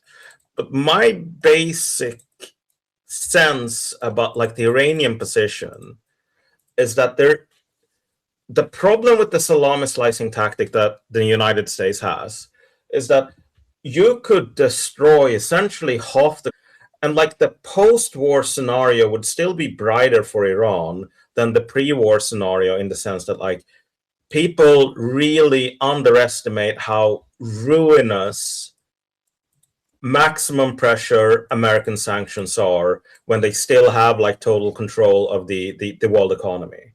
Like exactly.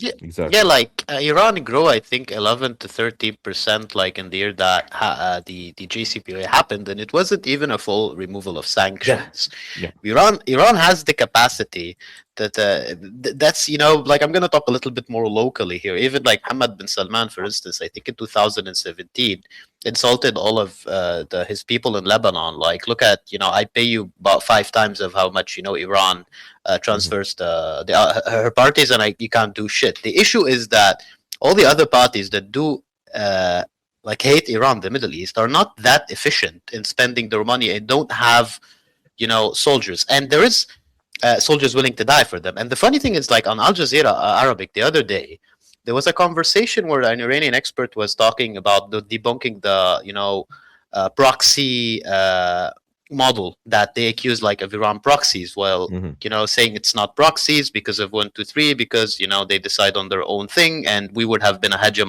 local hegemon if we like walked with the US like the Shah was, and so on and so forth. So the Gulf experts and officials were very crazy about that, because it touches on the main they really project regarding that, them being vassals. And I just point out to the fact that you ever see like a Yemeni mercenary or Syrian mercenary, like, being his photo, put in Saudi Arabia and in America, while you have all the martyrs of the acts of resistance from Iraq to Yemen and Lebanon and the missile cities in Iran, which is a different kind of mentality. So Iran presenting a new model of geopolitics in the Middle East, of like this micro alliance of people with grievances against the US and this efficiency in running the economy. Without sanctions, it's like there is no way. And then they're all scared shitless. Even Turkey is scared shitless about that as such a scenario, Yeah, and there's also, especially the Gulf countries. There's an even more interesting aspect to this, which is, like, when we're talking about like the collapse of the world economy, for a lot of countries, like middle developed countries or like Western Europe, what we're talking about, like for France, is congrats, you're going to be living like Iran has been living under maximum pressure sanctions. And like, if Iran drags everyone down to that level, that is just like, as they say, in the realm of the blind, the one-eyed man is king. Like, bingo. Living like Iran is not just like the one-eyed man, he's like the two-eyed man. Like, Iran has been starving for 47 years. Iran has been starving for 47 years, man. Yeah. Iran can survive in that brave new world. They can survive that brave new world almost infinitely, while everyone else is going to be going through hell. And so, like, their position, again, I don't necessarily even think that, like, if we think about like the pre or post-war settlement, Iranians aren't going to have to say like, oh, you have to pay us 10 billion a month for each tanker. Otherwise, like, we can't survive. Like, no, the actual tax requirements they would have to put like as a toll, or, I mean, if they told every tanker coming through, like everyone at the same rate per tanker, like, that's $1 a barrel, per barrel, roughly. Yeah. Which is, okay, fine. Like, this stupid American war has put like a $60 or $70 tax on a lot of barrels right now. So I'd rather pay 1 than 70. You know what, Iran? I could even pay you 2. I could pay you 4 million per ship if that was the alternative to this situation. So like and again, one of the problems here is also like, right now there's like this campaign of blowing up universities.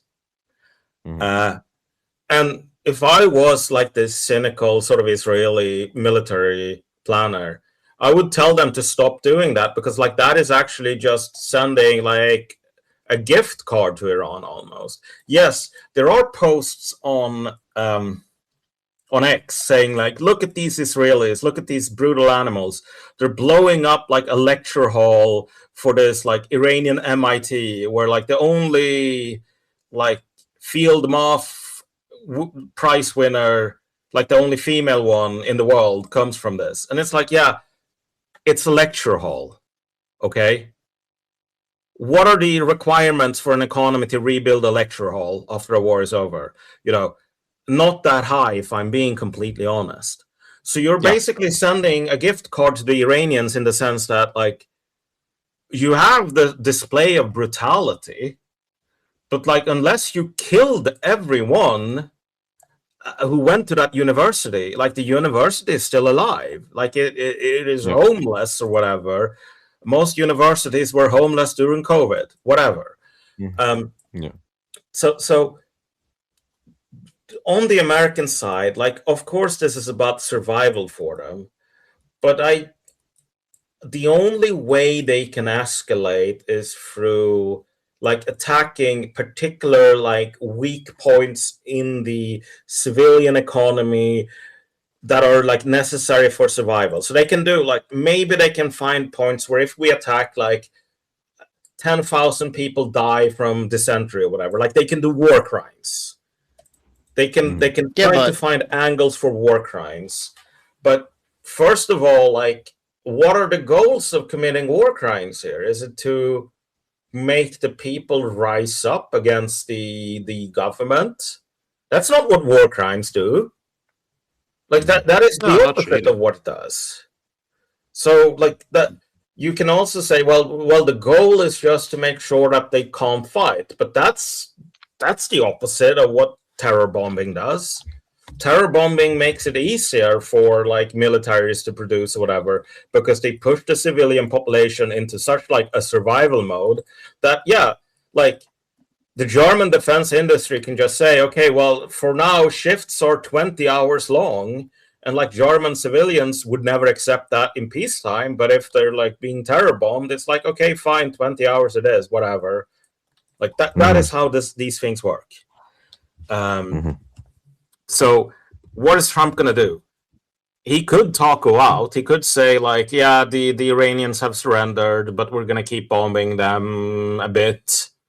But we won, but we were bombing them like before, but we won. Like, that could be a taco. He could do, like, a day of the bridges and attack, like, a goat bridge or whatever, sure. Or he could attack, like, one bridge and then one, like, piece of infrastructure in Kuwait or Bahrain gets destroyed, and, like, one bridge in Israel gets destroyed.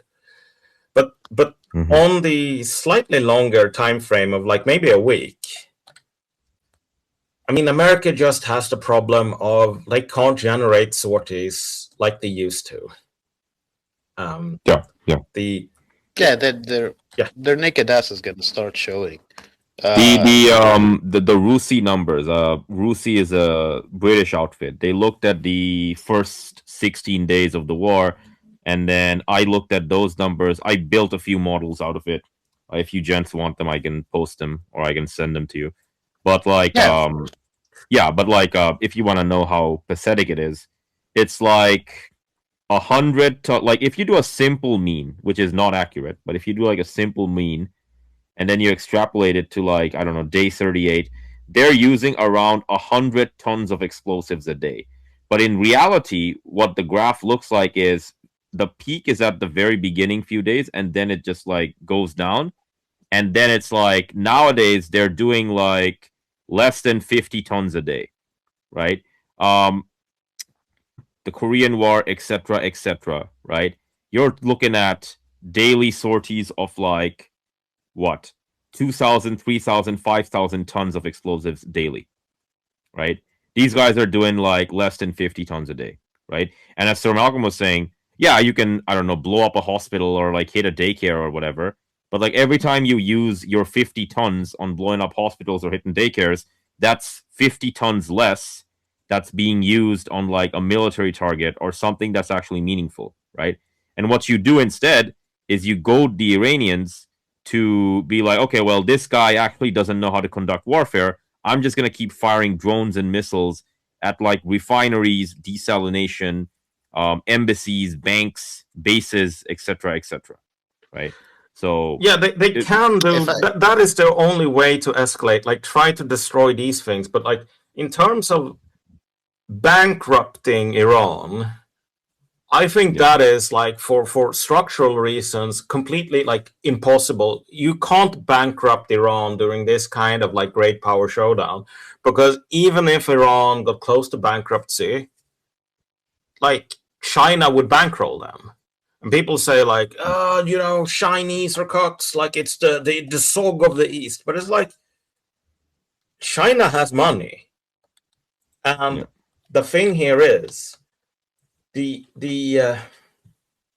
like wartime economies are just wonky in general. Like and again, like the requirements of civilians and requirements of like you can't really make Nazi Germany run out of money during World War II. Like it can't happen. They can run out of resources, but they can't run out of money. It's like Kyeyune said, like whatever we can do, we can afford. Well, that logic becomes completely dominant during a war. But also, like all of these ways to fuck with the economy are reliant on the other sort of great power allies being, and again, like people say, well, you know, Russians are cucks. But this isn't about whether you're a good guy or a cuck, like whether you are a traitor or a basta, as they say in San Andreas. It's about interest. Yeah, it's about like, are you interested in like stability in your geopolitical system?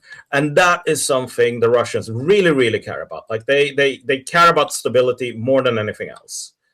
And so any money they invest in order to increase stability or maintain it is money they consider like selfish money. The other dynamic to this conflict is that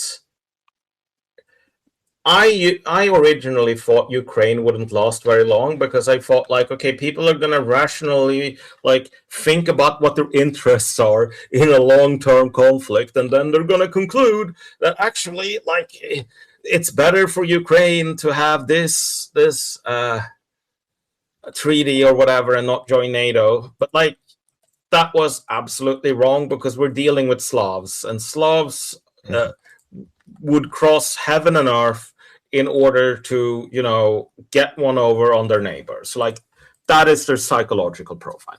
But in this war, you can't really say, well, Ukraine people thought it wouldn't last very long, and it's now lasted longer than the Great Patriotic War. So why can't that happen here? The issue is, in Ukraine, you had essentially, like, you had very few national actors. Like, in real terms, like, there were the Ukrainians, and then there were the Russians, and then there were the Americans. Like, yes, you can say, well, you know, what about the British? What about the Poles? Like, yes, that exists to some extent.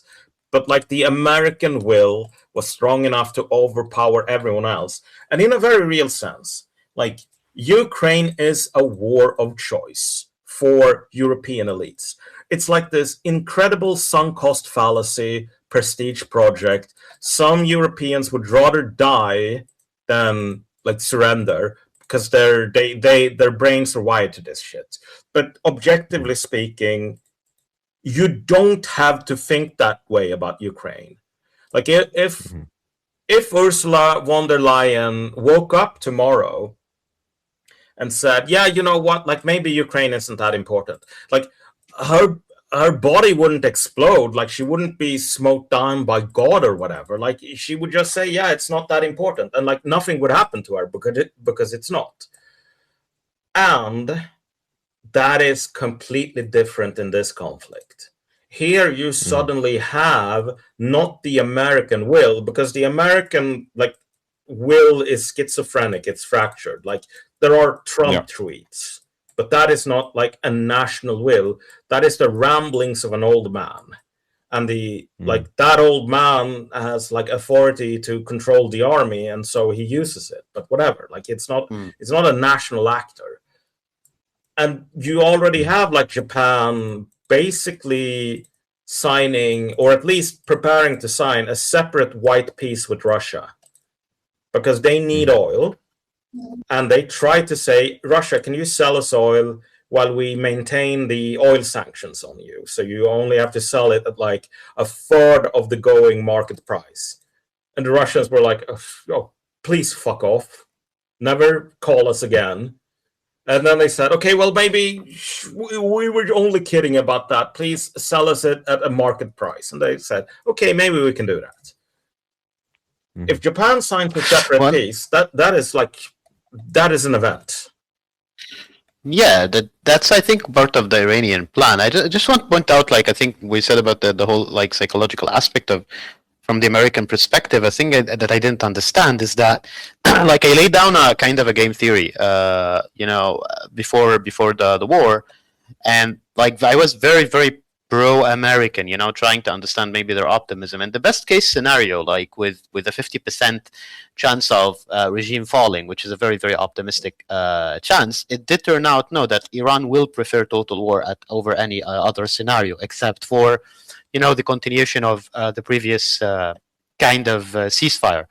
The only issue is that with going back to the whole Panican situation is that, okay, they blew up a steel factory, they blew up like the refineries and whatever, but if you start this conflict not expecting such things to happen because of international law or whatsoever, your whole analysis is flawed, because what would prevent your enemy from actually attacking such target and bombing children and bombing universities? It's like it's fucking solipsism. So I apologize, but like just 30 seconds. But like go on. They don't view the rest of the world as real, right? They've basically got, like, Americans have 3 modes, right? Mode number 1, well, you don't really exist, all right? Mode number 2, well, you kind of exist, but you want to be an American. So you want McDonald's, you want Starbucks, and blah, blah, blah, right? Okay, and then the third mode is, well, you kind of exist, but you don't want to be an American, we gotta fucking kill you. And then they circle back to mode number 1, which is like, oh, you don't really exist. Yeah, but right? If you think about it... Yeah.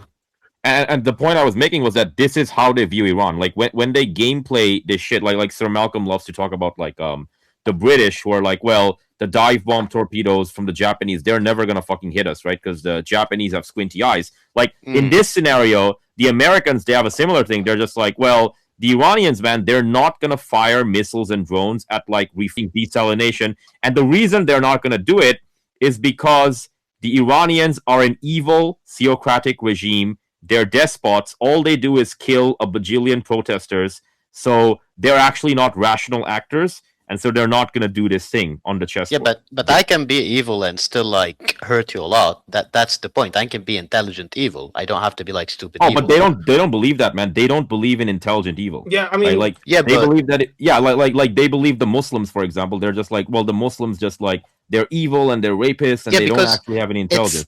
Just one sentence to finish it up. It's like, why, for example, I hear this question constantly, why the Iranians are not surrendering and backing down. It's probably because they played the whole scenario out in their brains before, and they did expect you to bomb maybe factories and universities, after 3 fucking years of genocide, maybe. And they had like an answer to that. But I don't know why this is like just too hard to grasp. No, I mean, this is because you're a normal human being here, comrade. Ollie, like you need trying to use logic, man. Why are you trying to use logic, bro? I mean, you basically need like to sort of twist your brain into like a pretzel shape to view the world in the eyes of an American. Like, I've been trying to do this. You have to become a cattle, man. Like, the only way you can look at the world that way is you have to literally become cattle, and you gotta moo loudly like them. I mean, and then you gotta be like a solipsist like them. Yeah. Like, but to be real here for a second, like, I actually think, and I've spent, I would say at this point, like at least 7 years, my sort of hobby, and in some ways also my job, like the way I pay my bills, is to try to think like an American, to like understand what they think and what's going on there. And like, this is actually like, I've read books about this even, but you kind of have to. I'll give you like an historical example here, or 2 actually from Asia. Nice. So at one point, like at the same era of like, the black ships that open up Japan, like they're trying to do the same thing to Korea. And so they sail like a warship up like a river in Korea. And the military says like, you are intruding on our sovereign territory, please turn back. And they say like, no, dude, we're only here to trade. Like, what are you doing? And then they get the second warning, like, if you don't turn back, we will open fire on your ship. Like, you are not authorized to be here. Like, this is a warship, by the way. And then they go, these big kidders, like they just want to give us a hug. And then they keep sailing, and the Koreans open fire. And like the Americans get like shocked, and then they get incensed. Like, these traitors, they lured us in and they stabbed us in the back. Like, what? How could they do this to us? And you have to realize that, like, they're being serious. Like, this reaction from them is genuine. They are genuinely incensed at the betrayal of them being attacked out of nowhere after being warned 3 times that they would be attacked unless they stopped intruding on like Korean territory. Yeah. And like you kind of have to realize that like these people think in like their only process for understanding, or not even their only process, but like their normal like mental verb for trying to predict other people's actions is mirroring, as in like and not even like true mirroring. Mirroring is like, this person thinks like me. That's not what Americans do at all. It's like, how would I react if this person did this? And so how would I react if the Iranians surrendered? I would like that very much. That would be really cool. And that leads naturally to the analysis of the Iranians are going to surrender. Yeah, and this process leads to like really interesting things. Like, the Yemenis, like the honorable Yemenis who were absolute based, Bronze Age pills, turbo warriors, even in the Prophet's time. And they haven't changed since then. Americans, for Operation Poseidon Archer, thought like, if we bomb these Yemenis, they're gonna be so scared, man. They're gonna give us whatever we want. Like, we only have to drop a bomb on Yemen, and they're gonna be running for him. 500 kilos. Yeah. 500 kilos of TNT, and they're gonna fucking... But my surprise was immeasurable, because, like, I didn't quite understand how they're making these assumptions, while these like, my niggas were in war, like, for 7-8 years, and being bombed by 50,000 bombs, or something like that. I live in a kind of, like, I live in Sweden, and this is kind of a, like, in the... Spengler would call us a spent culture, and he wouldn't be incorrect. Like, there is very little in the way of like vitality or curiosity left, at least for now. And you can see this with this Iran war. But even so, the normal like mental process for a Swede would, in the good case, would be like, oh, I haven't really thought about like how a Shia Muslim views martyrdom. But maybe it's different than how Swedes do. Or in the more common scenario, they just say like, I don't really give a fuck. Like, I don't know anything and I don't want to learn. But that is still way better than like the American process of like, how would I react if this like blow up doll reacted like this? I would like it, so that's what's going to happen. Like, you really, like, you have these insane, like, published an article where it's like talking to people high up in the Pentagon, like they did some exercise or whatever, and someone asked the question, so how would we react if China stationed nuclear weapons on the border, like to New Mexico? And the general said, yeah, we'd invade, right? Obviously, like, we can't have Chinese nukes. Like, that would be terrible. Like, they could hit like Houston or whatever in 5 minutes. No, like, we would tell the Mexicans to remove the bases and never form some sort of military alliance with China, or we would invade them and be willing to pay almost any price. And then someone said, isn't that exactly like what happened with Russia and Ukraine? And these like 4-star generals like go completely quiet and they go, holy shit, dude, I never thought about that, man. Like that, that's so wild. Yeah, no theory of mind, man. No theory of mind. Like pure cattle solipsism, man. Like no theory of mind, like pure cattle solipsism. Yeah.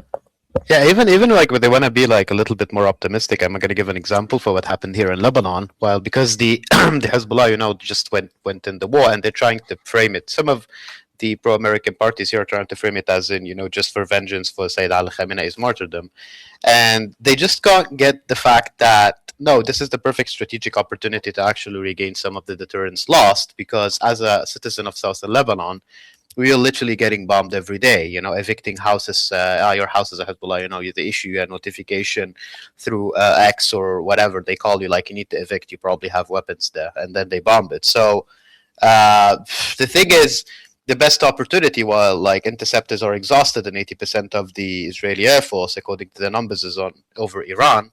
Like, it's just if you put 1 + 1, like you would obviously know that, Hezbollah will probably enter at this exact moment. But then I don't get how they actually thought of this. Even like some of the more pro-Axis do think of it as it's just, for the whole honor situation. While it is, there's definitely different perspectives regarding, honor. Even Americans don't know what that means.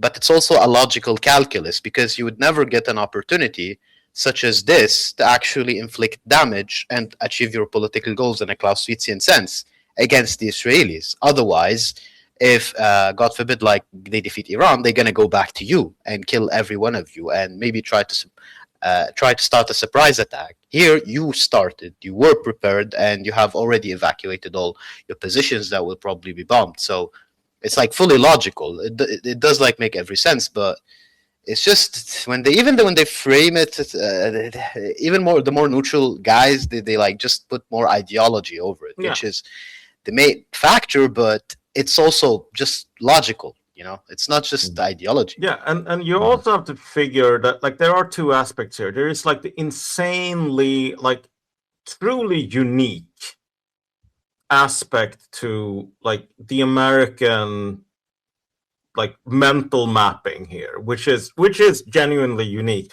Very few other peoples would like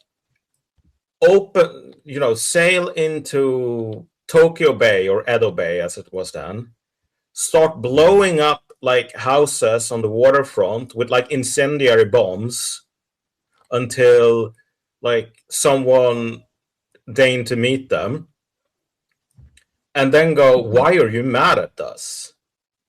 Yeah. Like the Brits would do that stuff. Like they would start firing the cannons for whatever reason. But then they would say, sorry, old chap, like we need to trade. I know you're mad, but try to get over it. Like they have a theory of mind. And the Brits were like really good imperialists because they had a really good theory of mind. Like they really understood other people. They used those powers only for evil, though. So like, fuck them. But they tried to understand other people and even took pleasure in it. And they even could respect other people as they were trying to like abuse them. But there is also so like the Brits would never do these kind of mistakes that Americans always do. They would say, jolly old chap, if you bomb Yemen, they're just gonna ask you for more bombs. Like that is what a British imperialist would say, and it would be 100% right. America bombed Yemen, and the Yemenis were like posting like, I review this bombing campaign 2 stars out of 5. Like, I think your pilot must be selling the bombs on the black market. Like, when the Saudis bombed us, they bombed us much more. Like, please, like, send more bombers. This is boring. But the Brits had another weakness, which showed up at like their scene or like the nadir of their empire, which is also in effect today. So Enough made a reference to this sort of slanted eyes Japanese stuff. Like, on the eve of like World War II, the British position in Asia was just like super overextended, right? Like if the Japanese attacked, the Brits were screwed. Like they had too much bread and too little butter to spread it out all over the sandwich, and like the only way they could square this circle was to employ what I like clumsily call a form of like strategic racism. So they said stuff like, okay, well, the yellow man, like the Japanese, they can't, like, even if they try to attack us, they can't. Or like it won't really matter. And they had all of these like exotic explanatory models, some of which like actually kind of made a bit of sense. Like one of them is like Japanese, written Japanese is such a complicated language with like pictograms. So kids have to spend years and years memorizing kanji, while our kids have to spend like 1 year or half a year memorizing the alphabet.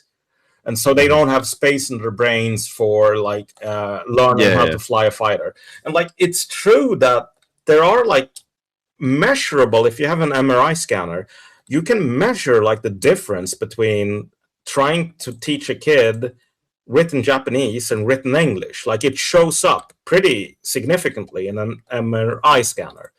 The counterpoint though, like if the British had no need of like strategic racism, like if they were at the top of their game and had like a huge amount of resources, someone in their like admiralty or what I would say, yeah, this is really fascinating, but what if these brain differences don't actually impact their ability to sail or fly planes? And people will say, yeah, you're a good point, old chap. I guess we have to think about this some more. And maybe we should plan with the assumption that like the Japanese are not negatively impacted here. But at the end of the empire, you couldn't say, what if this doesn't matter? Like you would cause a lot of consternation, because if you went into it with the assumption that the Japanese, like one Japanese torpedo bomber equals one British torpedo bomber, the math no longer made sense. So they had to say one Japanese torpedo bomber is like a tenth of a British torpedo bomber. So we have one ship here, but one British ship is like 20 Japanese ships. So we're safe. America has to make that sort of strategic math as well at this point. Yeah, with the special forces and those guys. They're like, one of these guys can take out 100 Iranians or whatever. Just quick breaking news, gentlemen. Orange Cheeto says he is considering charging a United States toll in the Straits of Hormuz. Sir Malcolm, what do you say to that? I mean, he won the war in the first 48 hours, so I guess that's his right. Oh my god.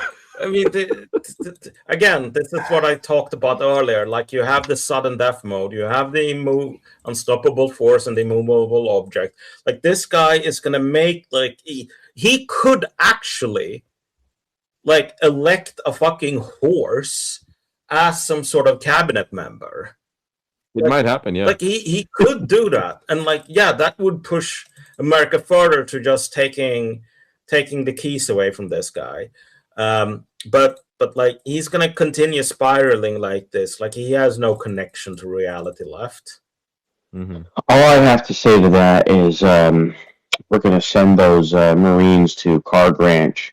5,000 hard Marines there, hard up with hard cocks, fighting, killing, and destroying the enemy at Card Ranch. And apparently, I'm seeing here Mr. Sagar Enjeti is saying that for him, the most telling part of that press conference was not the thing you cited enough.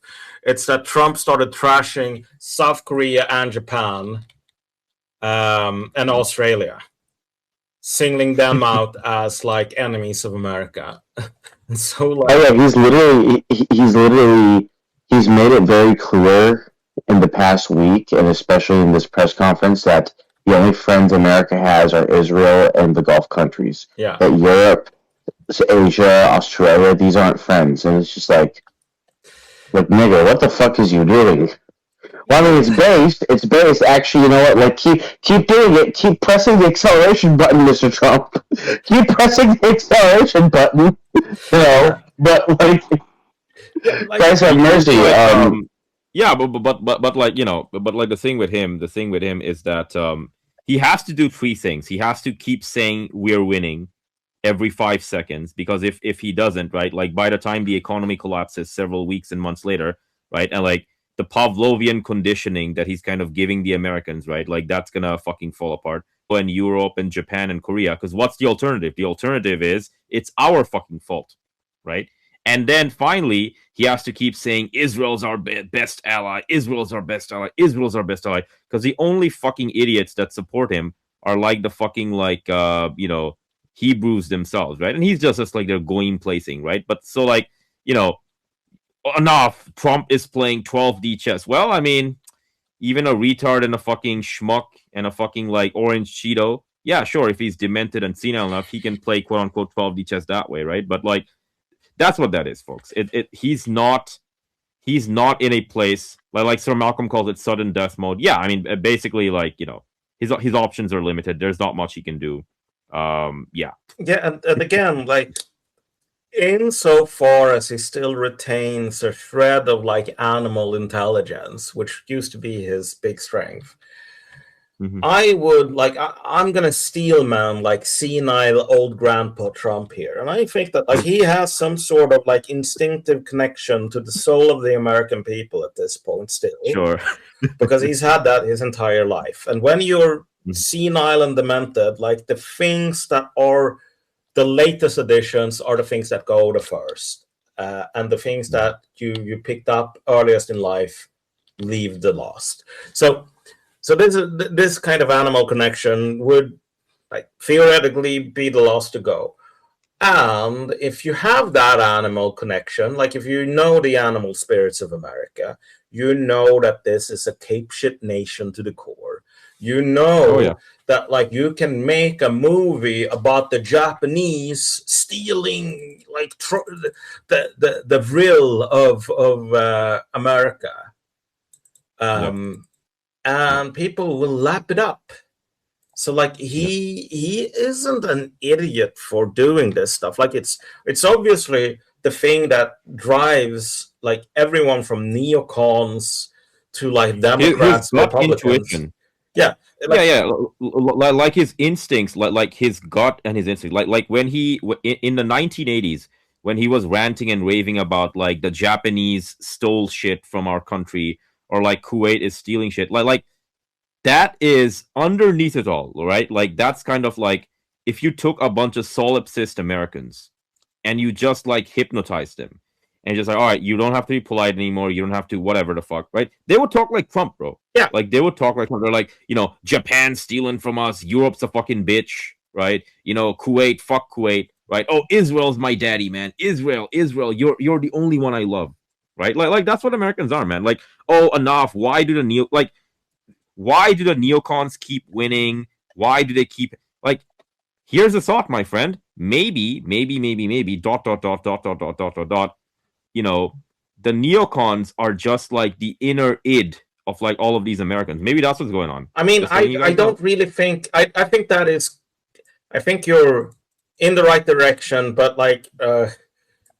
I think your only problem here is a category error. Like Trump isn't the neocon. Yeah. Like the neocons are certainly not the id of America, because again, Trump is not a neocon, but Trump is absolutely the id of America. Like he is. Oh yeah, he's the id of America. Like the neocons are tearing their hair out and saying like, "You're ruining our beautiful sandcastle that we spent so long building." That we've spent like 3 or 4 decades building. Yeah, They are really mad about this. And they are so mad that like a sort of Jewish neocon like Bob Kagan is going like, we need to put a stop to Israel. Like, that is how mad they are. That is how like desperate they are.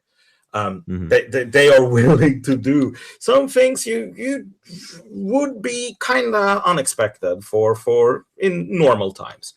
But the id of the American is this kind of like, I don't hate, like, it is this, and I mean this I don't mean this pejoratively. I mean this as like without any sort of value judgment whatsoever. I mean this 100% descriptively. But the id of the Americans is the thinking of a very small child, and very small children have a combination of like boundless innocence and then genuine cruelty. Like, kids are cruel, as they say in that video game. And, you know, Americans are very much in touch with their inner child. In fact, saying that Americans are in touch with owning their the inner libs, child bro. is Owning the libs, like what do they call it? Owning the libs and all these other things, like culture war, like this culture war crap. This is all fucking childish shit, man. Yeah, but culture war, midterms, all this other shit. But it's like the sort of mental position of like a 6-year-old is one where like a part of your brain that's very important for like a more fully integrated individual, like, it's physically missing. Like, a 6-year-old is not capable of being like a fully formed moral actor, for the simple reason that, like, it's like saying it's a computer missing a fucking hard drive and a graphics card. Like, it's just a physical limitation of brain development at that age. And so kids have this weird, like, it is a form of solipsism in a sense, though it's not one made by choice or by sort of negligence. It's just one where like they don't have the equipment to perceive like sort of the moral philosophical universe they inhabit. So they can be like boundlessly generous and like innocent, but also like they have no feedback mechanism. They have no superego, or at least a very like badly developed one. So they can do stuff that is like incredibly cruel and like petty without understanding that this is what they're doing.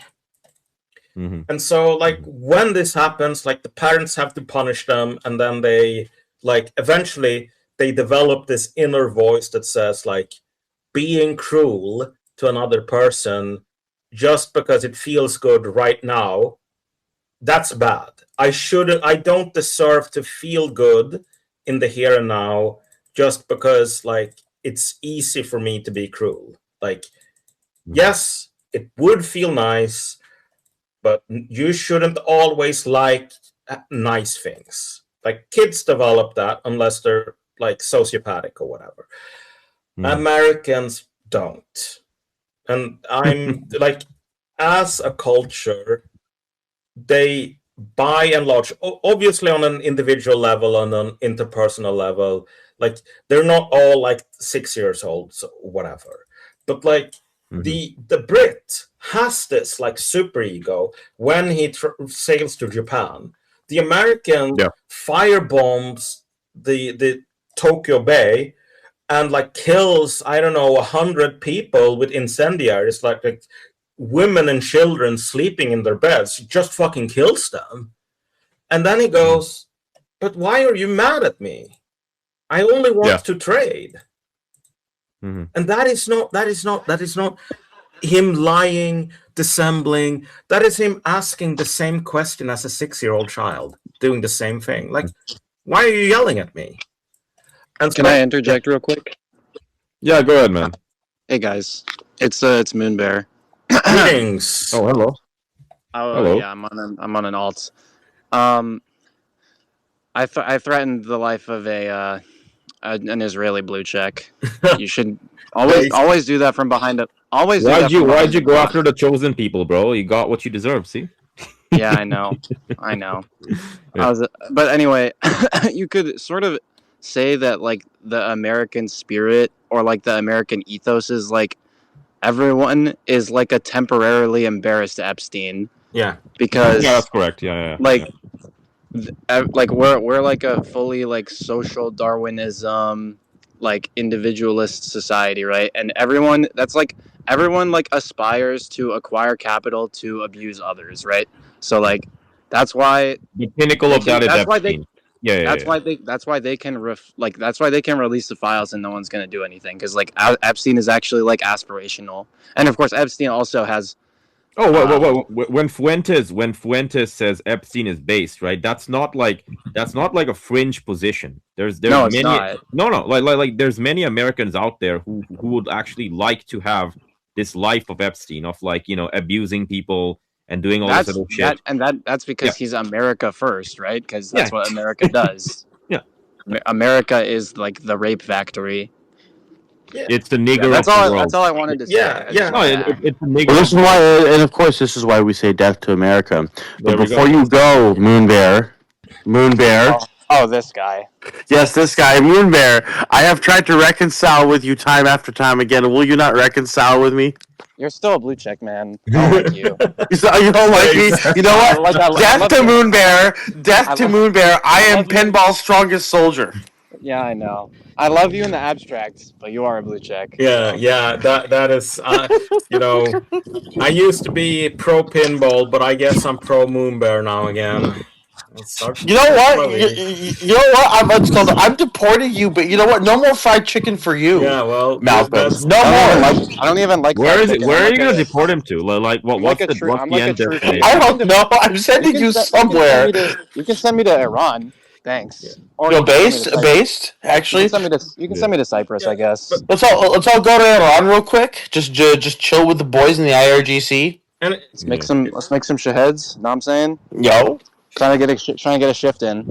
Yes, but I wanted to get back to. I've been in and out of the conversation, taking care of things. But so basically, you guys think that Hexeth is going to be on the chopping block.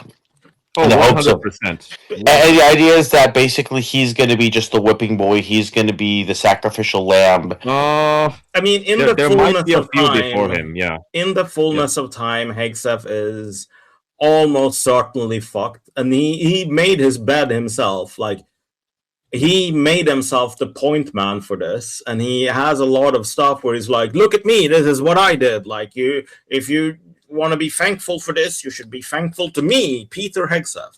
Well, the obverse of that is if people need a scapegoat, like they basically have to pick you.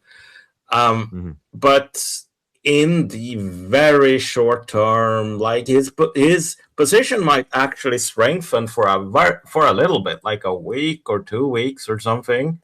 He might be given leeway to do even more cape shit stuff. I mean, Hegseth is such an interesting guy. I mean, not Peter Hegseth himself. He's just a moron and a retard. But the figure of Peter Hegseth, like the idea of Peter Hegseth, like like the idea of Patrick Bateman, like that stuff, I find incredibly fascinating because again, it's kind of like it's almost like a form of what he represents is almost like a faction of America that are like the iconoclasts or whatever, like religious iconoclasts, where it's like the way to revitalize a thing is to burn down like the impure outer layers of a thing. It's like if Christianity is experiencing a moral crisis, you just burn down all the churches because it's the church's fault that Christians aren't real Christians. And then you can start over from the beginning. Like and in some incredibly limited amounts, maybe some iconoclasm is good now and then. Because like it's, institutions and social like systems, they tend to become hoarders over time. They pick up a bunch of clutter, and maybe you should get rid of some clutter. But iconoclasm in the form of Pete Hegseth is just saying, like, okay, America is in crisis, and like America says war crimes are bad. So if we say, yeah, dude, I'm the Secretary of War, and I would like to rape Iranians. I would like to rape an Iranian 10-year-old girl. I'm raping Iranians with my hard cock at Card Ranch with 5,000 hard Marines. Yeah, and then I'm gonna slit her throat and like wear her skin as a parka. Like that's how based of a warrior I am. Like you are definitely like 180 degrees from Colin Powell. You are the living avatar of like negating Colin Powell and what he's about. Will that also real quick like bring America back to like military prominence? Probably not, actually. Very much so, but I just want to say real quick, so not breaking news, but interesting news. I didn't know it'd be this quickly. Hungarian election is this Sunday, for their presidential election or prime minister election. So, question is, has Trump officially decided to throw Viktor Orban under the bus, or is he going to do anything to actually help him out? Or like, or is Trump just going to destroy the European right? What's it called? Starting with Hungary. The European right, bro. The European right gets money from Israel, man. I mean, they've played their part. They've played their part. Trump doesn't care about Orban, man. Like he doesn't care about any of these guys, right? He cares about Israel. That's what he cares about. Oh yeah, I tell people this. Like, I mean, I remind people this. Like, you can sit here, you can say, "Oh, Orban's based because he doesn't let Muslims in." So I'm like, okay, go to Budapest and see how many Indians are in Budapest right now. You know, in the past 5 years, like in terms of immigration, and also the country's still poor and corrupt. Eastern Europe. I mean, Eastern Europe. Like, let me put. I'm not saying this to be demeaning. I'm just like. People will be talking about subjects other than Eastern Europe a few weeks from now. Let me put it to you that way. Unfortunately, yes, and I say this as a fan of Eastern Europe, having been there several times. Yeah. So, like, people are talking about elections and midterms, bro. Like, you know, we are still in the like normal mode. We're not going to be in normal mode a few months from now. So, yeah, like the interesting thing here is just. And I don't really know that much about Hungary. Like, maybe it was interesting in like for anyone wanting to sort of a couple of years ago. But this is the politics of the future of the past. I mean, it's just it's a blind alley in the sense that there's not gonna be a fucking right-wing European international. And even if there were, I would vote for the pink-haired trannies before I would vote for something like that. Because at least the pink-haired trannies... We have slopulism in one country. It's slopulism in one country. Every country gets one. Country. I like that. Nice. Yeah, I like that. I mean, they can maybe reinvent themselves to offer some sort of political package that is much better than the other guy. And honestly, the other guy isn't particularly good in Hungary either. But the teaming up with Trump is definitely like an albatross at this point for a million different reasons. And in general, like teaming up with Israel is also gonna be like an even bigger albatross, and they've kind of done both. So like the based Orban or whatever, like he was based maybe 10 years ago before the cracks started to show, but and now it's 2026. So. Will he be able to survive the contradictions that he has put into place? And I'm not optimistic.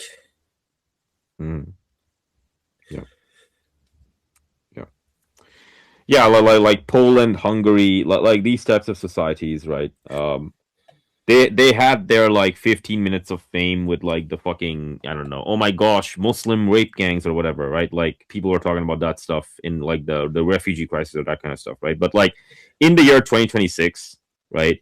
If you talk about that stuff, man, right? Like, oh my gosh, mass deportations, immigration, blah blah blah. Like, dude, the economy is about to fucking collapse. What subject are you talking about right now, right? You're talking about like, Islamophobia drivel from like 10 years ago that the Zionists implanted in like multiple populist parties, which we now have evidence of, by the way, right?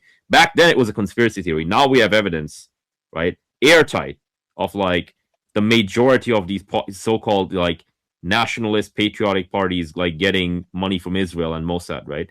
But like if you're talking about this shit in like 2026, man, you're not going to make it, right? Like the main subject of 2026 is going to be the fucking economic collapse that Trump caused via the war with Iran, and what the fuck do we do about it, basically, right? Yeah, and the big. Yeah, go on. Sorry.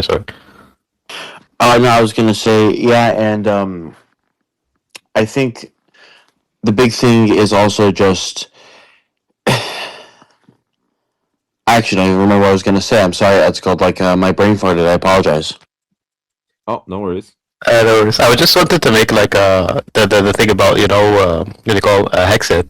I made a joke the other day comparing him, saying like he's like Dmitry from the Blood of Karamazov. Impulsive, Which doing things just for the most sake of things. Americans have read. Exactly, like no, I got Khatamid by an American, Why are you by an making American friend. references, man? Nobody reads this. No, he's just like made the Khatami meme with like Fyodor Mikhailovich Dostoevsky, which I'm sure most Americans have read. Yeah. Oh, I mean, he is that meme is legendary, man. That fucking meme. Oh yeah, man. I mean, when I saw it, it actually made me a little bit depressed because that explains a lot of the thinking going on in Khatami's head, and like actually being so optimistic about Western positivism or like Illuminism. It's like that American politicians are like that, man. Yeah, and like Hegseth, what I also find like Hegseth is not the id of America. Like the Ragnar Redbeard shit, that is not the true spirit of Americans. Like Americans have their true spirit is I don't care about anyone else. Like it's not so much like that this is a warrior culture or not a warrior culture. It's just like a spirit of like childlike innocence and cruelty and solipsism. But Hegseth is like the embodied like avatar of resentment. And there is a lot of resentment in America, but like Hegseth is this kind of non-successful like major. No, he's not even. He's a major. I think he is a captain. That was his major less, yeah. And like he's a major in the like the National Guard. Like fucking infantry, and not even specialists or something. Yeah. And he has this like chip on his shoulder, where like he isn't. I mean, I've listened to Colonel Wilkerson, and I should have asked him about Hegseth when I met him. But like, I've listened to other interviews where Wilkerson talks about Hegseth, and like you can hear the contempt. Like it's like almost like a class contempt dripping from Wilkerson. Like he goes like that guy with his tats on his arms. Like he just Wilkerson is constitutionally incapable of taking Hegseth seriously, which you could say, oh well, that's like racist or something. But in this case, I mean, you have to give the man credit for his prejudice. There is absolutely no reason to take Pete Hegseth seriously. He's not a serious person. He's an nincompoop. But like the resentment of that, like of they don't take me seriously, like I can't be part of like the big kids table. And yeah, you can't because you're a fucking moron, dude. Like you need 100 IQ to sit at the big kids table. Like that is what he brings to the table and what he's made like his official policy. And the funniest thing is like some of these purges, some of them were clearly related to related to what's the name? The ground yeah, incursion. the Operation Cape shit too. But Yeah. what's even funnier, what's even worse news, like or more pathetic news, is that a lot of the purges weren't. Some of the purges were about like him basically, like if you're the Secretary of Defense, you're not supposed to interfere with promotion lists for generals, because like that's like you can interfere, you can remove names. I think it's your legal right to do so, but like the honor of the institution is built upon like you basically never do that, because like you trust your generals. But Hegseth has been doing that like more than every other like secretary combined, and he's doing that for like black generals and female generals. And here I like, you could say, well, you know, niggers and women shouldn't be in the military because they're like statistically worse. And like, I would almost be willing to listen to your FBI general crime statistics if it weren't for the fact that like the entire premise of Pete Hegseth trying to make the Pentagon function better is so ridiculous. Like he is not telling some like black general, sorry, you can't be promoted because you don't meet like our exacting standards for excellence. This guy is a spaz. He has no ability to run a large institution like the Pentagon. And under his rule, the Pentagon, like a lot of like bureaucratic functions have basically collapsed. Like he is incapable of running the ship, and the ship is falling apart. So with that background, him saying like, I'm coming in here in order to make things better, and that's why we can't have the blacks and the women. No, this is just like psychosexual resentment. Oh yeah. Like, even if you think it's the right thing to do to make sure there aren't like female generals, you can do the right thing for the wrong reason. Like you can do this because you have like a psychosexual complex, and like you can't really separate your role as a professional from like that bitch Hegseth. Hegseth is like the avatar of seeding about like not being picked for like school prom night or whatever, and then 30 years later making like a choice about like which general to hire based on that. That is who he is. And so he's not quite the American id, but he's the id of something else that is like very common or very prominent in America today. Yeah, well, that's because he's Norwegian and he's like a drunk. He's like the normal American id is like, I'm the white boy who can rap. Yeah. Yeah, I mean, look, I like Norwegians. Like, I don't even have some like evil racist stereotype, even though like they're my neighbors. But and like jokes about Norwegians, it's kind of like jokes about people in Minnesota or like whatever. I mean, they're white people who think they can rap. But the thing is, what I like what that tells me is that like, you can put anything in America and it will just fall, like it will just get ruined. Like put a Norwegian in America and he will become like a freak. Put, you know, like a Swede and they will become freaks as well. The only ones who don't become freaks are the Anglos, like the Englishmen, because I mean, like being an American is just like a higher state of being an Englishman. It's like all the id without any of the like super ego calculus. Yeah, they threw all that away in 1776. Yeah, okay. I need to go, but we've been at this for holy shit. 5.5 hours. Yeah. Oh, really? I mean, I'm just time stealing, you know. I'm on shift at work, but No it's worries. enjoyable. No worries, man. No worries, man. Next time we'll get to 6 hours. Yeah, inshallah. and There you we go. should Yeah, join inshallah. from the start next time, Comrade Jacini. Inshallah, inshallah. I'll of send it. course. I'll send you gents both a invite. So I'll Yeah. send Sir Malcolm an invite. I'll send Sir Ollie an invite as well. There we Yeah, go. and so Yeah, thank you. let's try to do this. Maybe not the same Next time week? next week, but like Sunday or whatever. All right, let's do Sunday next week, Yeah, preferably. preferably. Yeah. All right, all right. Let's see if we the gotta war start lets- early to get to the 6 hours. Yeah. If we wanted to go 6 hours, so. All right. All right. Thank you all. So thank you, Sir Malcolm. Thank you, Brother Ali. Thank you, good Sir Thank you. Bates Meth Addict. Thank you, dear listeners, for showing up. I don't know if you've listened to the full 5.5 hours, but that's fine if you haven't. I will leave you with our usual words. You know what they are, but you gotta hear them anyways.